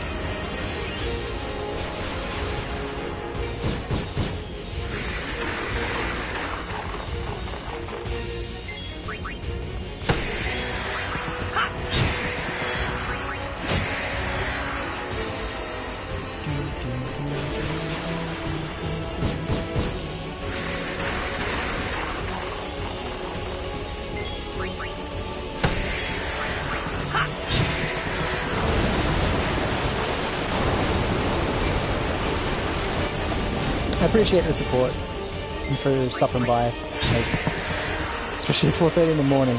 Damn. Like I said, I'm surprised to even see that you're awake.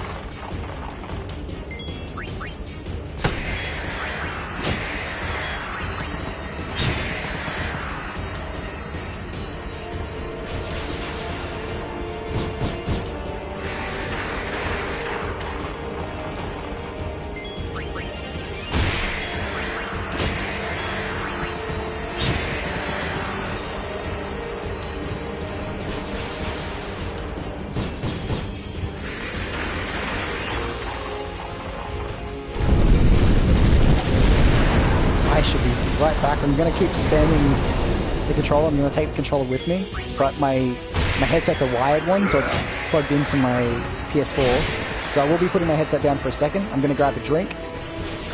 Like I said, still mashing X, still keeping this going. Yeah, I will be back in like 2 seconds. Need something to drink.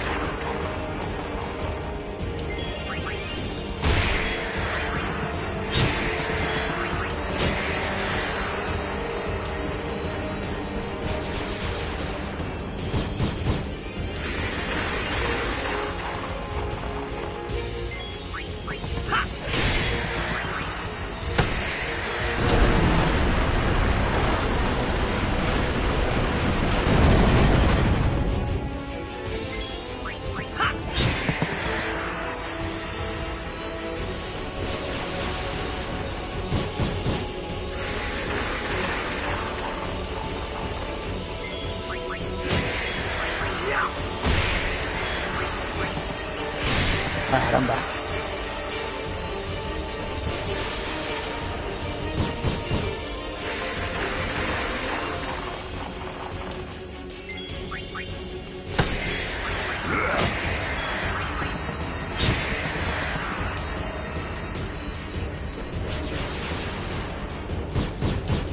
I'm glad I had the forethought to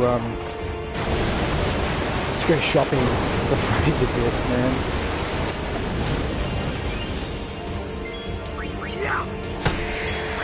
These energy drinks really come in clutch.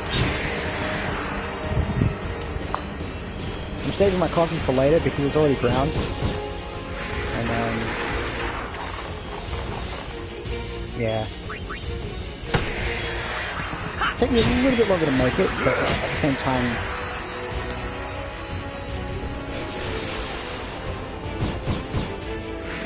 I want to go and enjoy it.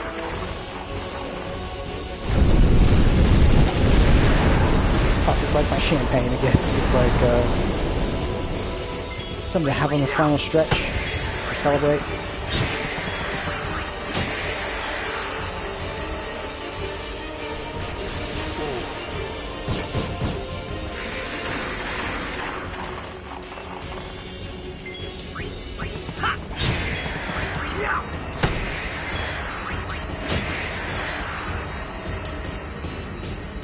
Man, that's like licking a fucking battery, dude.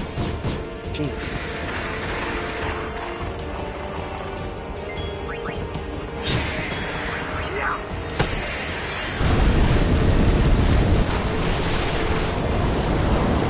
How's War Thunder treating you, Joe?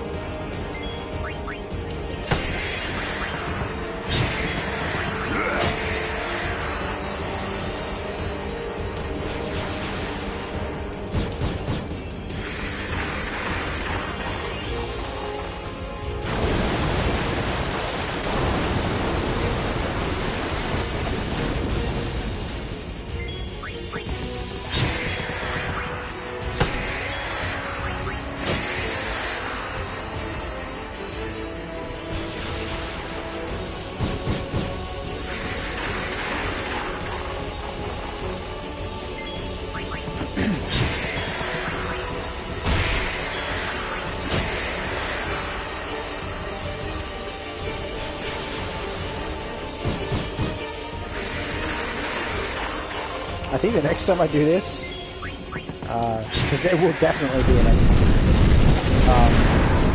Yeah, booze is a must. Definitely getting some booze involved.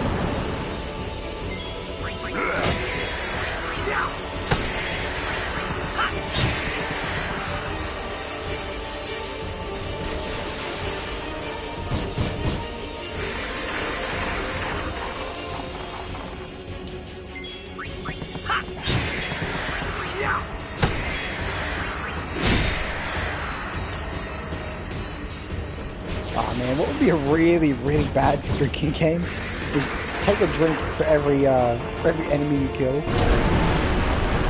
Damn. You're doing a 12-hour show to this. Fucking dead, mate.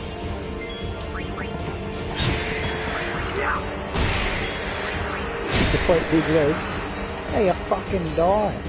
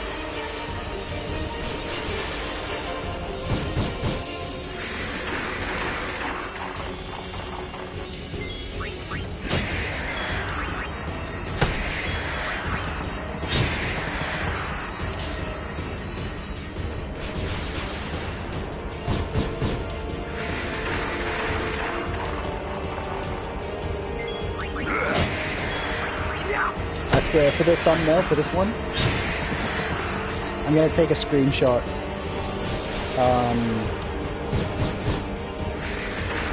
I'm gonna take a screenshot of the stream when we finally defeat the Finn, of like how much experience each character gets.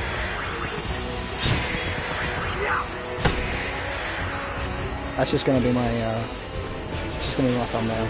It's gonna be great.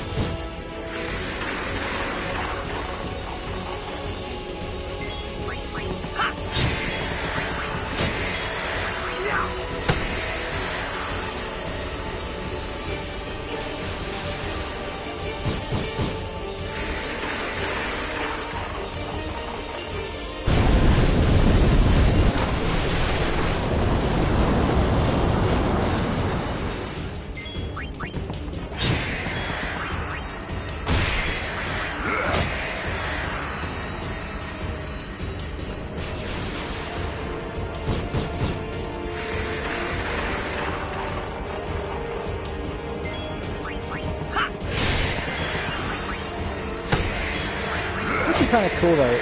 I doubt that they'd ever do it because it'd be way too much work to do it. But if YouTube allowed you to have like a GIF as your, no more than X amount of inches, maybe like 4 or 5 inches or some shit like that. A very, very short GIF for your thumbnail. That'd be pretty sweet.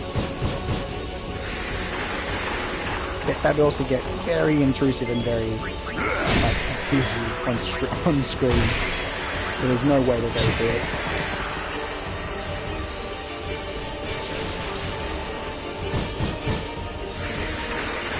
Unless they were to do it like autoplay does, where it only auto plays the video, or rather preview plays the video when you're hovering over it. Or you're like mousing over it.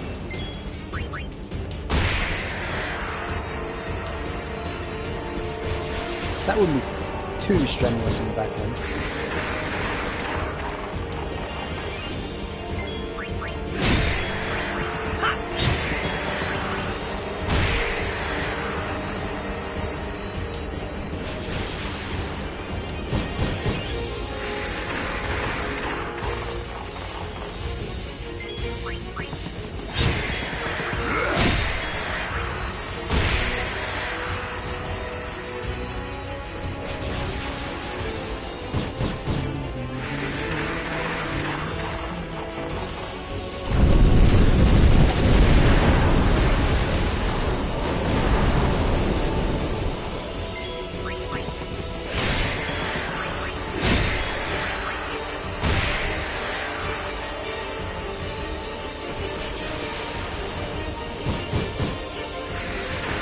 Actually, I just had an idea.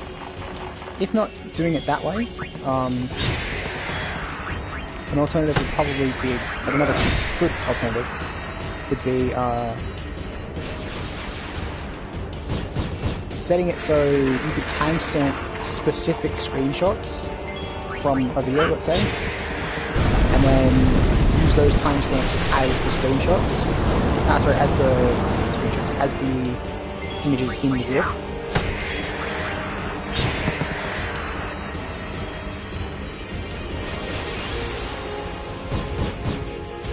Whereas just sort of like a very quick like slideshow of like vertical slices of the video, so people can get, you know, an idea of what's in the video.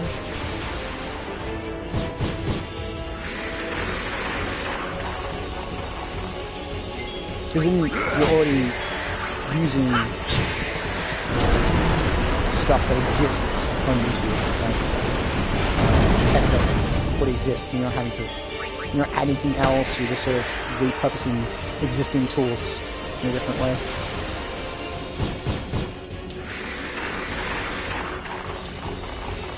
Yeah, again, I doubt that they would do it, because it's like, what's in it for YouTube, right?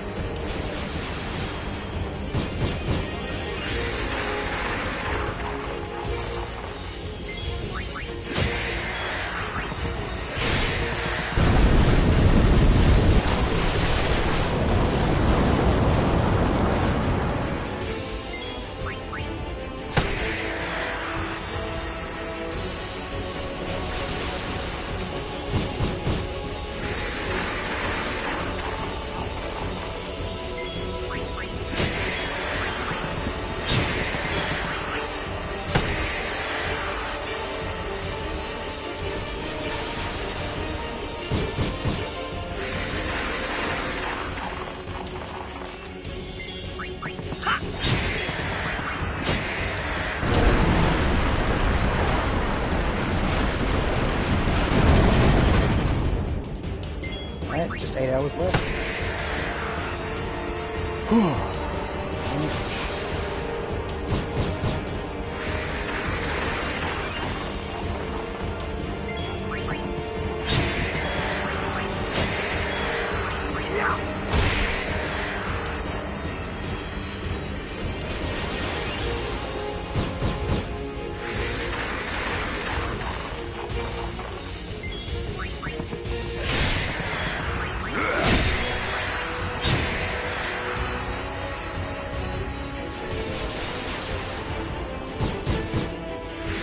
I think over the course of today, I got through like half of an entire season of Lost.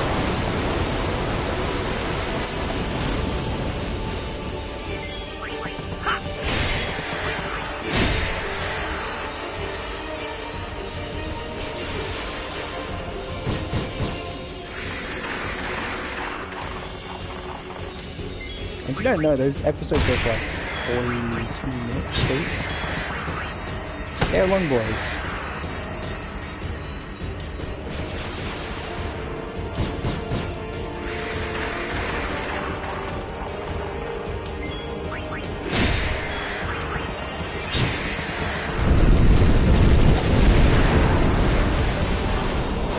Such a good show too. There was a bit of a misgiving that I had towards Lost. When was this? Actually, it was, yeah, the first, second, and third episode of season 2. They replayed like the same fucking scene like 3 times. It's just, I hate when shows do that. Like, it wasn't even like, oh, we're seeing it from a different perspective. Like, we did kind of, but it didn't warrant seeing it 3 times. You know, it really felt like they were just dragging out the conclusion to that scene because they knew that it was like, it was bait, essentially. I mean, aside from that, the show's been pretty good so far. It's just stuff like that that I don't like, and it's kind of a remnant from old like TV show, well, the era of TV in general, right? Where most TV shows would try to do that. That should, like, to make sure it would come back next week. They'd do some really like, not even cliffhanger shit, but just a lot of like baiting like that, trying to get it to come back. And it just, I don't know.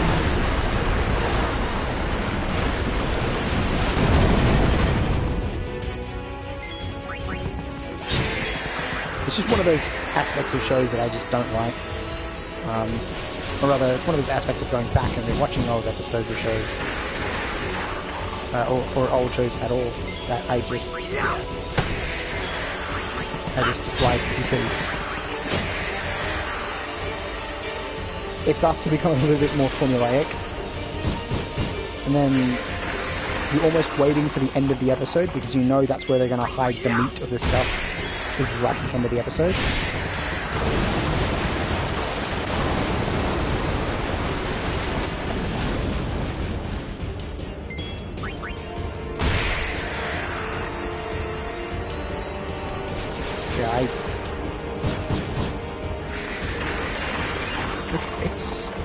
I don't know. I find that is common in a lot of shows that I like, actually, in that time frame, that time period. But yeah, it's kind of inescapable.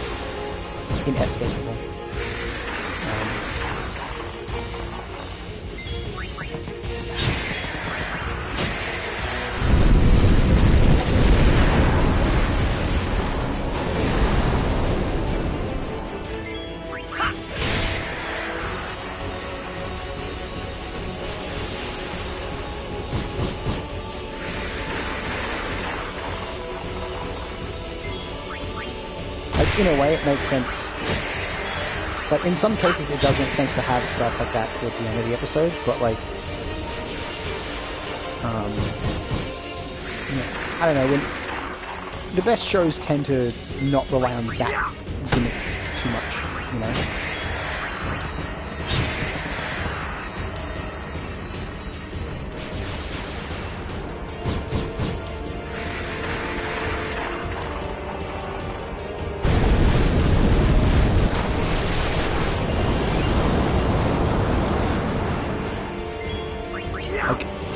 Breaking Bad didn't really do that a whole lot, and that was like one of those huge shows. I think rarely, if ever, that I can remember. I think rarely, if ever, did that.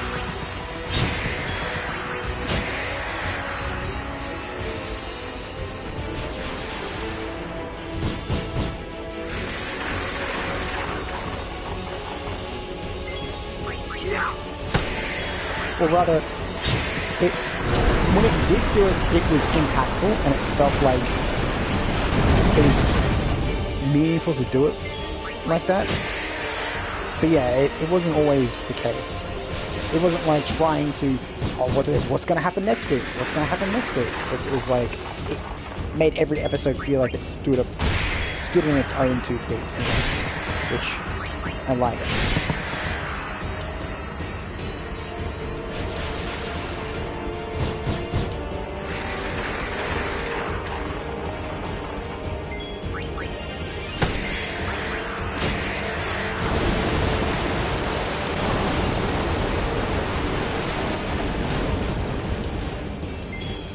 Oh man, I won't spoil anything for you. Trust me, it's worth the watch. Like, I remember for all those years, because I only really watched it, I think it was this year, like literally midway to early this year is when I started watching it, for the very first time. And yeah, no, I loved it. I wasn't sure going into it whether it was like, is it going to be overhyped? Is it going to be dated? Is it going to feel weird? No, it stands up really well to time. Like, surprisingly well. I'm pretty picky with shows like that. Or rather, I'm pretty good at being reasonably critical of that kind of stuff. Like, I'm able to see stuff and appreciate it for the time frame in which it was made. Like this, for example. This game is very clearly dated by modern standards. But when you look at this and you see how it was... Like, this is a PS2 game. And this was early days of PS2 graphics. And it looked amazing. And it's still, if you go back and play the original PS2 version, like, this is a slight remaster. It's not anything too crazy. It's just a bit of... little bit of extra HD textures on some of the things, but... If you go back and see the original PS2 version, it's still very, very good for its time. Like, it holds up really well. Well, not holds up, I mean, it's still very impressive for what came out. But, yeah, so I can see that with, like, shows and movies and games, but, like, it doesn't stop me from being able to point out, like, some of the glaring faults as well. But I can say there wasn't a single episode of Breaking Bad that I didn't like, and that I felt like was filler. Actually, the only one that I can think of that even comes close isn't even a filler episode. Like, it's kind of made to feel more like a bottle episode rather than a filler episode, right? Because it all takes place in a space of, like, I think it's just one day. And it just takes place in the lab, and it's like kind of claustrophobic, but that's kind of on purpose. And it feels a little bit like a dream too, because of how it starts and how it ends. But no, I mean, even that doesn't feel like a bad episode. It feels pretty good, like, across the board.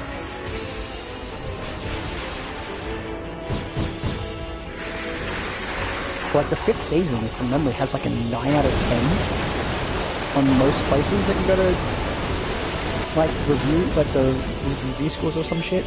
As from last I saw it. And it's rare that, like, the final season of a show has that.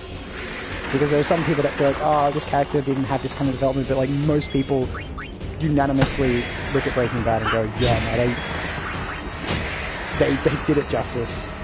The final season was super good.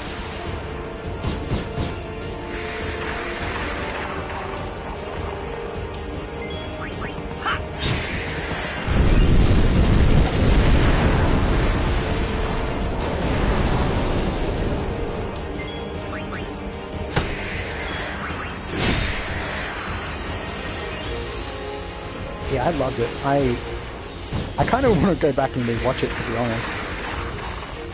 Like, I think I only stopped in June. I only finished it somewhere around June or May. So it's a lot long ago that I just watched it for the first time. But there was that, and the fact that I've also been watching Better Call Saul, which is a prequel.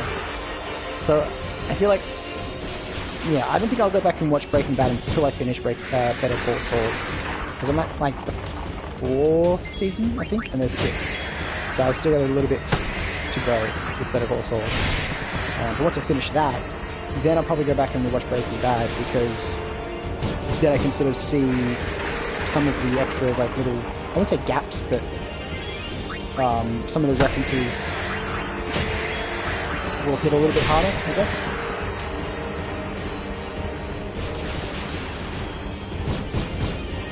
Because, yeah, with Better Call Saul, in some cases it's like a call back. Yeah, it's a call back to Breaking Bad, but in some ways it's also a call forward, because Breaking Bad takes place after Better Call Saul. So, yeah. Timey-wimey shenanigans.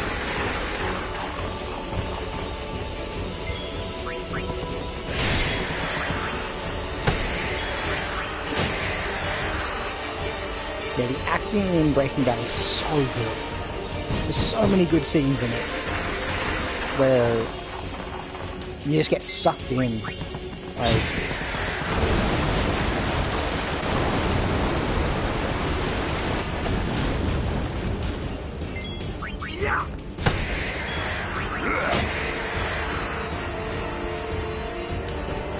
and also, for what it is, Better Call Saul is, well, not for what it is, like, just on its own, actually, it is really, really good. It's just, like, it's not a spin-off, it's just, it's a prequel with, like, one of the characters, but it also shows a bit of the other characters as well, like a couple of other fan-favorite characters in the show from Breaking Bad before they were in Breaking Bad, like, in those scenarios, and it's great, though. Having more of those characters is just so good.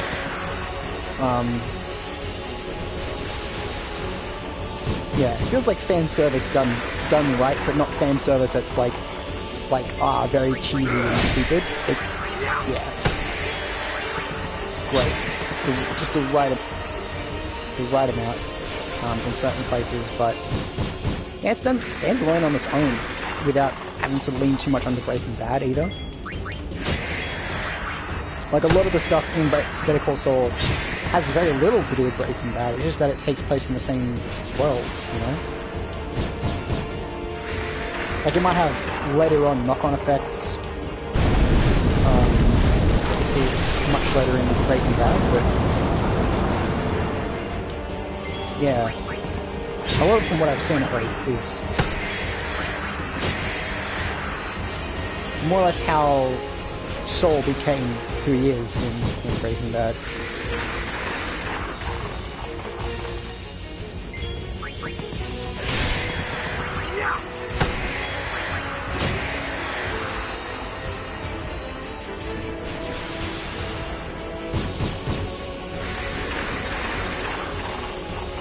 And if you have Stan, I'm pretty sure Breaking Bad is still on Stan.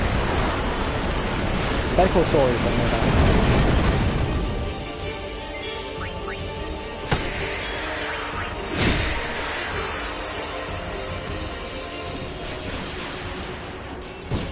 I was honestly surprised to see that it's on Stan. Like, if anyone was going to have the rights to Breaking Bad, I thought it would be Netflix or something, but no.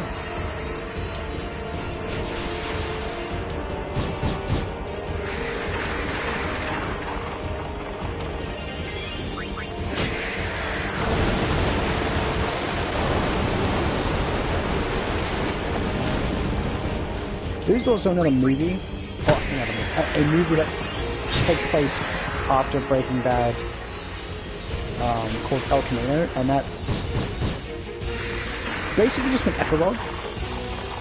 It's not like, it's nothing crazy. It just sort of shows you the fate of one of the characters and stuff. Like, the start of El Camino takes place, I think, like just minutes after the end of Breaking Bad.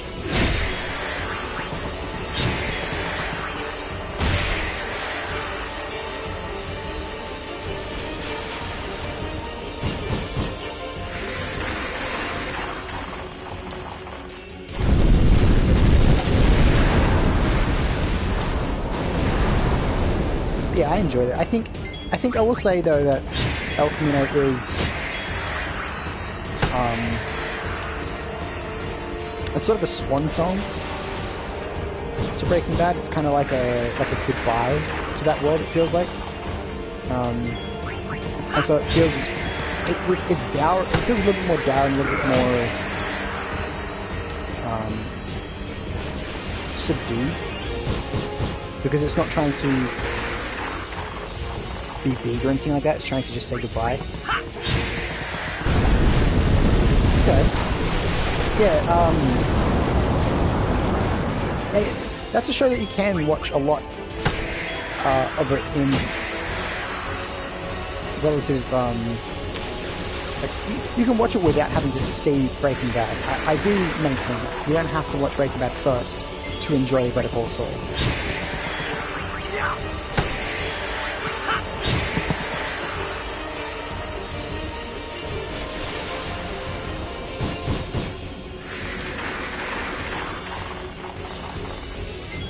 But I will say, it might start a bit dry for some people, for some people's tastes, but stick with it. It's really solid. It's really good. Like, it has a lot of twists in it that I definitely didn't see coming. Yeah.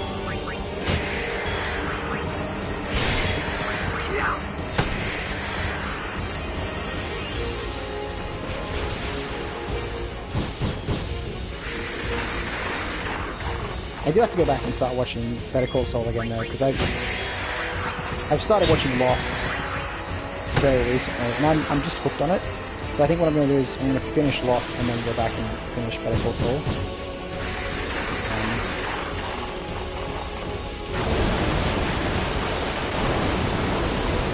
Because I'm pretty sucked into Lost at the moment.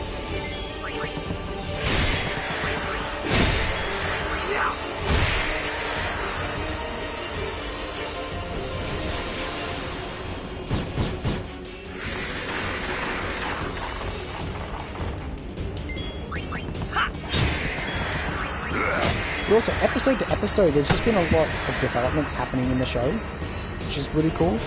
Like, Lost doesn't really feel like it drags too much. Even though the episodes, like I said, are about 42 to 44 minutes apiece, they really don't feel like they're dragging it out too much. Except for, like I said, the first, second, and third episode of the second season really annoyed me. Specifically with those scenes. I didn't like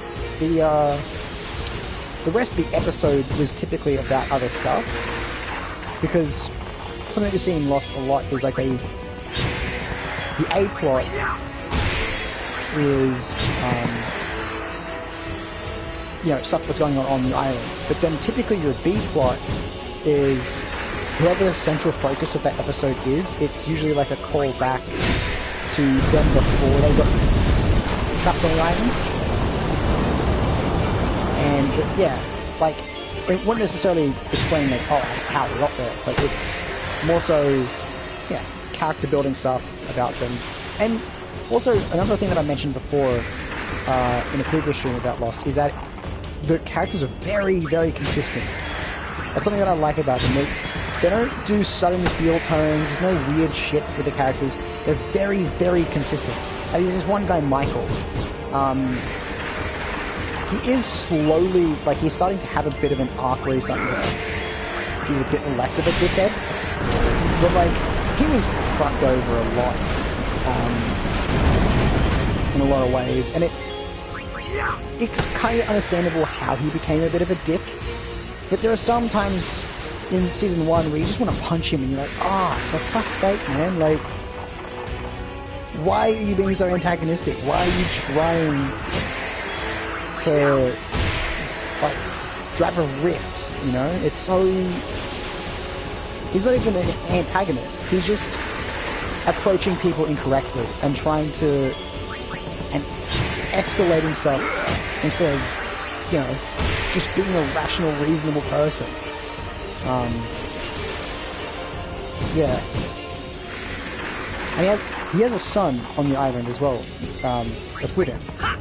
And there's this one character that his son's like hanging out with and stuff, and like his son sort of sees him as like a mentor figure. And there's just a lot of times where it's like the way he's interacting with his son and interacting with the guys, like, yeah, just stay away from, like, you know, I don't want you hanging out with him, don't blah blah blah blah. It's like you're just pushing your son further towards it, right? Like, if you don't want your kid to hang around with this guy, don't do that. Like, don't approach it this way. You got to be better about it, you know. He's treating him like he's a 5-year-old kid, but he's not. He's like 11 or 12 or some shit. So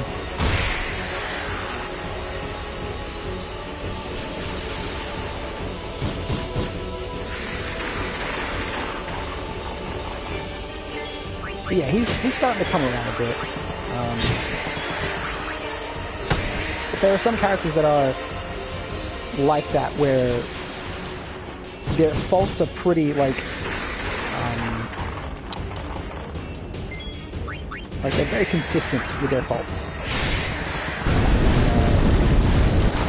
A lot of the characters are very grey, and I like that. I like when a character has depth to them, and they feel more like a person rather than just sort of like, oh, it's just, you know, somebody playing a character. It feels like, oh, well, yeah, this person seems more believable, and it just, as a result, pulls you in better, like more, and makes you care more about those characters. So, yeah.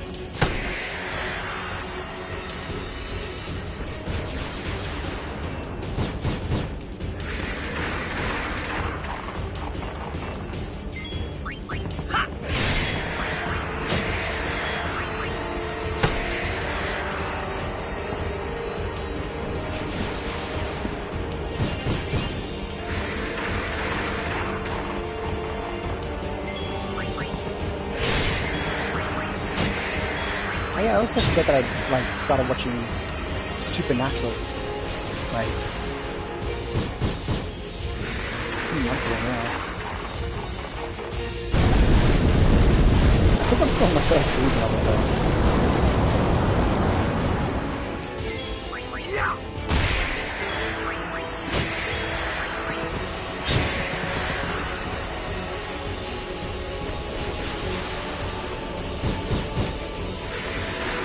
I don't know, the first season of Supernatural so far has been a bit rough for me.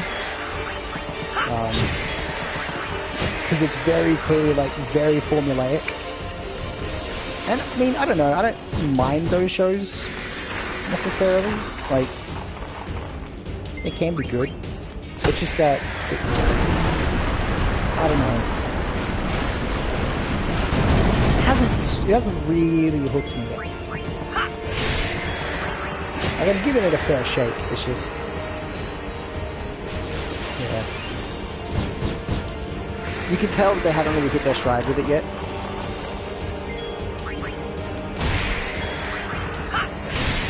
That and it's also really weirdly color graded.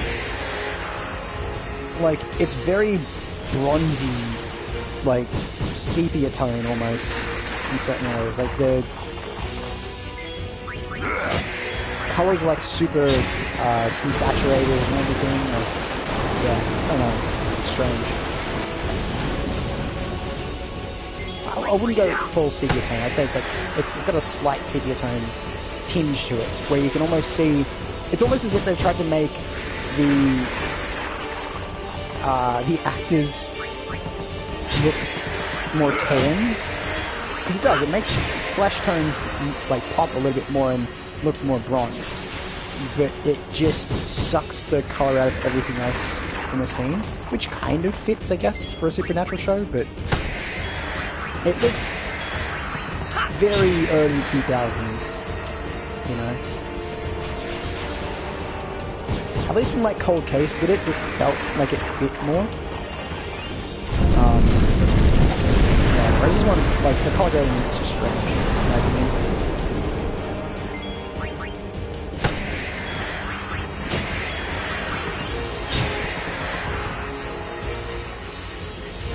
Some odd design choice.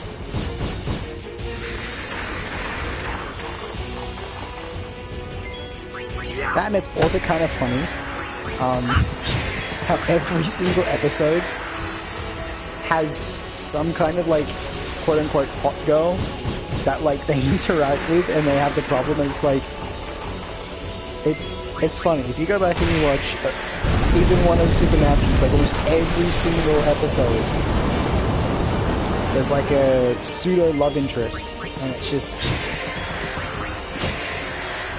it's funny to watch.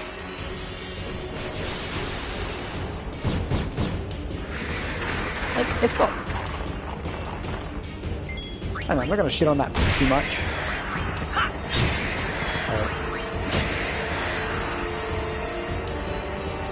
It feels a little cheesy.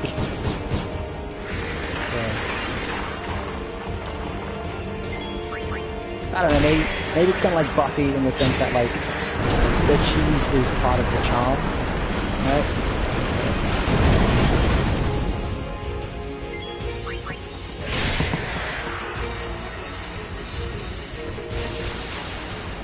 Which, oh my god, a friend of mine tried to show me Buffy, and she's, like, super into Buffy, and I couldn't watch it at times. Like, I don't know, it's too cheesy for me, man. It's a hard watch. I mean, I'm not its target demographic, I guess, it's just...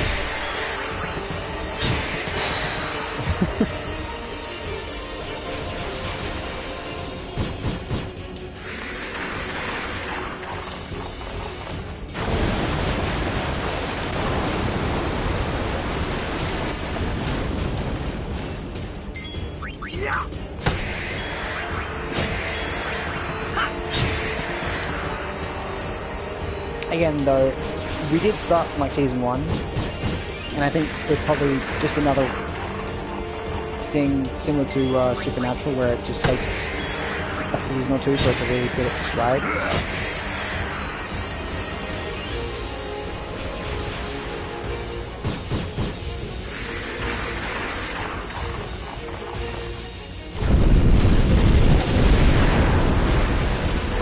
Yeah, I don't want to exactly skip over stuff.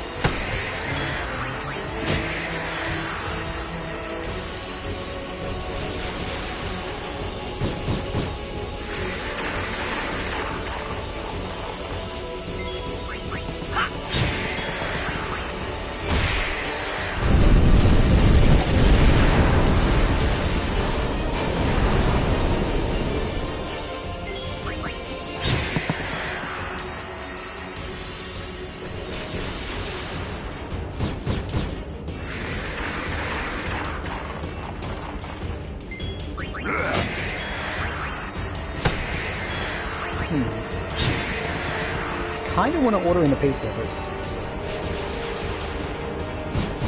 I don't know. What do you think, Josh? Should I get a pizza?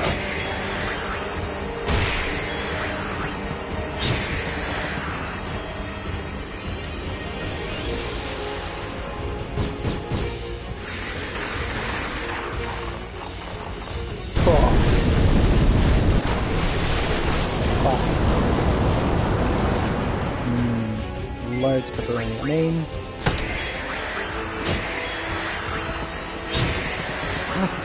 like, where there's a good fucking pepperoni pizza around here? Because, man, Domino's around here is like lacking when it comes to pepperoni pizza. It's a shame.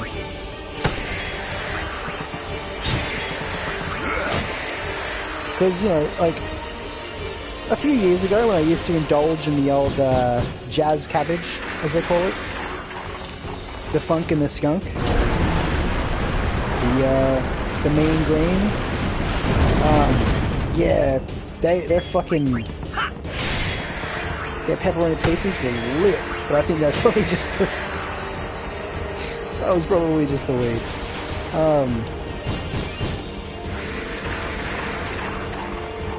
You never heard of jazz? Oh, you never heard the term jazz cabbage? Wait, man. No, I quit like 4 years ago, but like, yeah, that was the last time I remember the pepperoni pizzas being good from Domino's. So I don't know, maybe there's some kind of correlation there.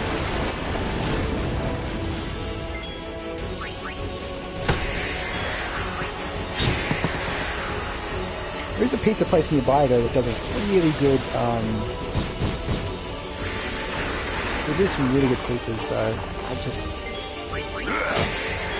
don't have to wait there.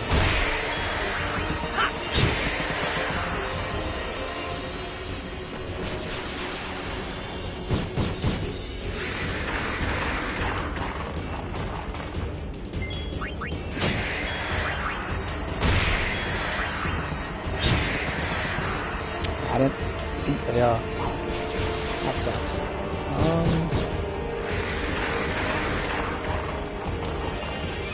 Oh, so I don't know if you have seen these popping up, but apparently somebody acquired the rights to Eagle Boys, and they're opening up like new stores, but it's not Eagle Boys, it's like the Eagle something. Yeah, it's crazy. Even using like the same like Eagle Boys colors and shit. But it's not like a full chain type deal. I think it's just select stores and whatnot.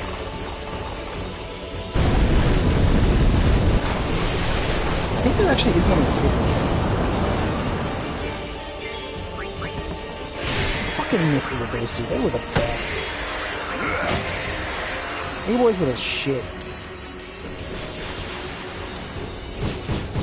I remember when I first moved into my house here, there was an Eagle Boys like not that far down the road, and they would do, was it like 10 or $15 for a family-sized pizza, and it was massive pizzas too, and they were great, dude.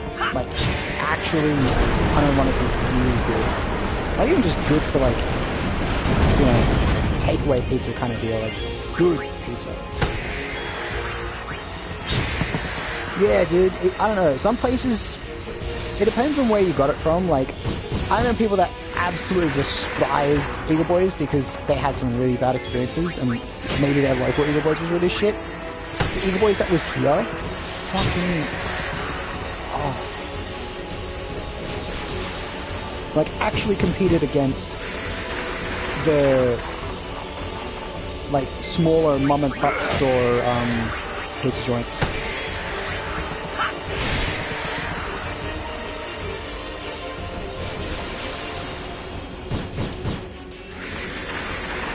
That's fair. Yeah, like they were the best of both worlds, man. Like they were good quality, very low standards. Yeah, fair. They were good quality. They didn't like, you could afford them on a budget, and yeah, like when I first moved in, I had a friend of mine help me like move stuff into my place, and like help me set up my Venetian blinds and whatnot. And yeah, that's like part of how I, you know, paid him back, was, you know, some booze and some pizza. It's fucking good. It's back in 2015. So yeah, I'm not sure when they closed down nationwide, but miss them. Because ever since then, Domino's has also just considerably gotten worse, because I feel like here, in where I live, Domino's had to compete against Eagle Boys. Eagle Boys was such a strong competitor around here that it was like, yeah, they were... When you have healthy competition, it's both players have to essentially keep each other in check, right? that's how it was, and I loved it.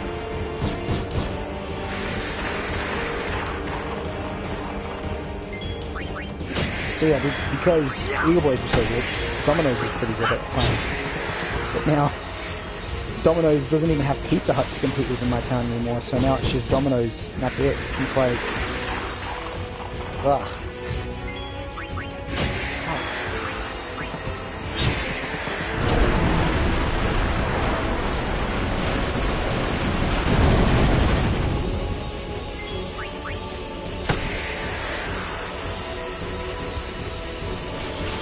Absolutely, yeah.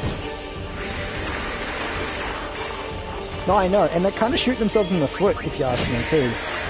Because that's what Domino's really excelled at, was it was like, they were reasonably cheap, and for being reasonably cheap, they had a pretty good value for a good while.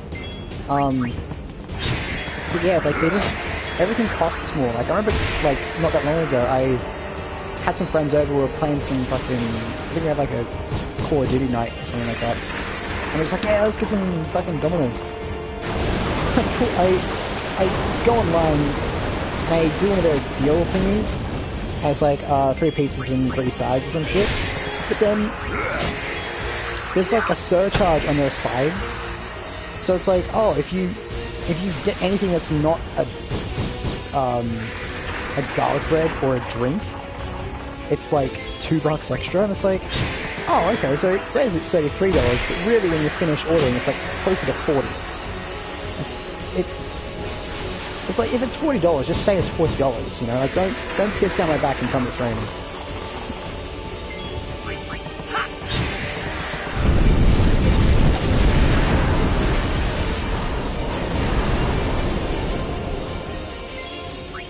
I think this was also at the time when they were doing like all these extra surcharge fucking things. So there'd be like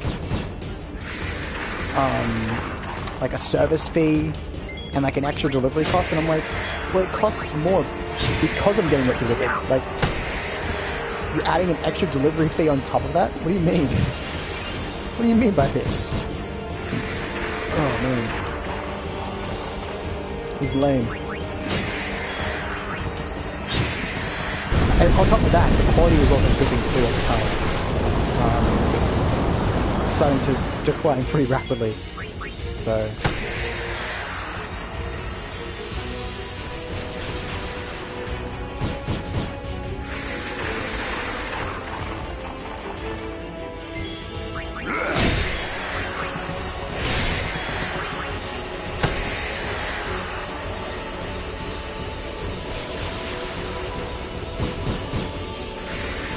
I don't trust Domino's even with the pepperoni pizzas anymore, because they somehow managed to screw that up. And it's not even, like, it's hard to screw up a pepperoni pizza. Like, it's pretty much just pepperoni and cheese, but somehow the pepperoni comes out weird, I guess.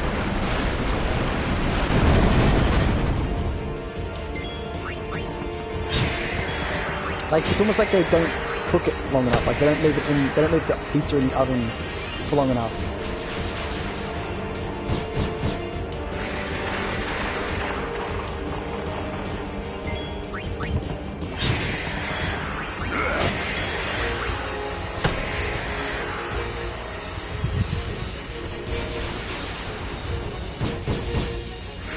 Oh, okay. Shit, I mean, I never had that for what was like super greasy. Honestly, I would have kind of, that sounds gross. I mean, I probably would have preferred that to like the pizza that I was getting at the time. I think I was getting like, it was like cardboard, dude. Like, it just, yeah, it was like, but it was like wet cardboard, you know? Like, oh, I just, the box tastes fucking better than this. What am I doing?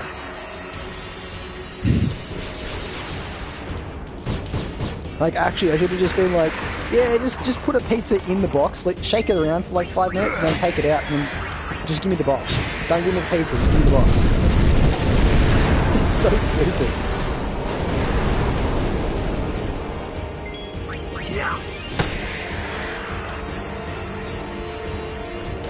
Yeah, no, exactly. Oh, dude, that in the delivery drivers, okay, I have a story time.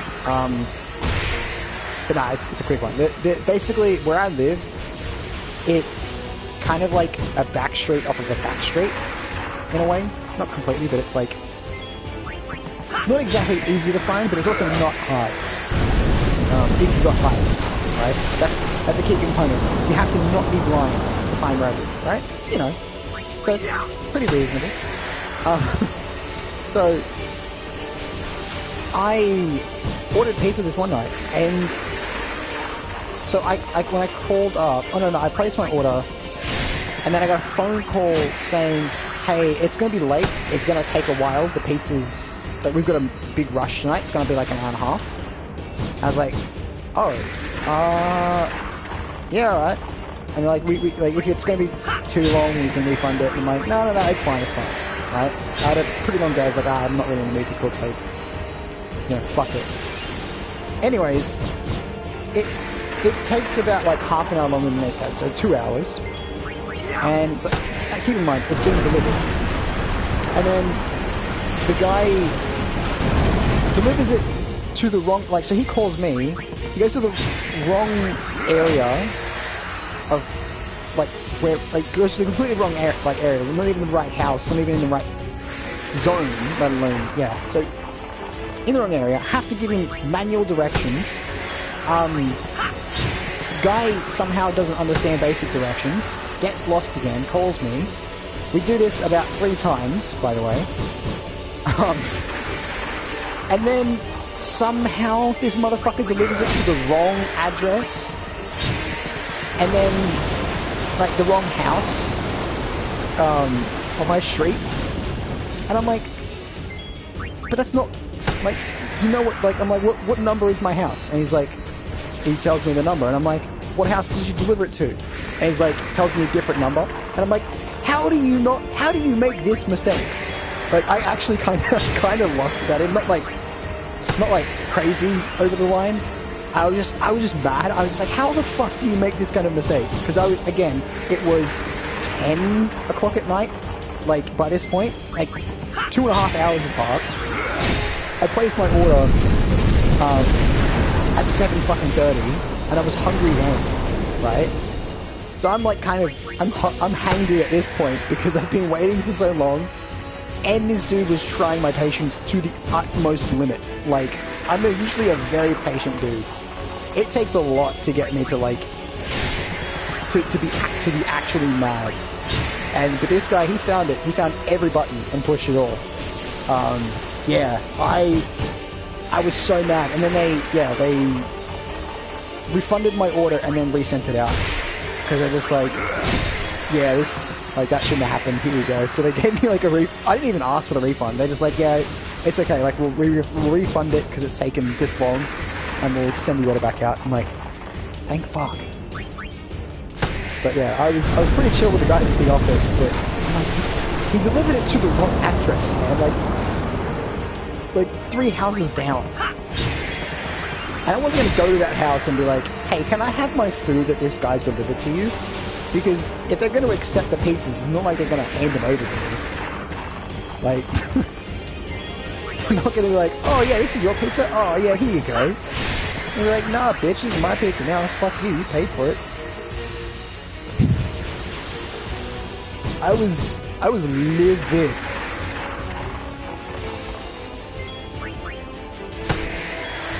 Like, this wasn't like a new kid either, like,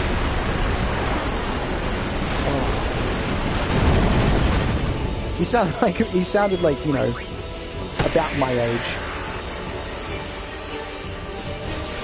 But I did ask the guys at the office, like at the store, I'm like, can you please send a different driver? Like, don't give that delivery to the same guy, please. Walk up to the street to get the food because it's so difficult, but Domino's finds it without my help every time bar one. Yeah, no, that's fair. Well, I mean, where the stories is like, it's if I was to walk, like, by the time I got home, it would be cold, 1000%. Unfortunately. But, yeah, dude, that is the worst experience I've ever had with anything being delivered. Like, because it was everything that could possibly go wrong went wrong.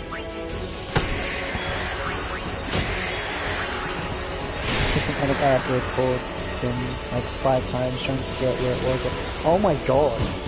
Jesus Christ, 5 times? Dude. First guy couldn't find it, so he just gave up. Back to the store? What the fuck? How does that even... What?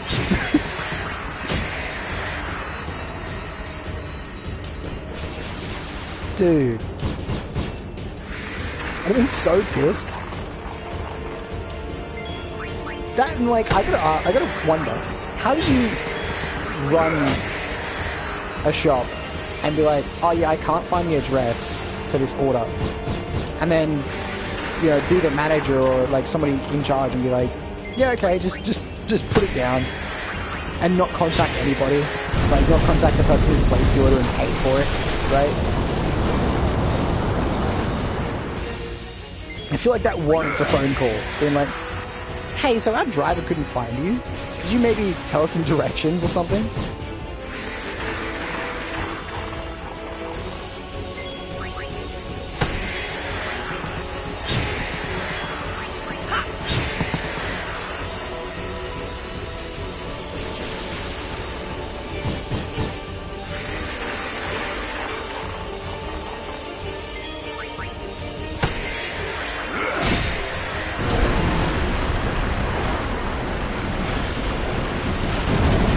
Yeah, exactly, just a phone call. Like, that's it. Like, I don't find that being intrusive. I don't find that as being... Because some people feel like... oh, if I make a... Like, if I call them up, then they'll probably yell at me. It's like, no. Like, if you call me up, I'm going to be happy that you asked... Like, you asked where I'm at, and we try to figure out... Like, trying to get you to my door. Rather than you piss fight around for, like, 45 minutes... Not knowing your asshole from your elbow. Like... You know?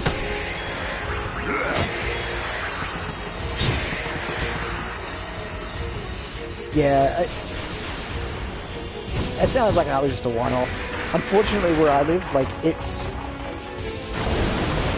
in a weird spot, so, like, part of it is definitely just because of where I live, so that's why I give them usually, like, the benefit of the doubt. And that's why also I am very patient when it comes to them calling me up and being like, hey, I'm not sure where you're at. But yeah, this one guy, he rubbed me the wrong way, because he called me 3 times and kept fucking it up. I watched Uber drivers do laps in front of me waving them down. And when they finally get the picture, they were like, I saw you, but I didn't know it was you. Oh my god, how the fuck? What? Dude.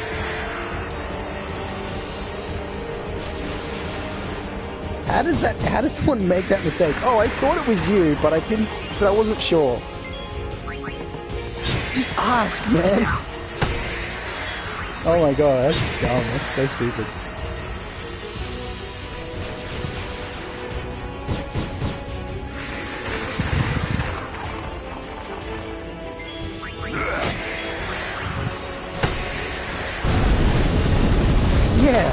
Exactly.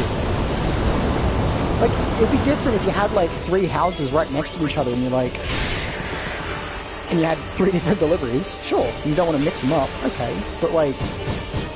You see me outside, you see me standing there, you see that I'm, like, waving you down. Yeah. No, that's weird. That's crazy.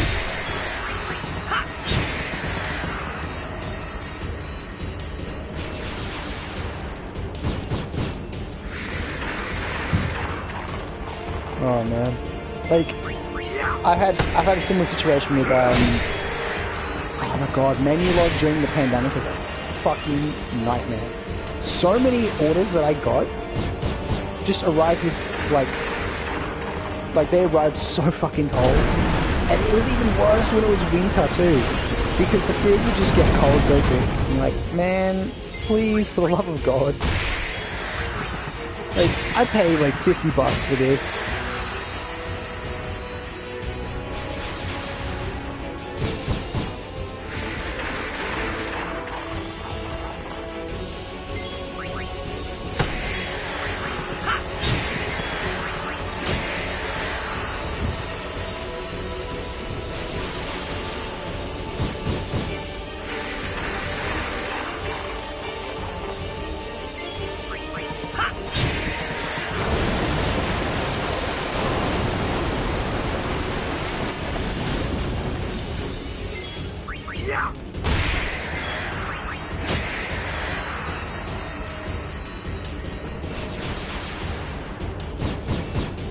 Stuff like DoorDash, oh man, I don't even use DoorDash anymore. I've had so many orders from DoorDash where they don't refund the items. Like, I'll get a partially complete order, and you know, they're just like, oh yeah, sorry, but due to our DoorDash refund policy, we can't refund the items. And I'm like, excuse me, dude, like, I'm missing, like, fucking 4 items from my thing here. What are you talking about? What do you mean?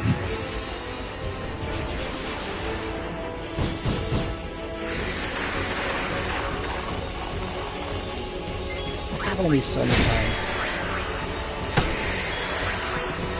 So I don't use DoorDash. I'll only ever use Menulog now.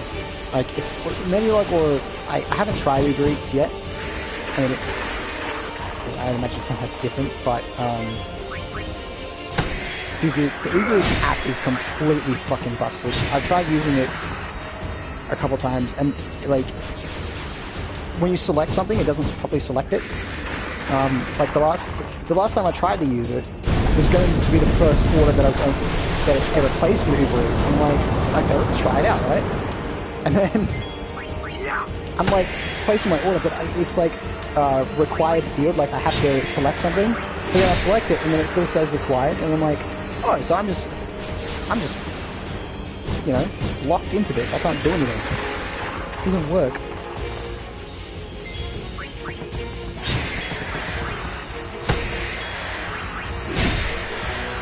Yeah, I imagine so. Like, Uber Eats tends to be I don't know, I feel like they probably have more responsibility. They take on more responsibility because of the nature and whatnot. But like, DoorDash is just not give a fuck. They're just, yeah, they're not good. I've said to people so many times, just don't, if you can do any other app, don't use DoorDash.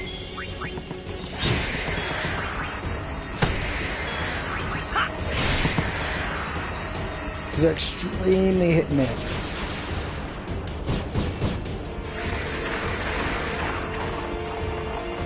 That in some cases I've like tampered with my order, because you know when they have like their little tabs to show that like your order's sealed. Yeah, like they're open, and not just open, like open.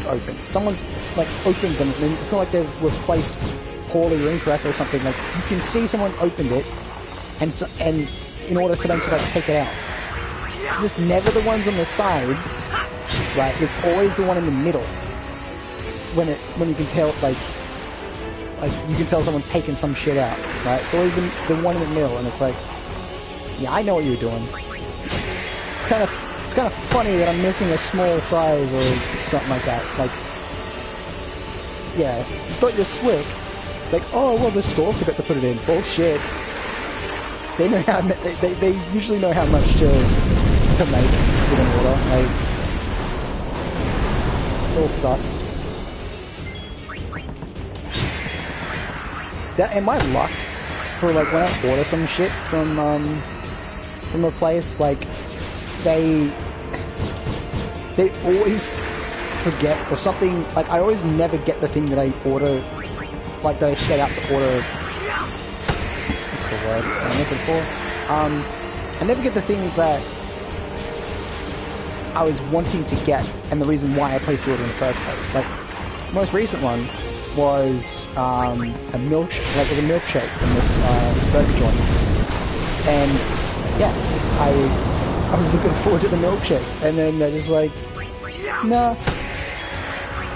didn't come with a milkshake. I'm like, it did, it fucking did. It was on my, no, sorry. I always believe that it's like, yeah, they could probably just sneak it and chug it and be like, oh yeah, no, sorry, you didn't get given one. That's where I feel like you should definitely be able to contact the restaurant as opposed to contacting DoorDash, because yeah, DoorDash can just say anything and get away with it. But if I was to contact the restaurant directly and be like, hey, yeah, I didn't get this, and I said, yeah, well, we sent it out, then I can be like, okay, well, that was the driver who didn't give it to me. They gave it either to somebody else, or it's, and then DoorDash is culpable, but because they circumnavigate that, it kind of, it's weird, man.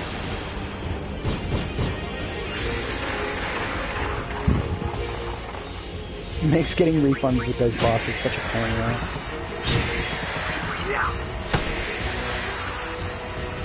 But unfortunately, like, Uber Eats wasn't in my town at the time of the pandemic, and it was like, you just had to choose. It was either Uber Eats or DoorDash. Uber Eats. DoorDash or Manulife, sorry.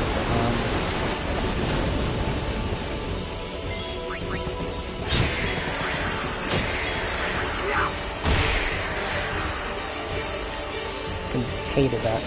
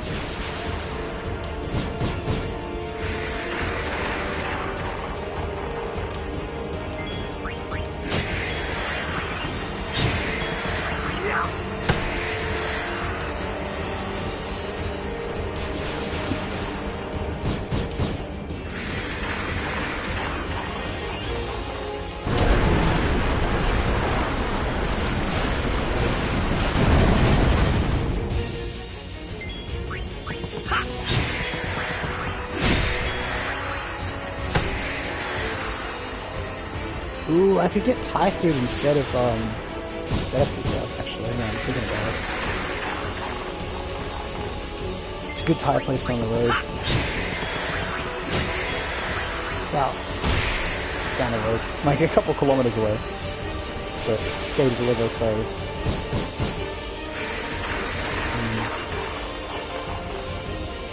Decisions.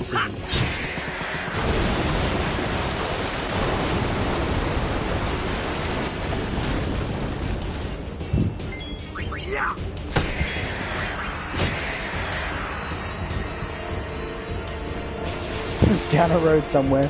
Yeah. Yeah, no.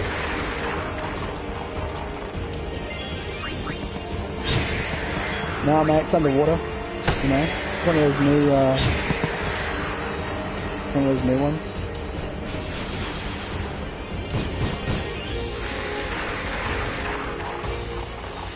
It's at the bottom of a lake.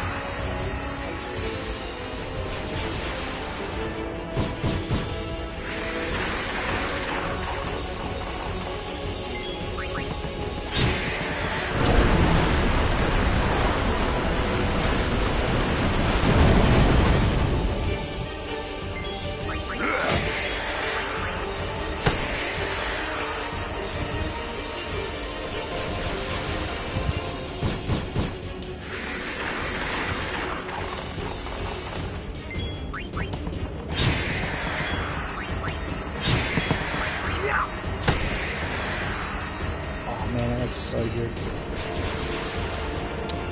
Damn.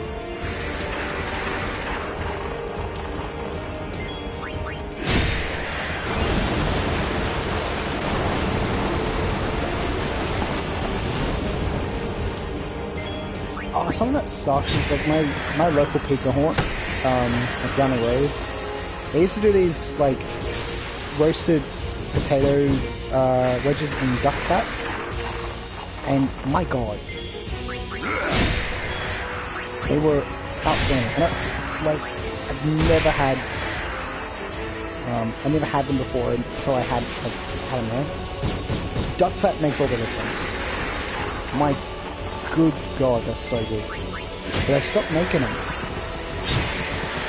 Like it's still on the menu, but it says sold out every time I've been to their fucking website, or every time I've called them. And I'm like,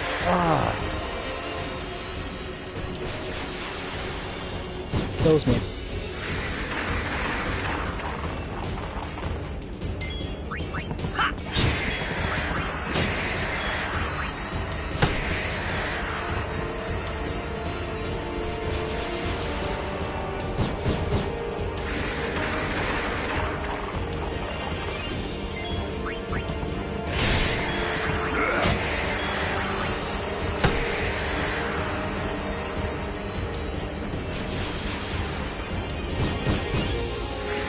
Yeah, no. We're on a diet, it sucks.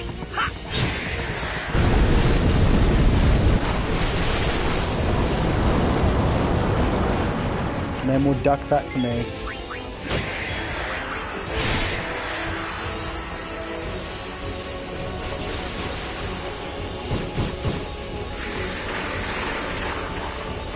I mean, I'm like one of their fucking most loyal customers. Like, that's them telling me that, by the way, like, because I had these, like, loyalty cards, and, I was the first one to ever return a, like, fully, like, stamped one, and, they're really nice. Like, we fucking shoot the shit every now and again, and, they're just good people. Oh my god, their food is outstanding. Yeah, Just miss that fucking roast potatoes and duck that. I will say this though, I could probably just pay them extra. Just go, hey man, if you keep this on hand, I'll pay extra for it.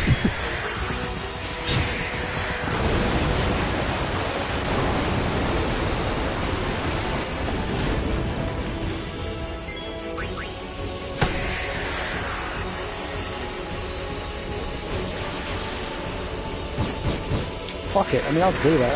I'll go speak to Luke. Like, what day is it? When is that going? Oh, it's yeah, Sunday tomorrow. Okay. I'll just go see Luke tomorrow and I'll be like, hey man, about your duck pet situation.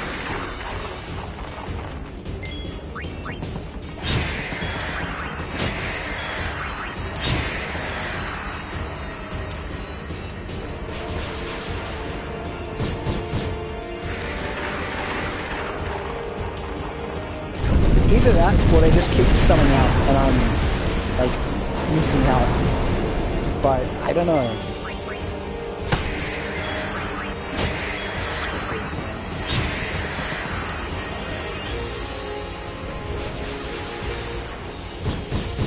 I've been craving those for, like, the last 3 months.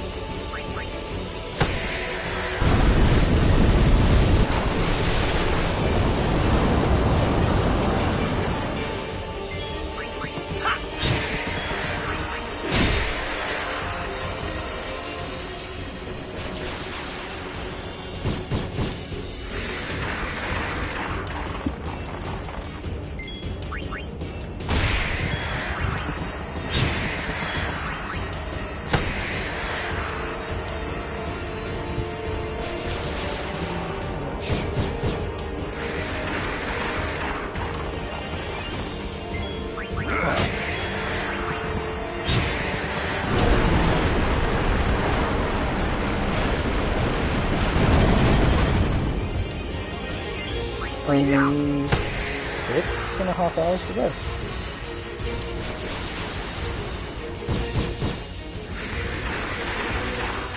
Thereabouts.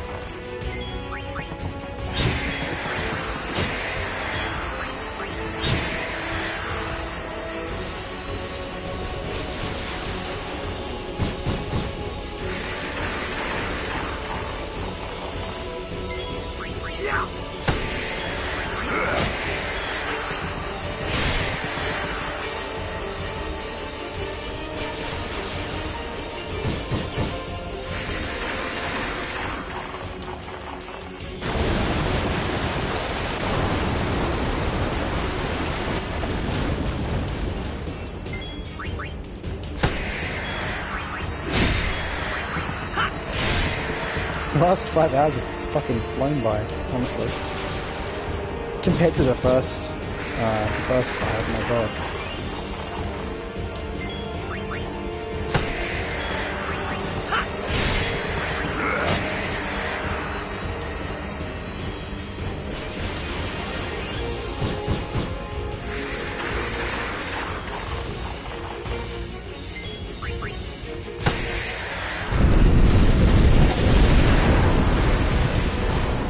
Legit, actually. It's definitely because you're here, mate.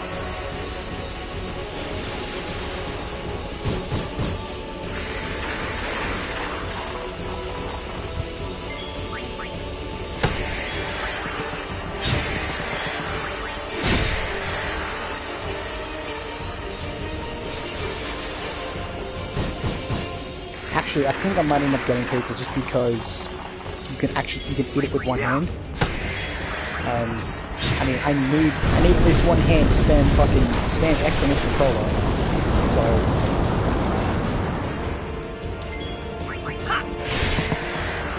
I mean, I can eat can eat Thai food, but obviously it's just, it's a little bit jankier.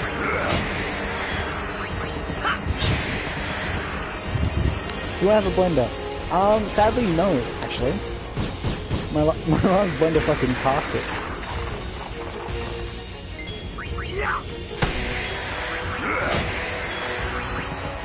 It was a bit rough on it.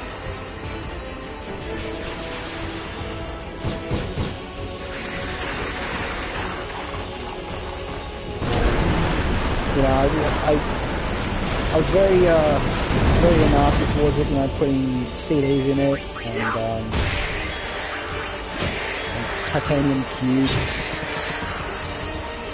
and like glass jars and everything. Just, I don't know why. I thought it would handle it, but it just, yeah, I guess it was a bit.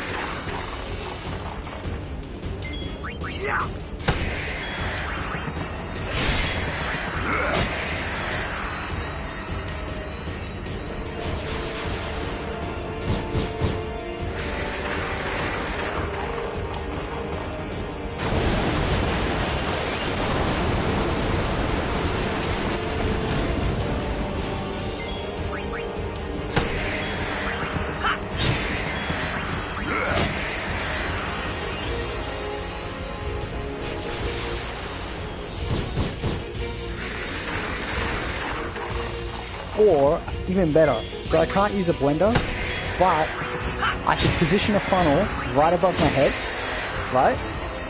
And then I can fill the funnel up with food, and have like a little stopper in the funnel, and then I can just open and close the funnel, and it, like, you know, with the stopper, and like just have the funnel just like, the food just fall straight in there. It's perfect.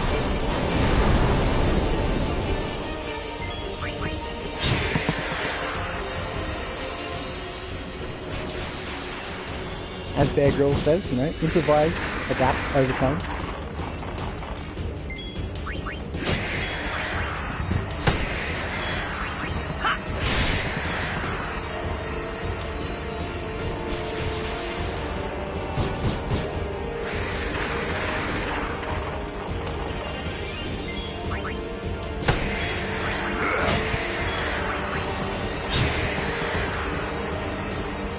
Hamster style. Yeah, exactly. Oh, that's it. Now that you put that image in my head, it just seems more fucked when you put it like that. Hamster style. I'm just, yeah, okay, I'm just a human rodent now. Great. Fantastic. Damn.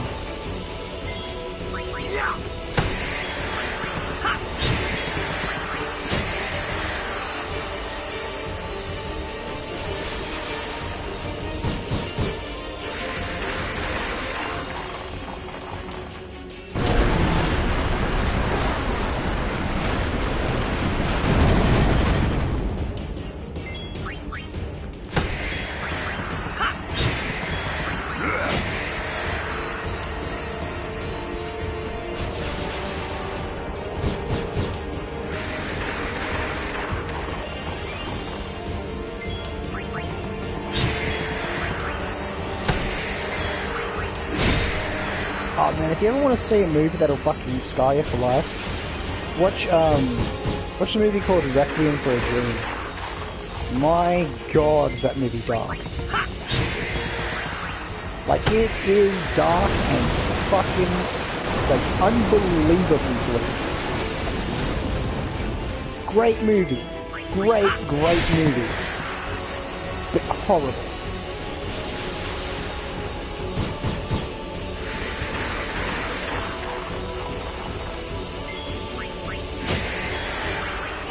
No, it's not scary. It's just, it will scar you.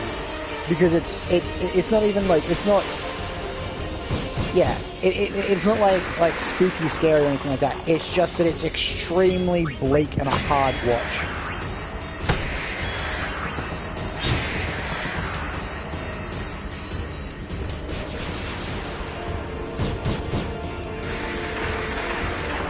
If anything, it's actually a great movie to show, because I mean it kind of is primarily about like addiction.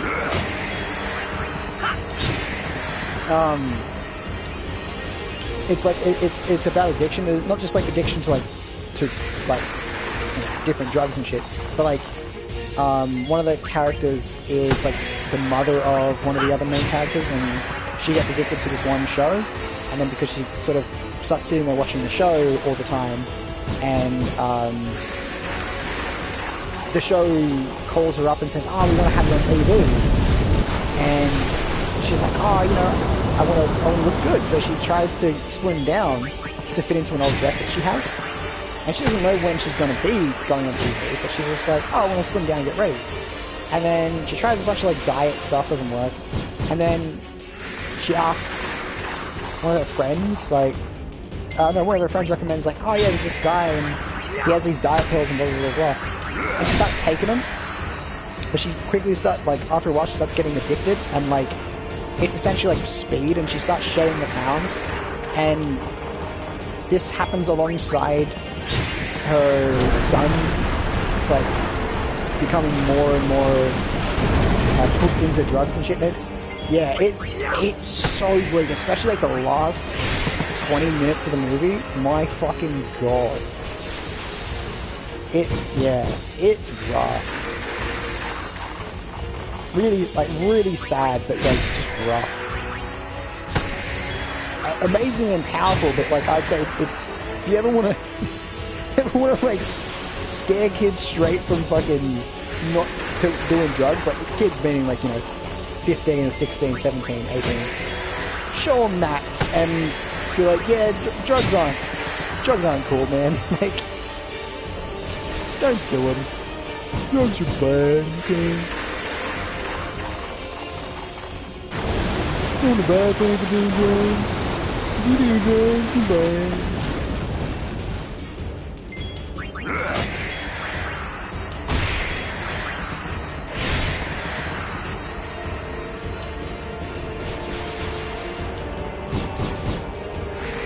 Not my mum.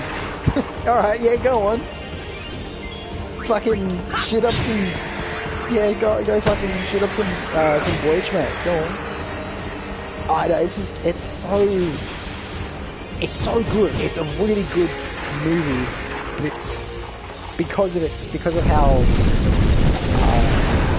they handle it. I love it because it's like, it's actually, now I think about it, I think it's like 20 years old now. It's a bit old, but it stands up really well. And the music in it, oh my god, the music is so good too. There's a song in it, you probably have heard the song, something I'm about to mention, called Lux Eterna. Lux Eterna is like, if you haven't heard it from watching the movie, you've probably heard it just through pop culture, because it's one of those pieces, so it's hard to, like, I've never heard it in your life. Yeah, brilliant score. Brilliant score. Haunting, and it almost seems like a horror movie at points just because of the score, you know? One of my favorite versions of Lux Eterna in that movie is called Summer Overture. And that's actually like right at the beginning of the movie. Summer Overture is like, I think, the second track in the entire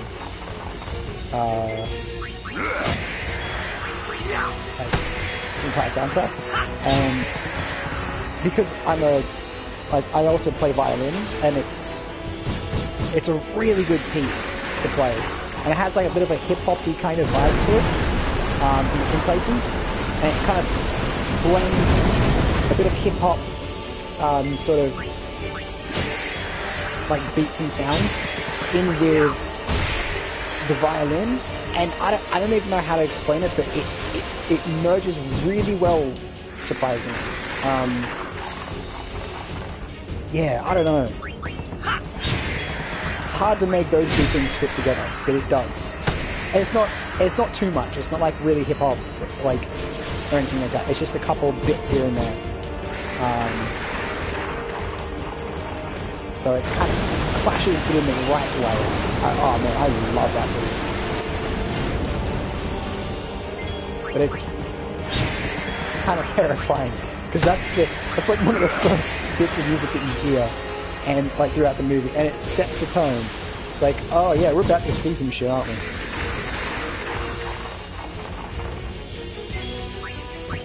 And then, yeah, Lux Eterna, as you go through the movie, that's like, I guess it's a leitmotif of the movie, and it becomes, well, there's like 4 main leitmotifs throughout the movie, but they kind of get changed throughout the chapters, and Lux Eterna is one of those ones where it's like, it almost seems beautiful when you first hear it,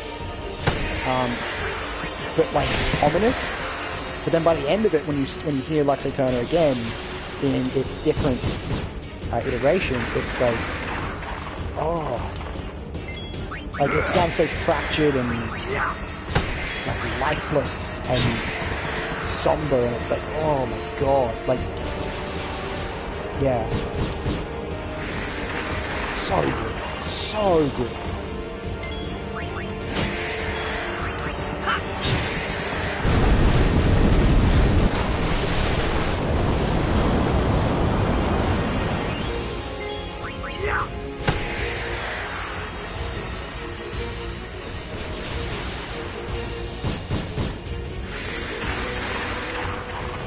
Yeah, it's one of those movies where you only ever want to see it one time. You only ever want to watch it once. That's it. No need to watch it. No need to watch it a second time. Some of the images from that movie will be seared in your brain forever.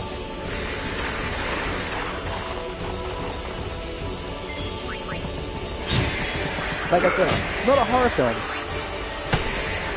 A thriller primarily, but it's so thrilling, and the thrills and the way that it's paced and the way that the story's told and shit, it is horrific without it being horror, you know? Yeah, it's more like an existential horror, I guess, is a better way of explaining it.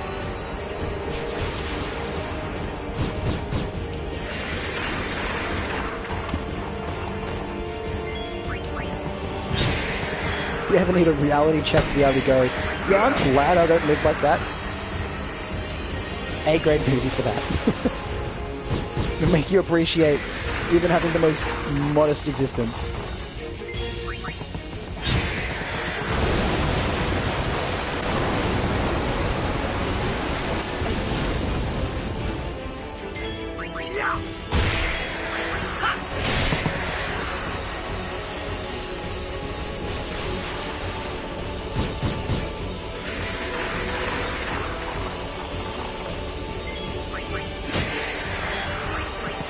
I love movies like that. They're like a challenging watch. Something that like,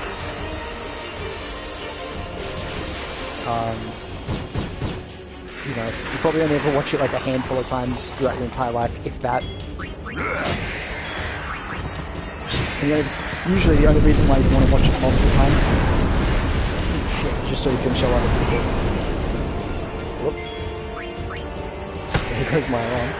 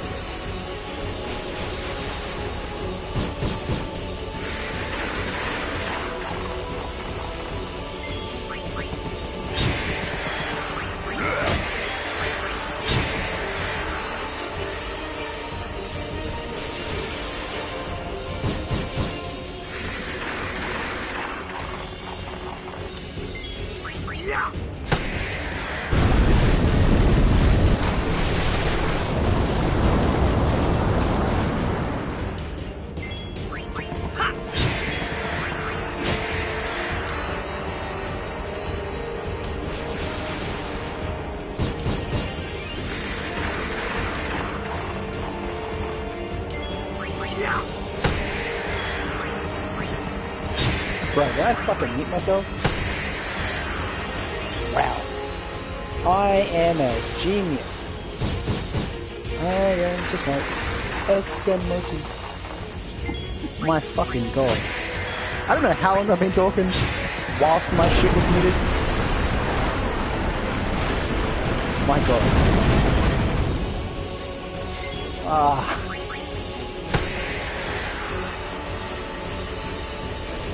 Great job. Great job. Good job.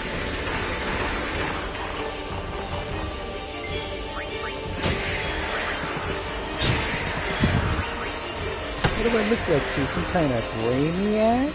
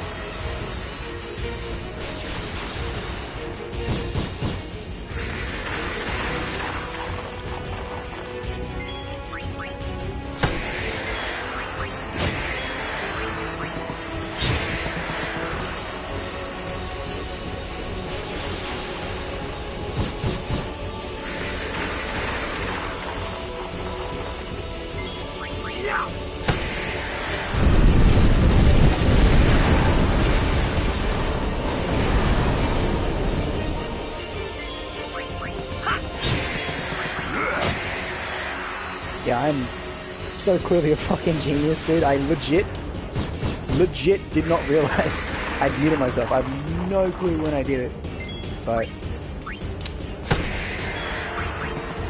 yep. Gotta love it. Gotta love it.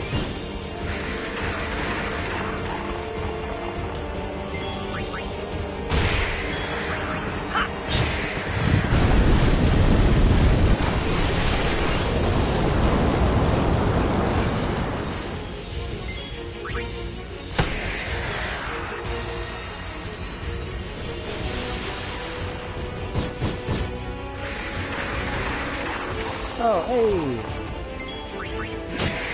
Family's live.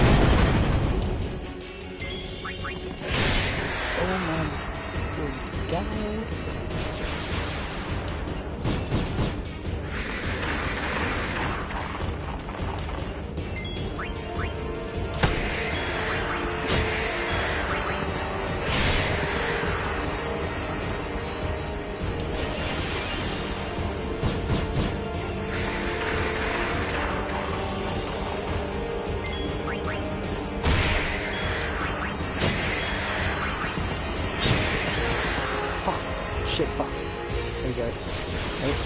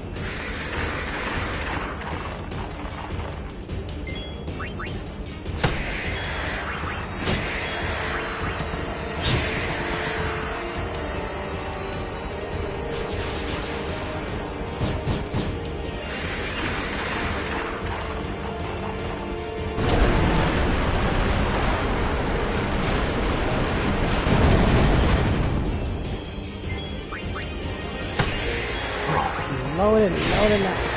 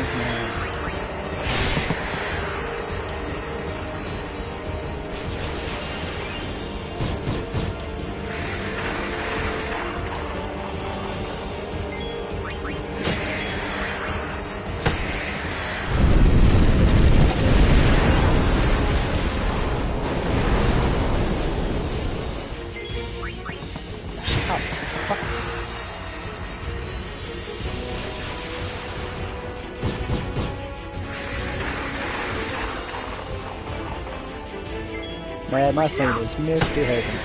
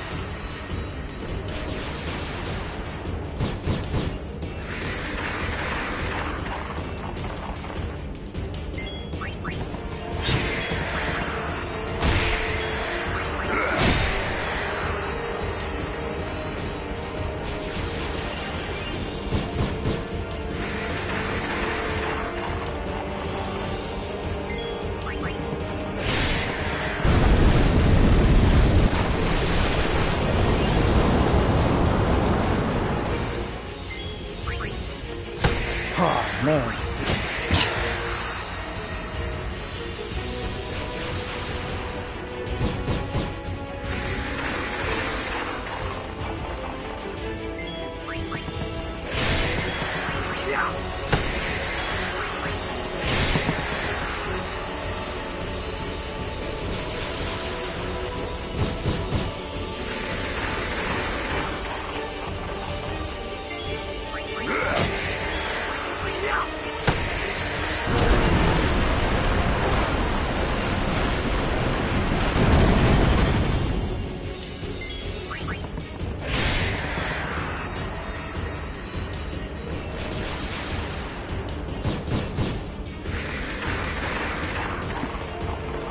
Ah, damn.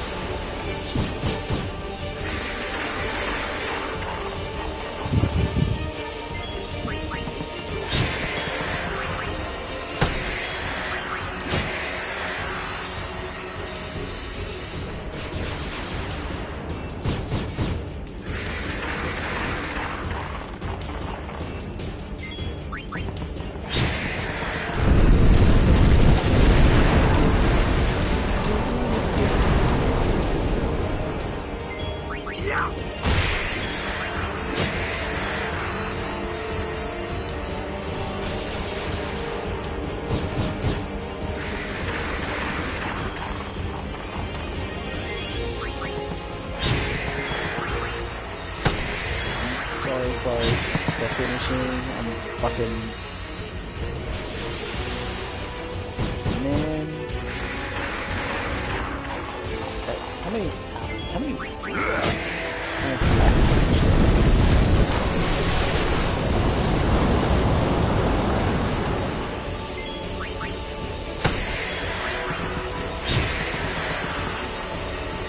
Six hours left? How about that?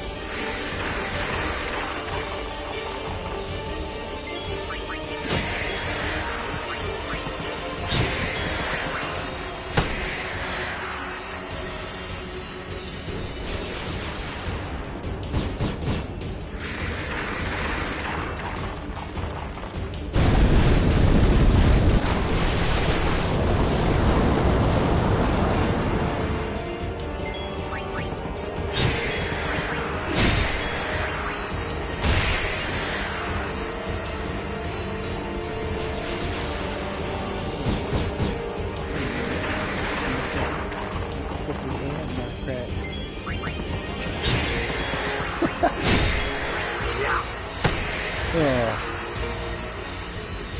See, this is why you don't do this. Your brain starts melting. Like a fucking fine cheese on a hot rock.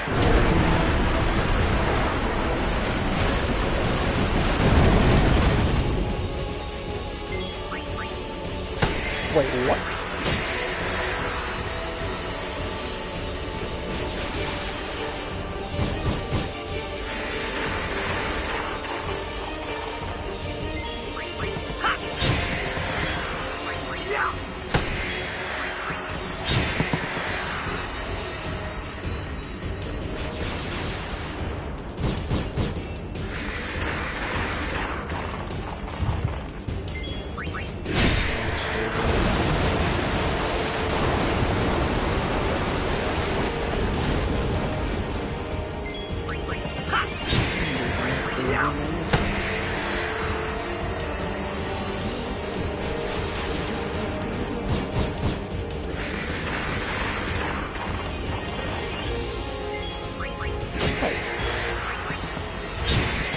Oh my god, my ship is not charging. I am not tappy jam. The fuck?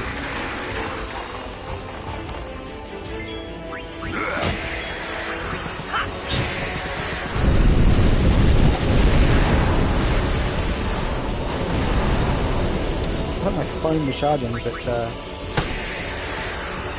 I guess not.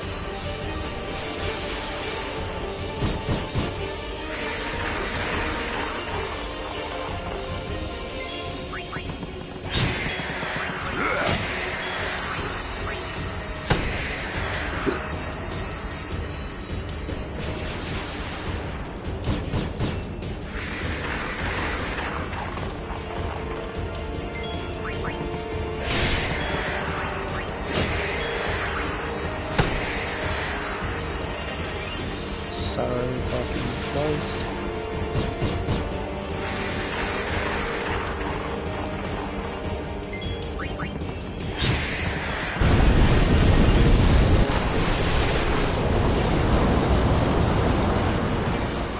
Now it's coming to the point where I'm like, do I want?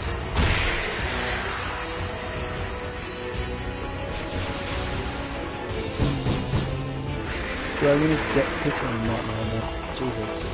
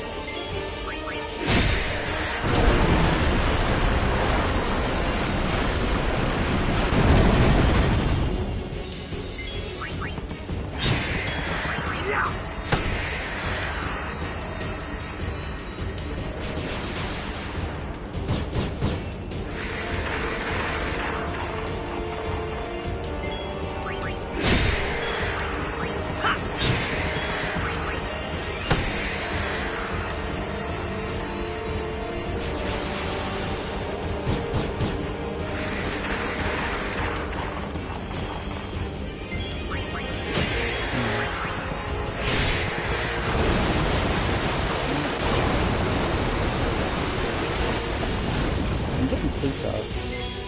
Yeah.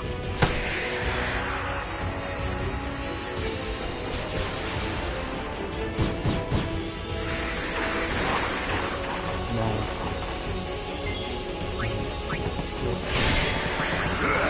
Pizza shop's fucking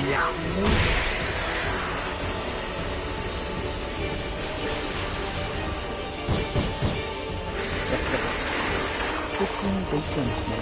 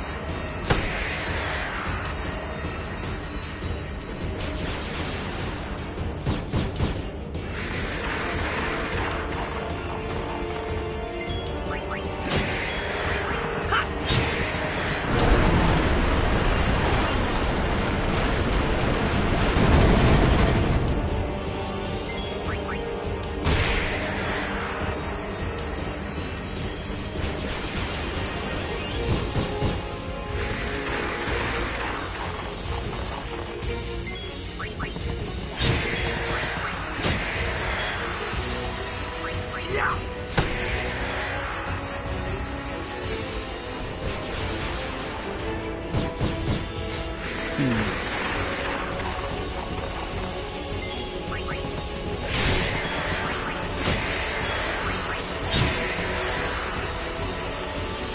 gotta make it seem fast before everything starts fucking lazy.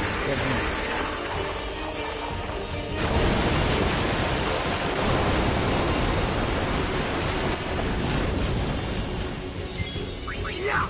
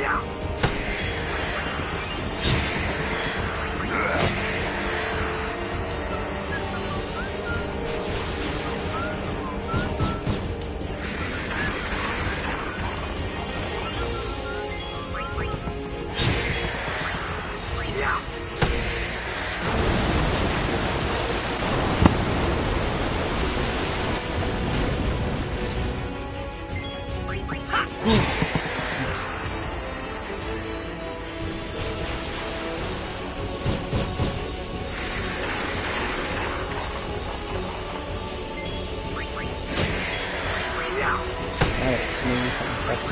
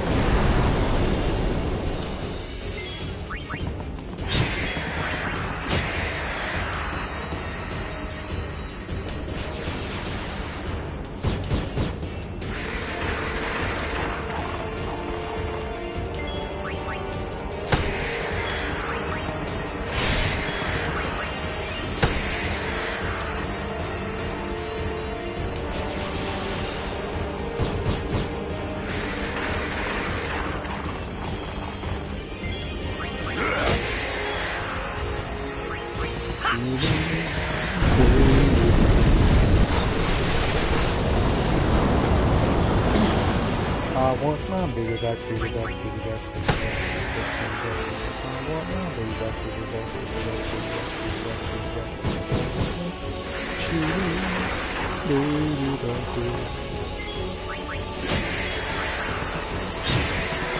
Don't ask me why that song came in my head. I'm just fucking slowly slipping into insanity.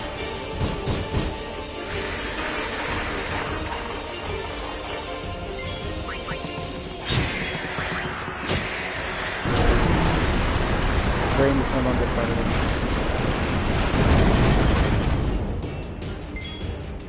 Ah, damn it. Yeah. Chains.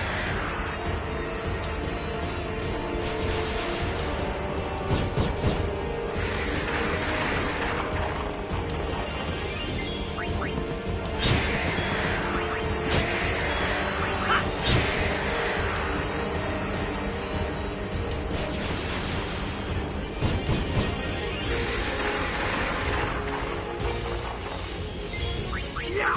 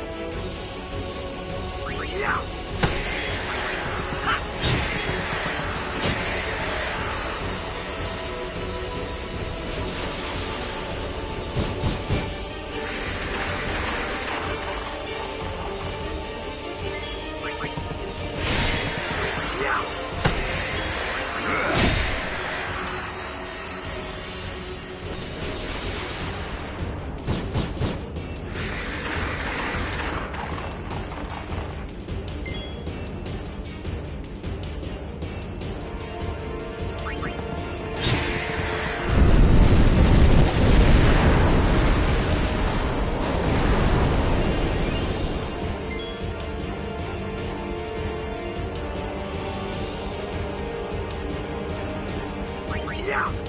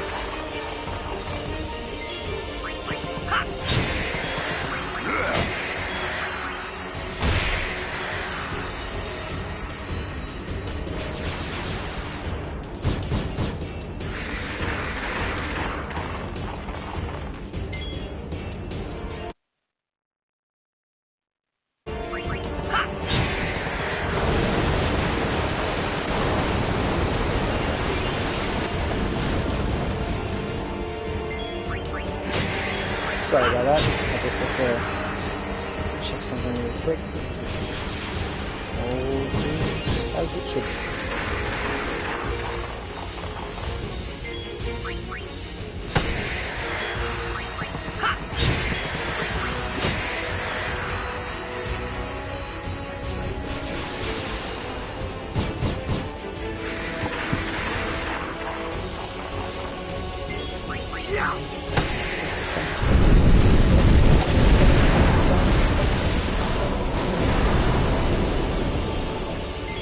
We got like less than 5 hours worth of stream, so yeah, I mean,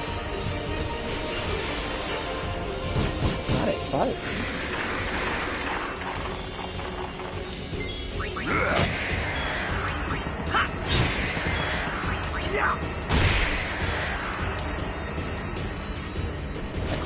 Honestly, all things considered,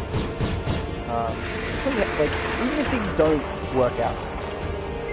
I'm just happy with the fact that I went through it.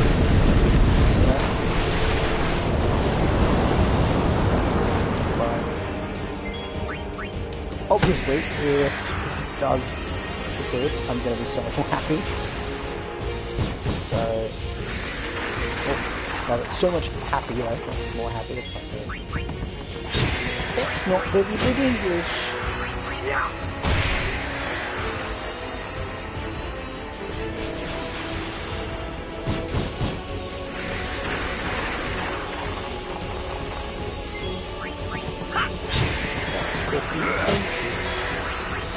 Yeah, no, I'm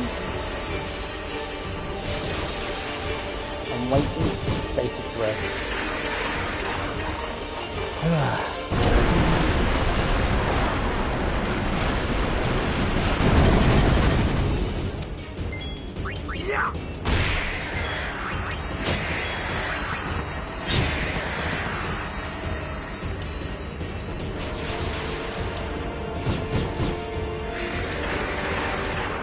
Honestly, I don't know. I might go and cook instead of ordering in food, but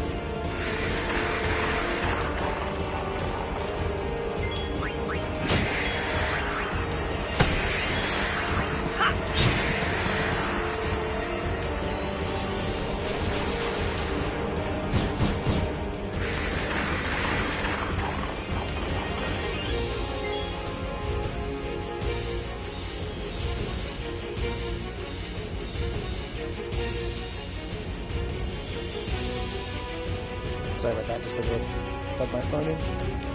Yeah.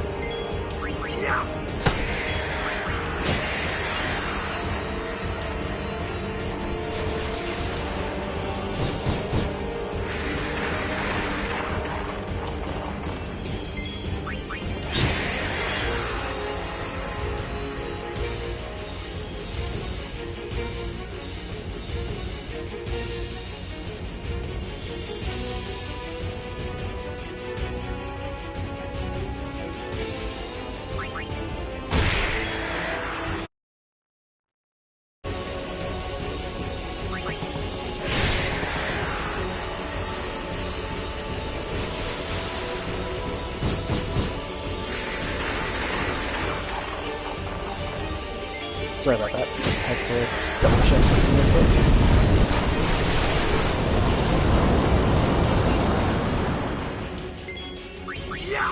We're actually getting pretty close to the end of the run. Honestly, like, let's see.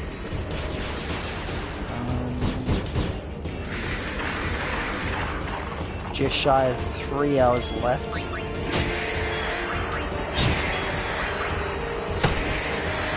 On the stream itself, and then it'll go for I will be doing like a little epilogue stream. It won't be anywhere near as long as the past, like this one and the one before it.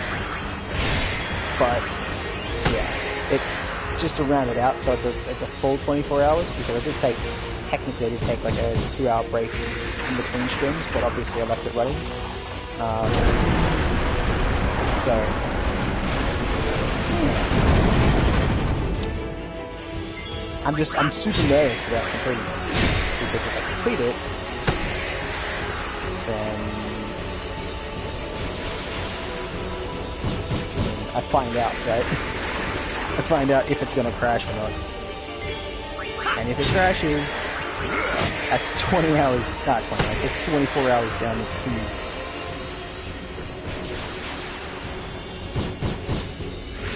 So, yep, moment of truth is coming up. Got me shaking and quaking in my boots.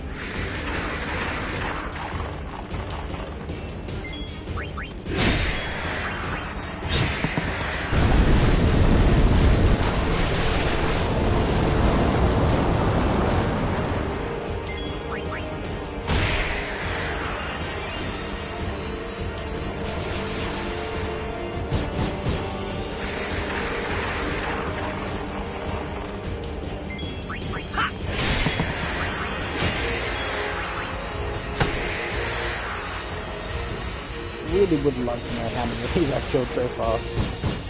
Like, it's absolutely in the thousands. I'd say at least 4,500, probably more. Jesus.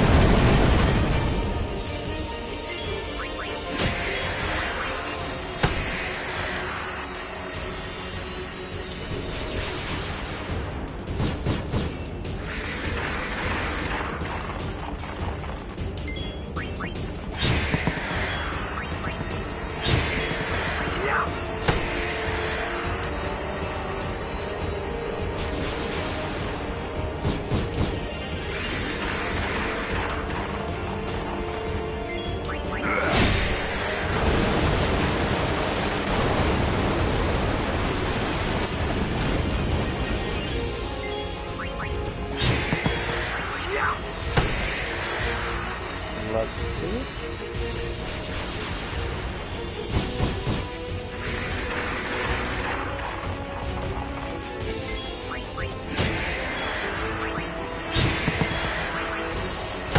Also, all of these inputs are manual, so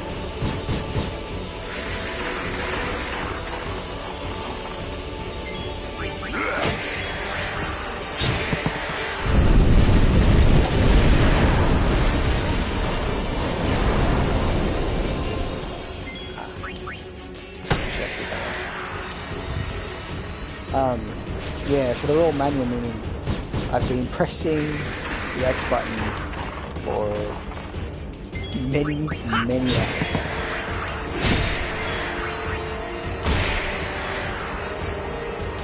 Which cannot be good for my controller. I wonder, actually, how many button presses the PS4 controller is rated for.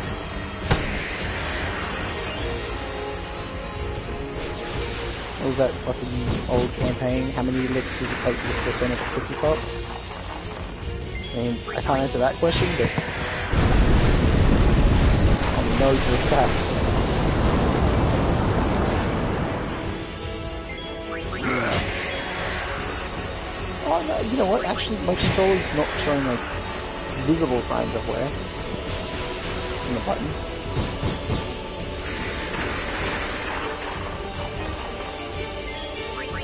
And even pressing it, it doesn't feel weird. It still has its same depression rating, I guess you could say. It doesn't feel like it's getting weird and stuck or like, loose.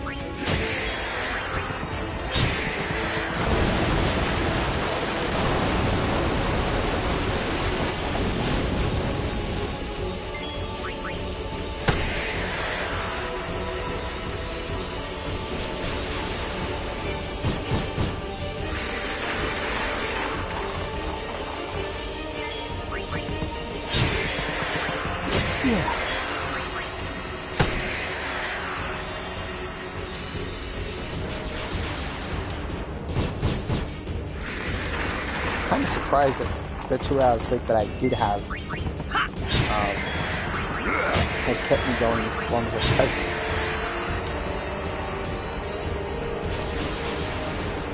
Honestly, I thought that for sure that 2 hours probably wouldn't be enough. I even prepared. I had like extra alarms set, so I had 2 hours, 3 hours, and 4 hours. 4 hours is going to be my max. I wasn't going to sleep for any longer than 4, but yeah, I was like, 2 hours probably won't cut it, just in case I'm way too sleepy, but yeah, when the 2 hour alarm went off, I'm like, fuck it. I sat up and grabbed a drink, and I was pretty much fine. Yeah. I've been good ever since then, so that's... I'm not like super drowsy either, which, again, pretty good. I will say that caffeine has absolutely good that. Like, I don't think I'd be anywhere close to this without caffeine. My god.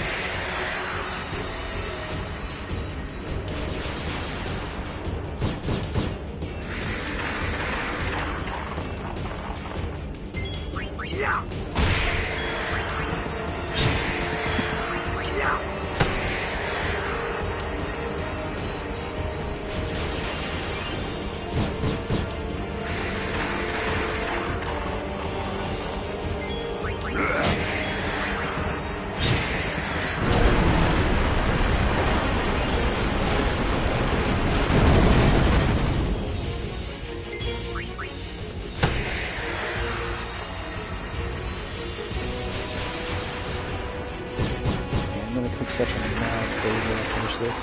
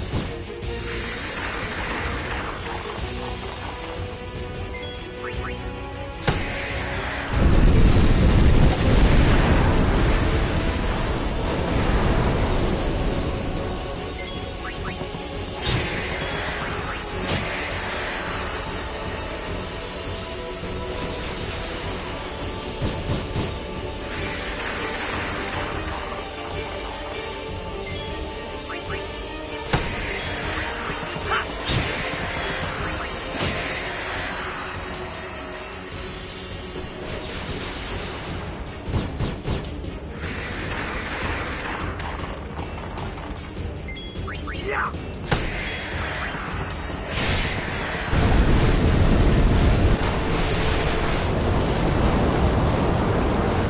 So just 4 more rounds.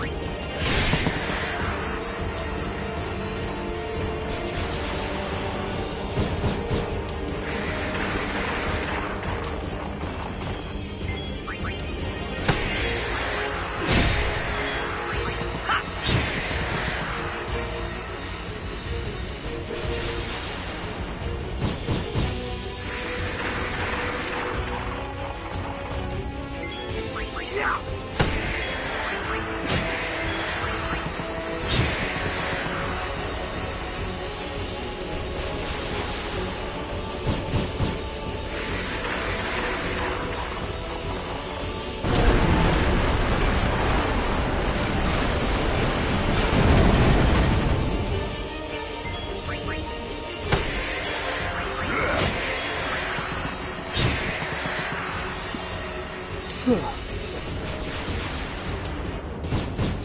I am yawning, like, not actually tired.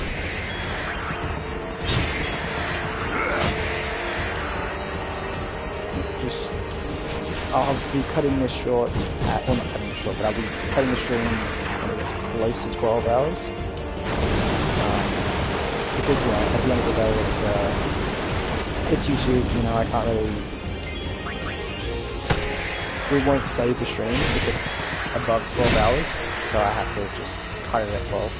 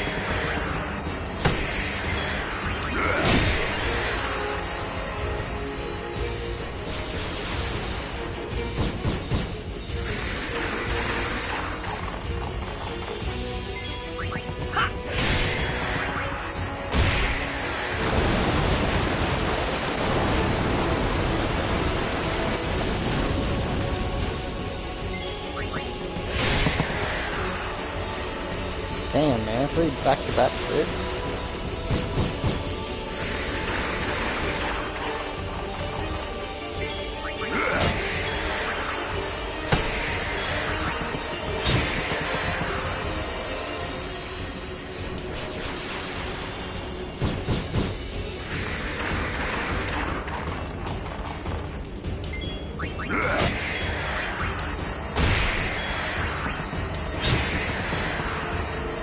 so that might not be a bad drinking game. See if we can get a crit on each one of these, like each single enemy. Like all 3 enemies, I should say, in a row. And if you can, it's a drink. It's kind of rare. Like, it's a 10% chance to get a crit from memory. So yeah, getting 3 in a row is pretty uncommon.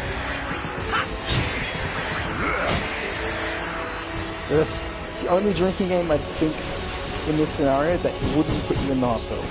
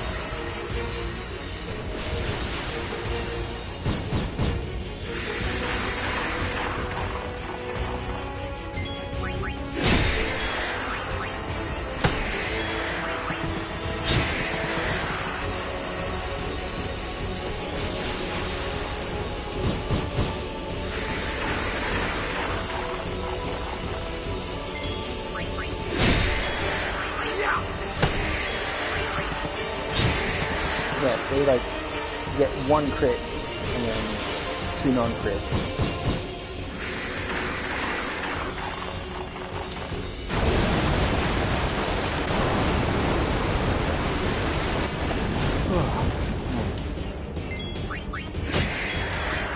Oh, I get why I'm yawning so much.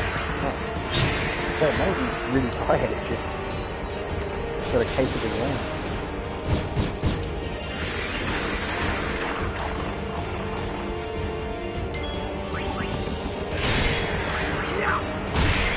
That's doing it.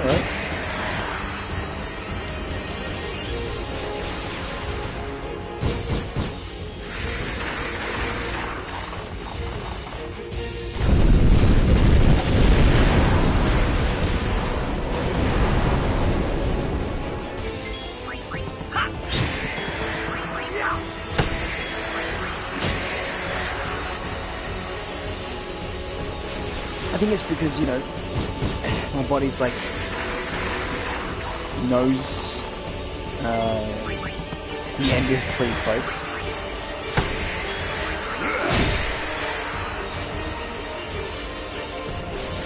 It's like you always have to go to the bathroom the most, like 10 feet from your fucking front door, you know?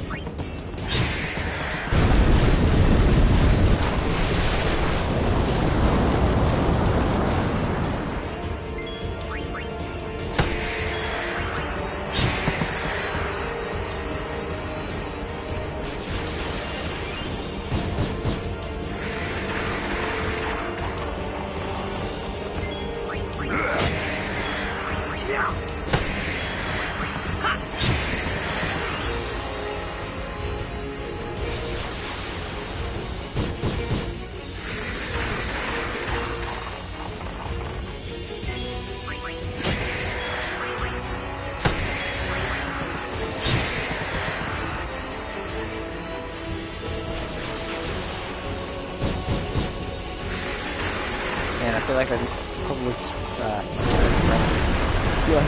sleep for a week after this.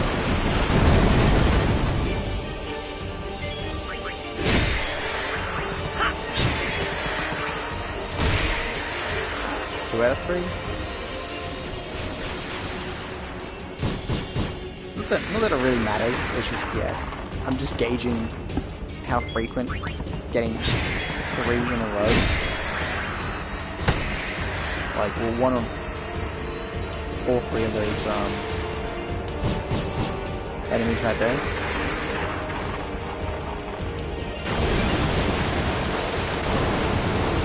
See how frequent that is.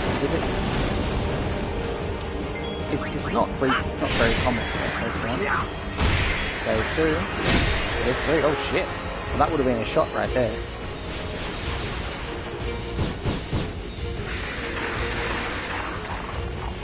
Damn.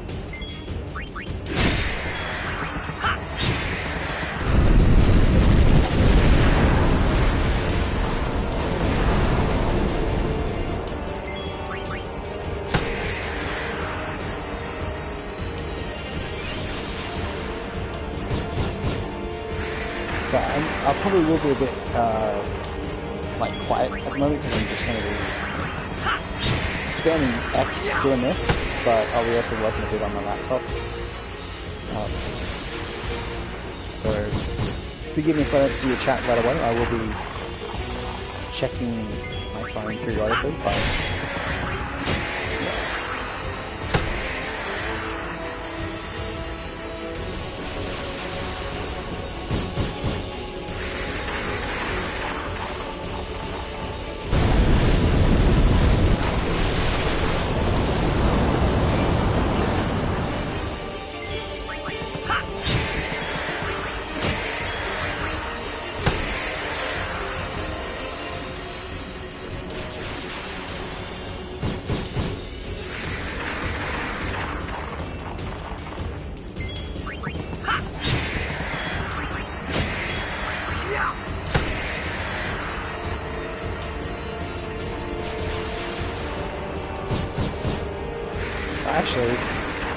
I'll do it when we hit the milestone, because in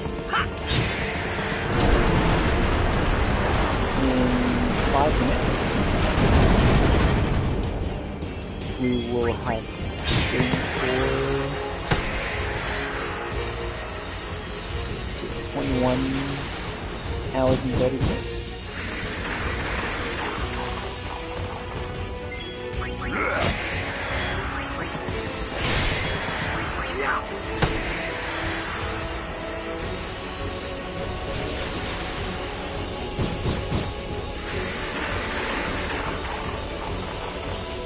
Well, actually, technically a little bit longer. But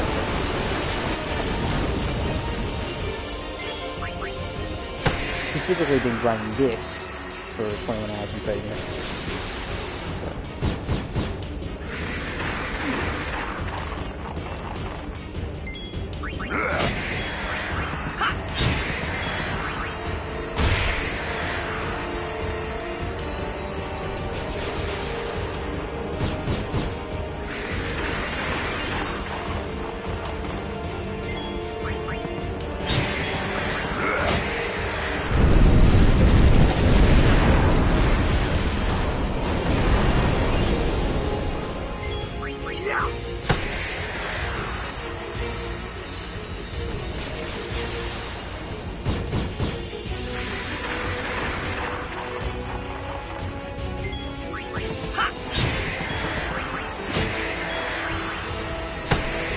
Oh, sorry, my bad, 20 hours and 30 minutes. Jesus. 21 hours and 30 minutes, 20 hours and 30 minutes. Yeah, I did start streaming, obviously, a little bit before this. Just because, yeah, but there's like a little bit of cutscenes right before, you know, right before you get on the boat, and then also on the boat you get some rocks in there. So yeah, I picked up right where I left off in the previous stream, so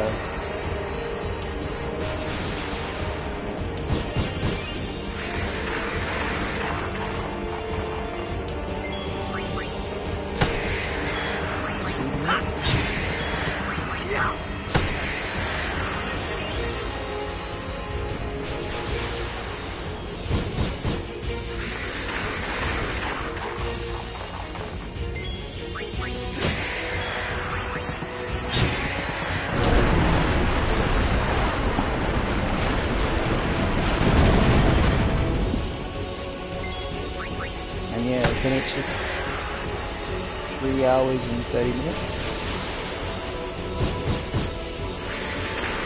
That's what the milestone is.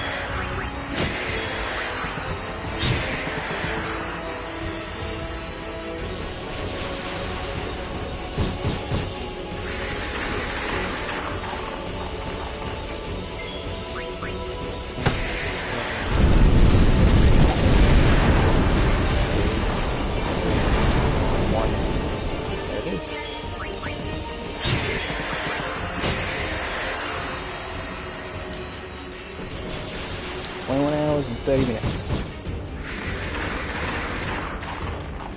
Ah, 21. 20 hours, 30 minutes, my god. Brain just isn't brain. Because yeah, technically technically I took a 2.5 hour sleep because I know that because I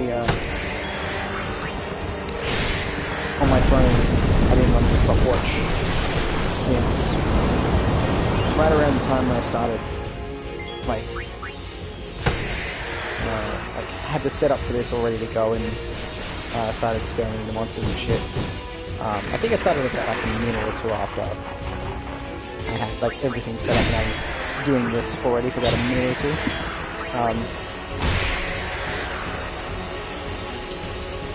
But yeah, when I ended stream like the first one, I hit pause, like I didn't hit pause, I added a lap. That way I could see just how long it would be, like how long, yeah, my rest was essentially. And then I ended the lap once I started doing this again.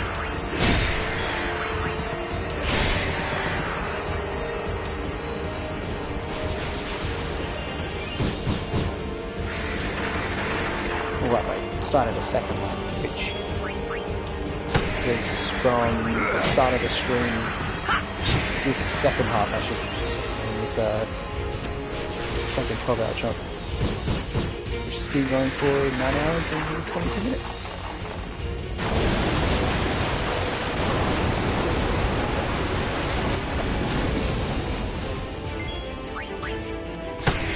So yeah, I'd say about like 2 hours and 20 minutes is where I'm going to end this stream, and then I'll start the epilogue on, after that.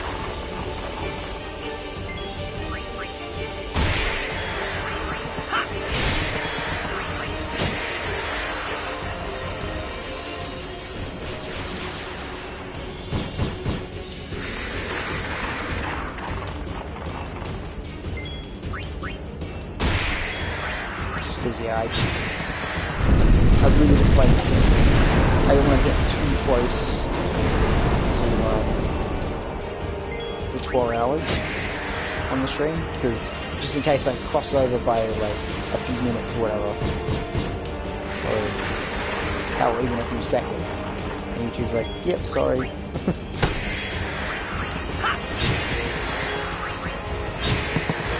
Better to be safe than sorry, honestly.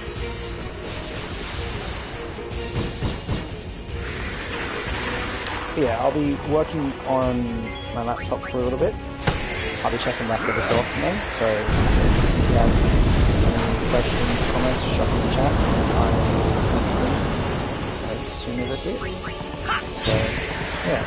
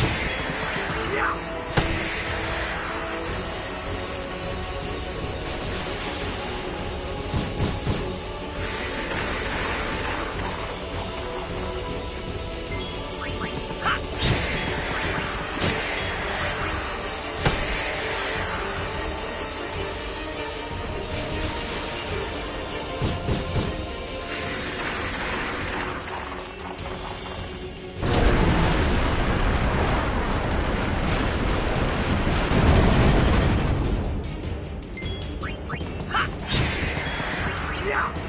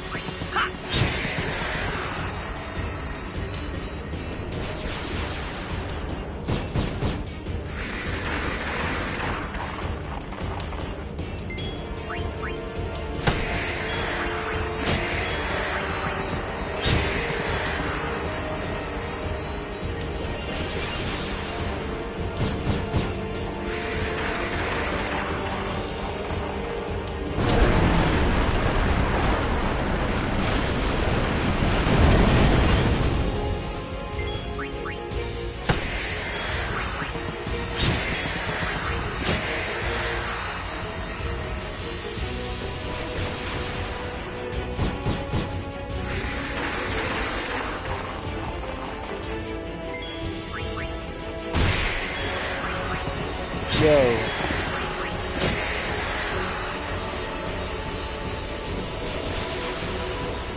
It's going pretty good. Like, I'm pretty close now. Pretty close to the end of it.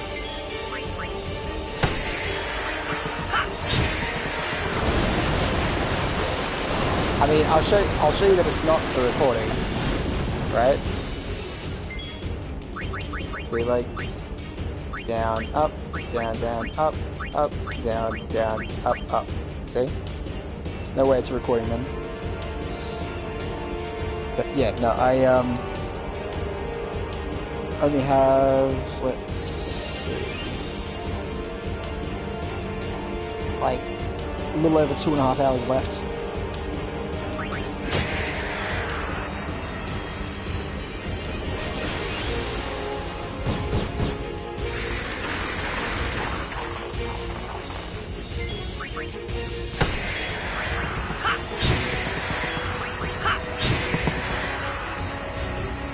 So yeah, 2.5 hours and then the moment of fucking truth.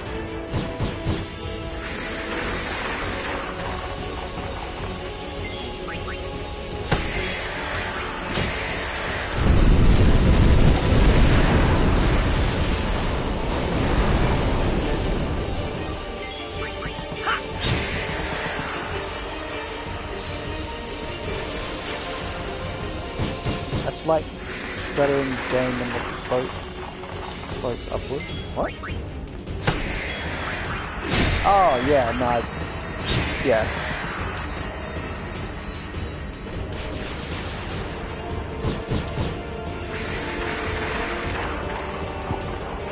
I've noticed that.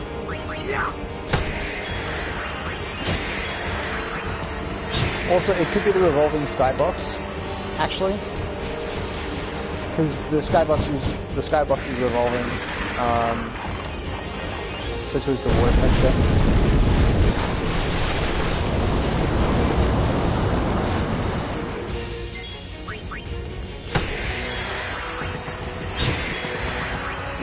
So sometimes the skybox reaches its limit and then it like rewinds back to the starting point.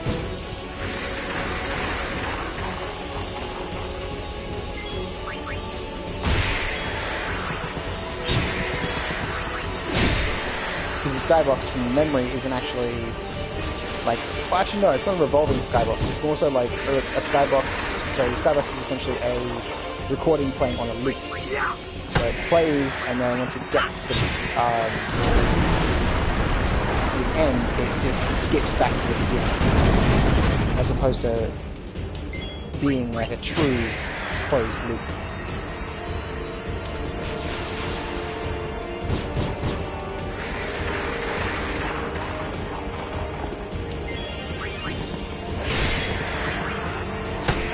I will say, I've seen a lot worse water textures in my time too.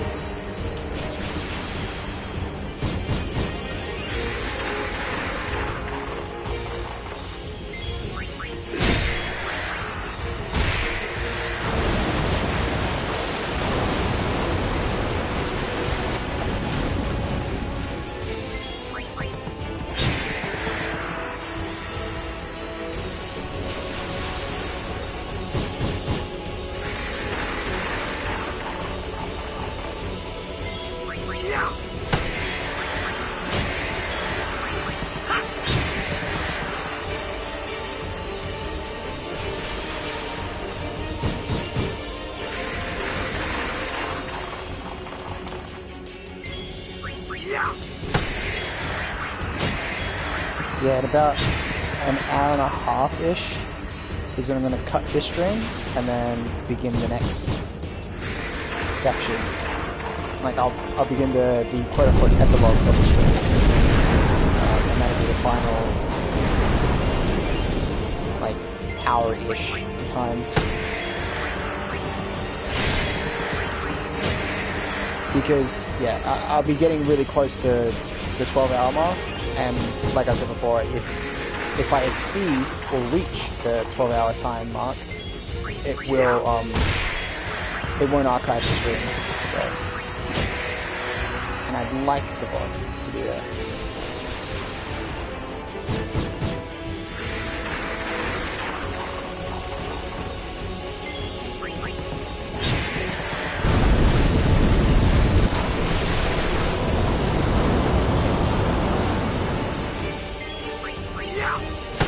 It's also 7 minutes until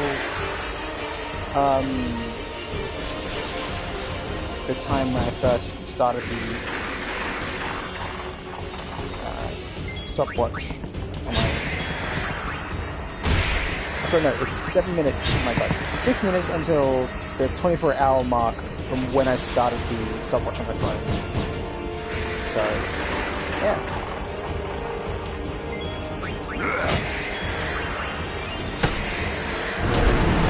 But yeah, once we reach that, then I'm going to do another,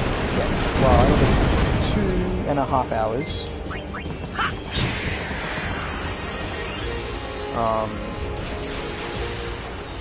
To account for the 2.5 hour break that I took. And that's a full 24 hours of grinding. So.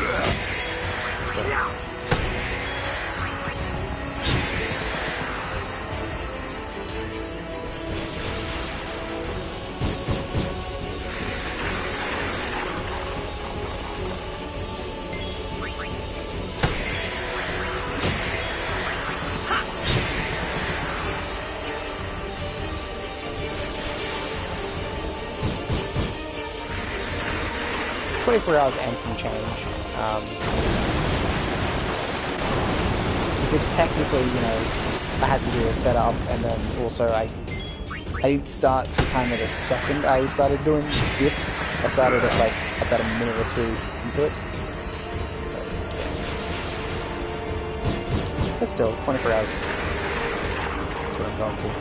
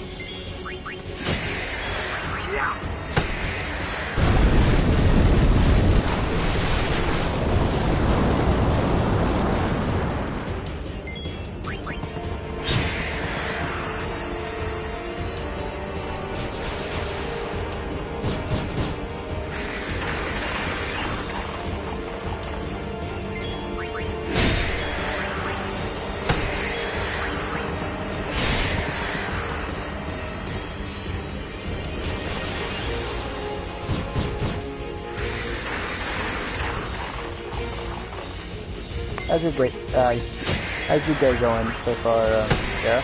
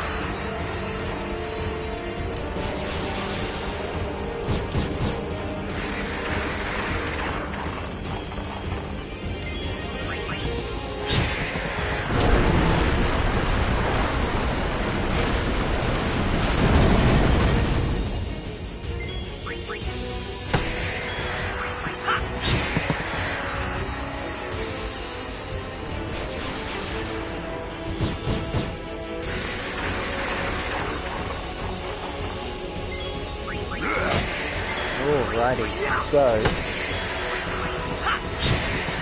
the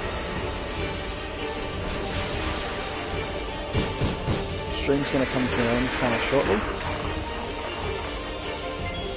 I say kind of shortly, within the next couple of minutes. And I'm going to begin the epilogue stream, which essentially is just going to be roughly an hour and a half, give or take. About 10 minutes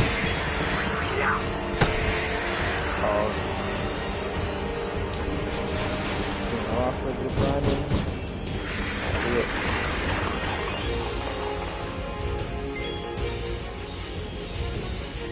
Alright.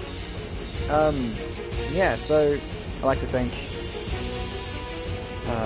those that stopped by and checked out the stream and hung out and chat, because like you guys, your support means quite a lot. Yeah, it's honestly, it's helped for a lot of this to go by a bit faster. So yep, I'm gonna cut this one really shortly, and I will begin the epilogue. Until then, see ya, and peace out.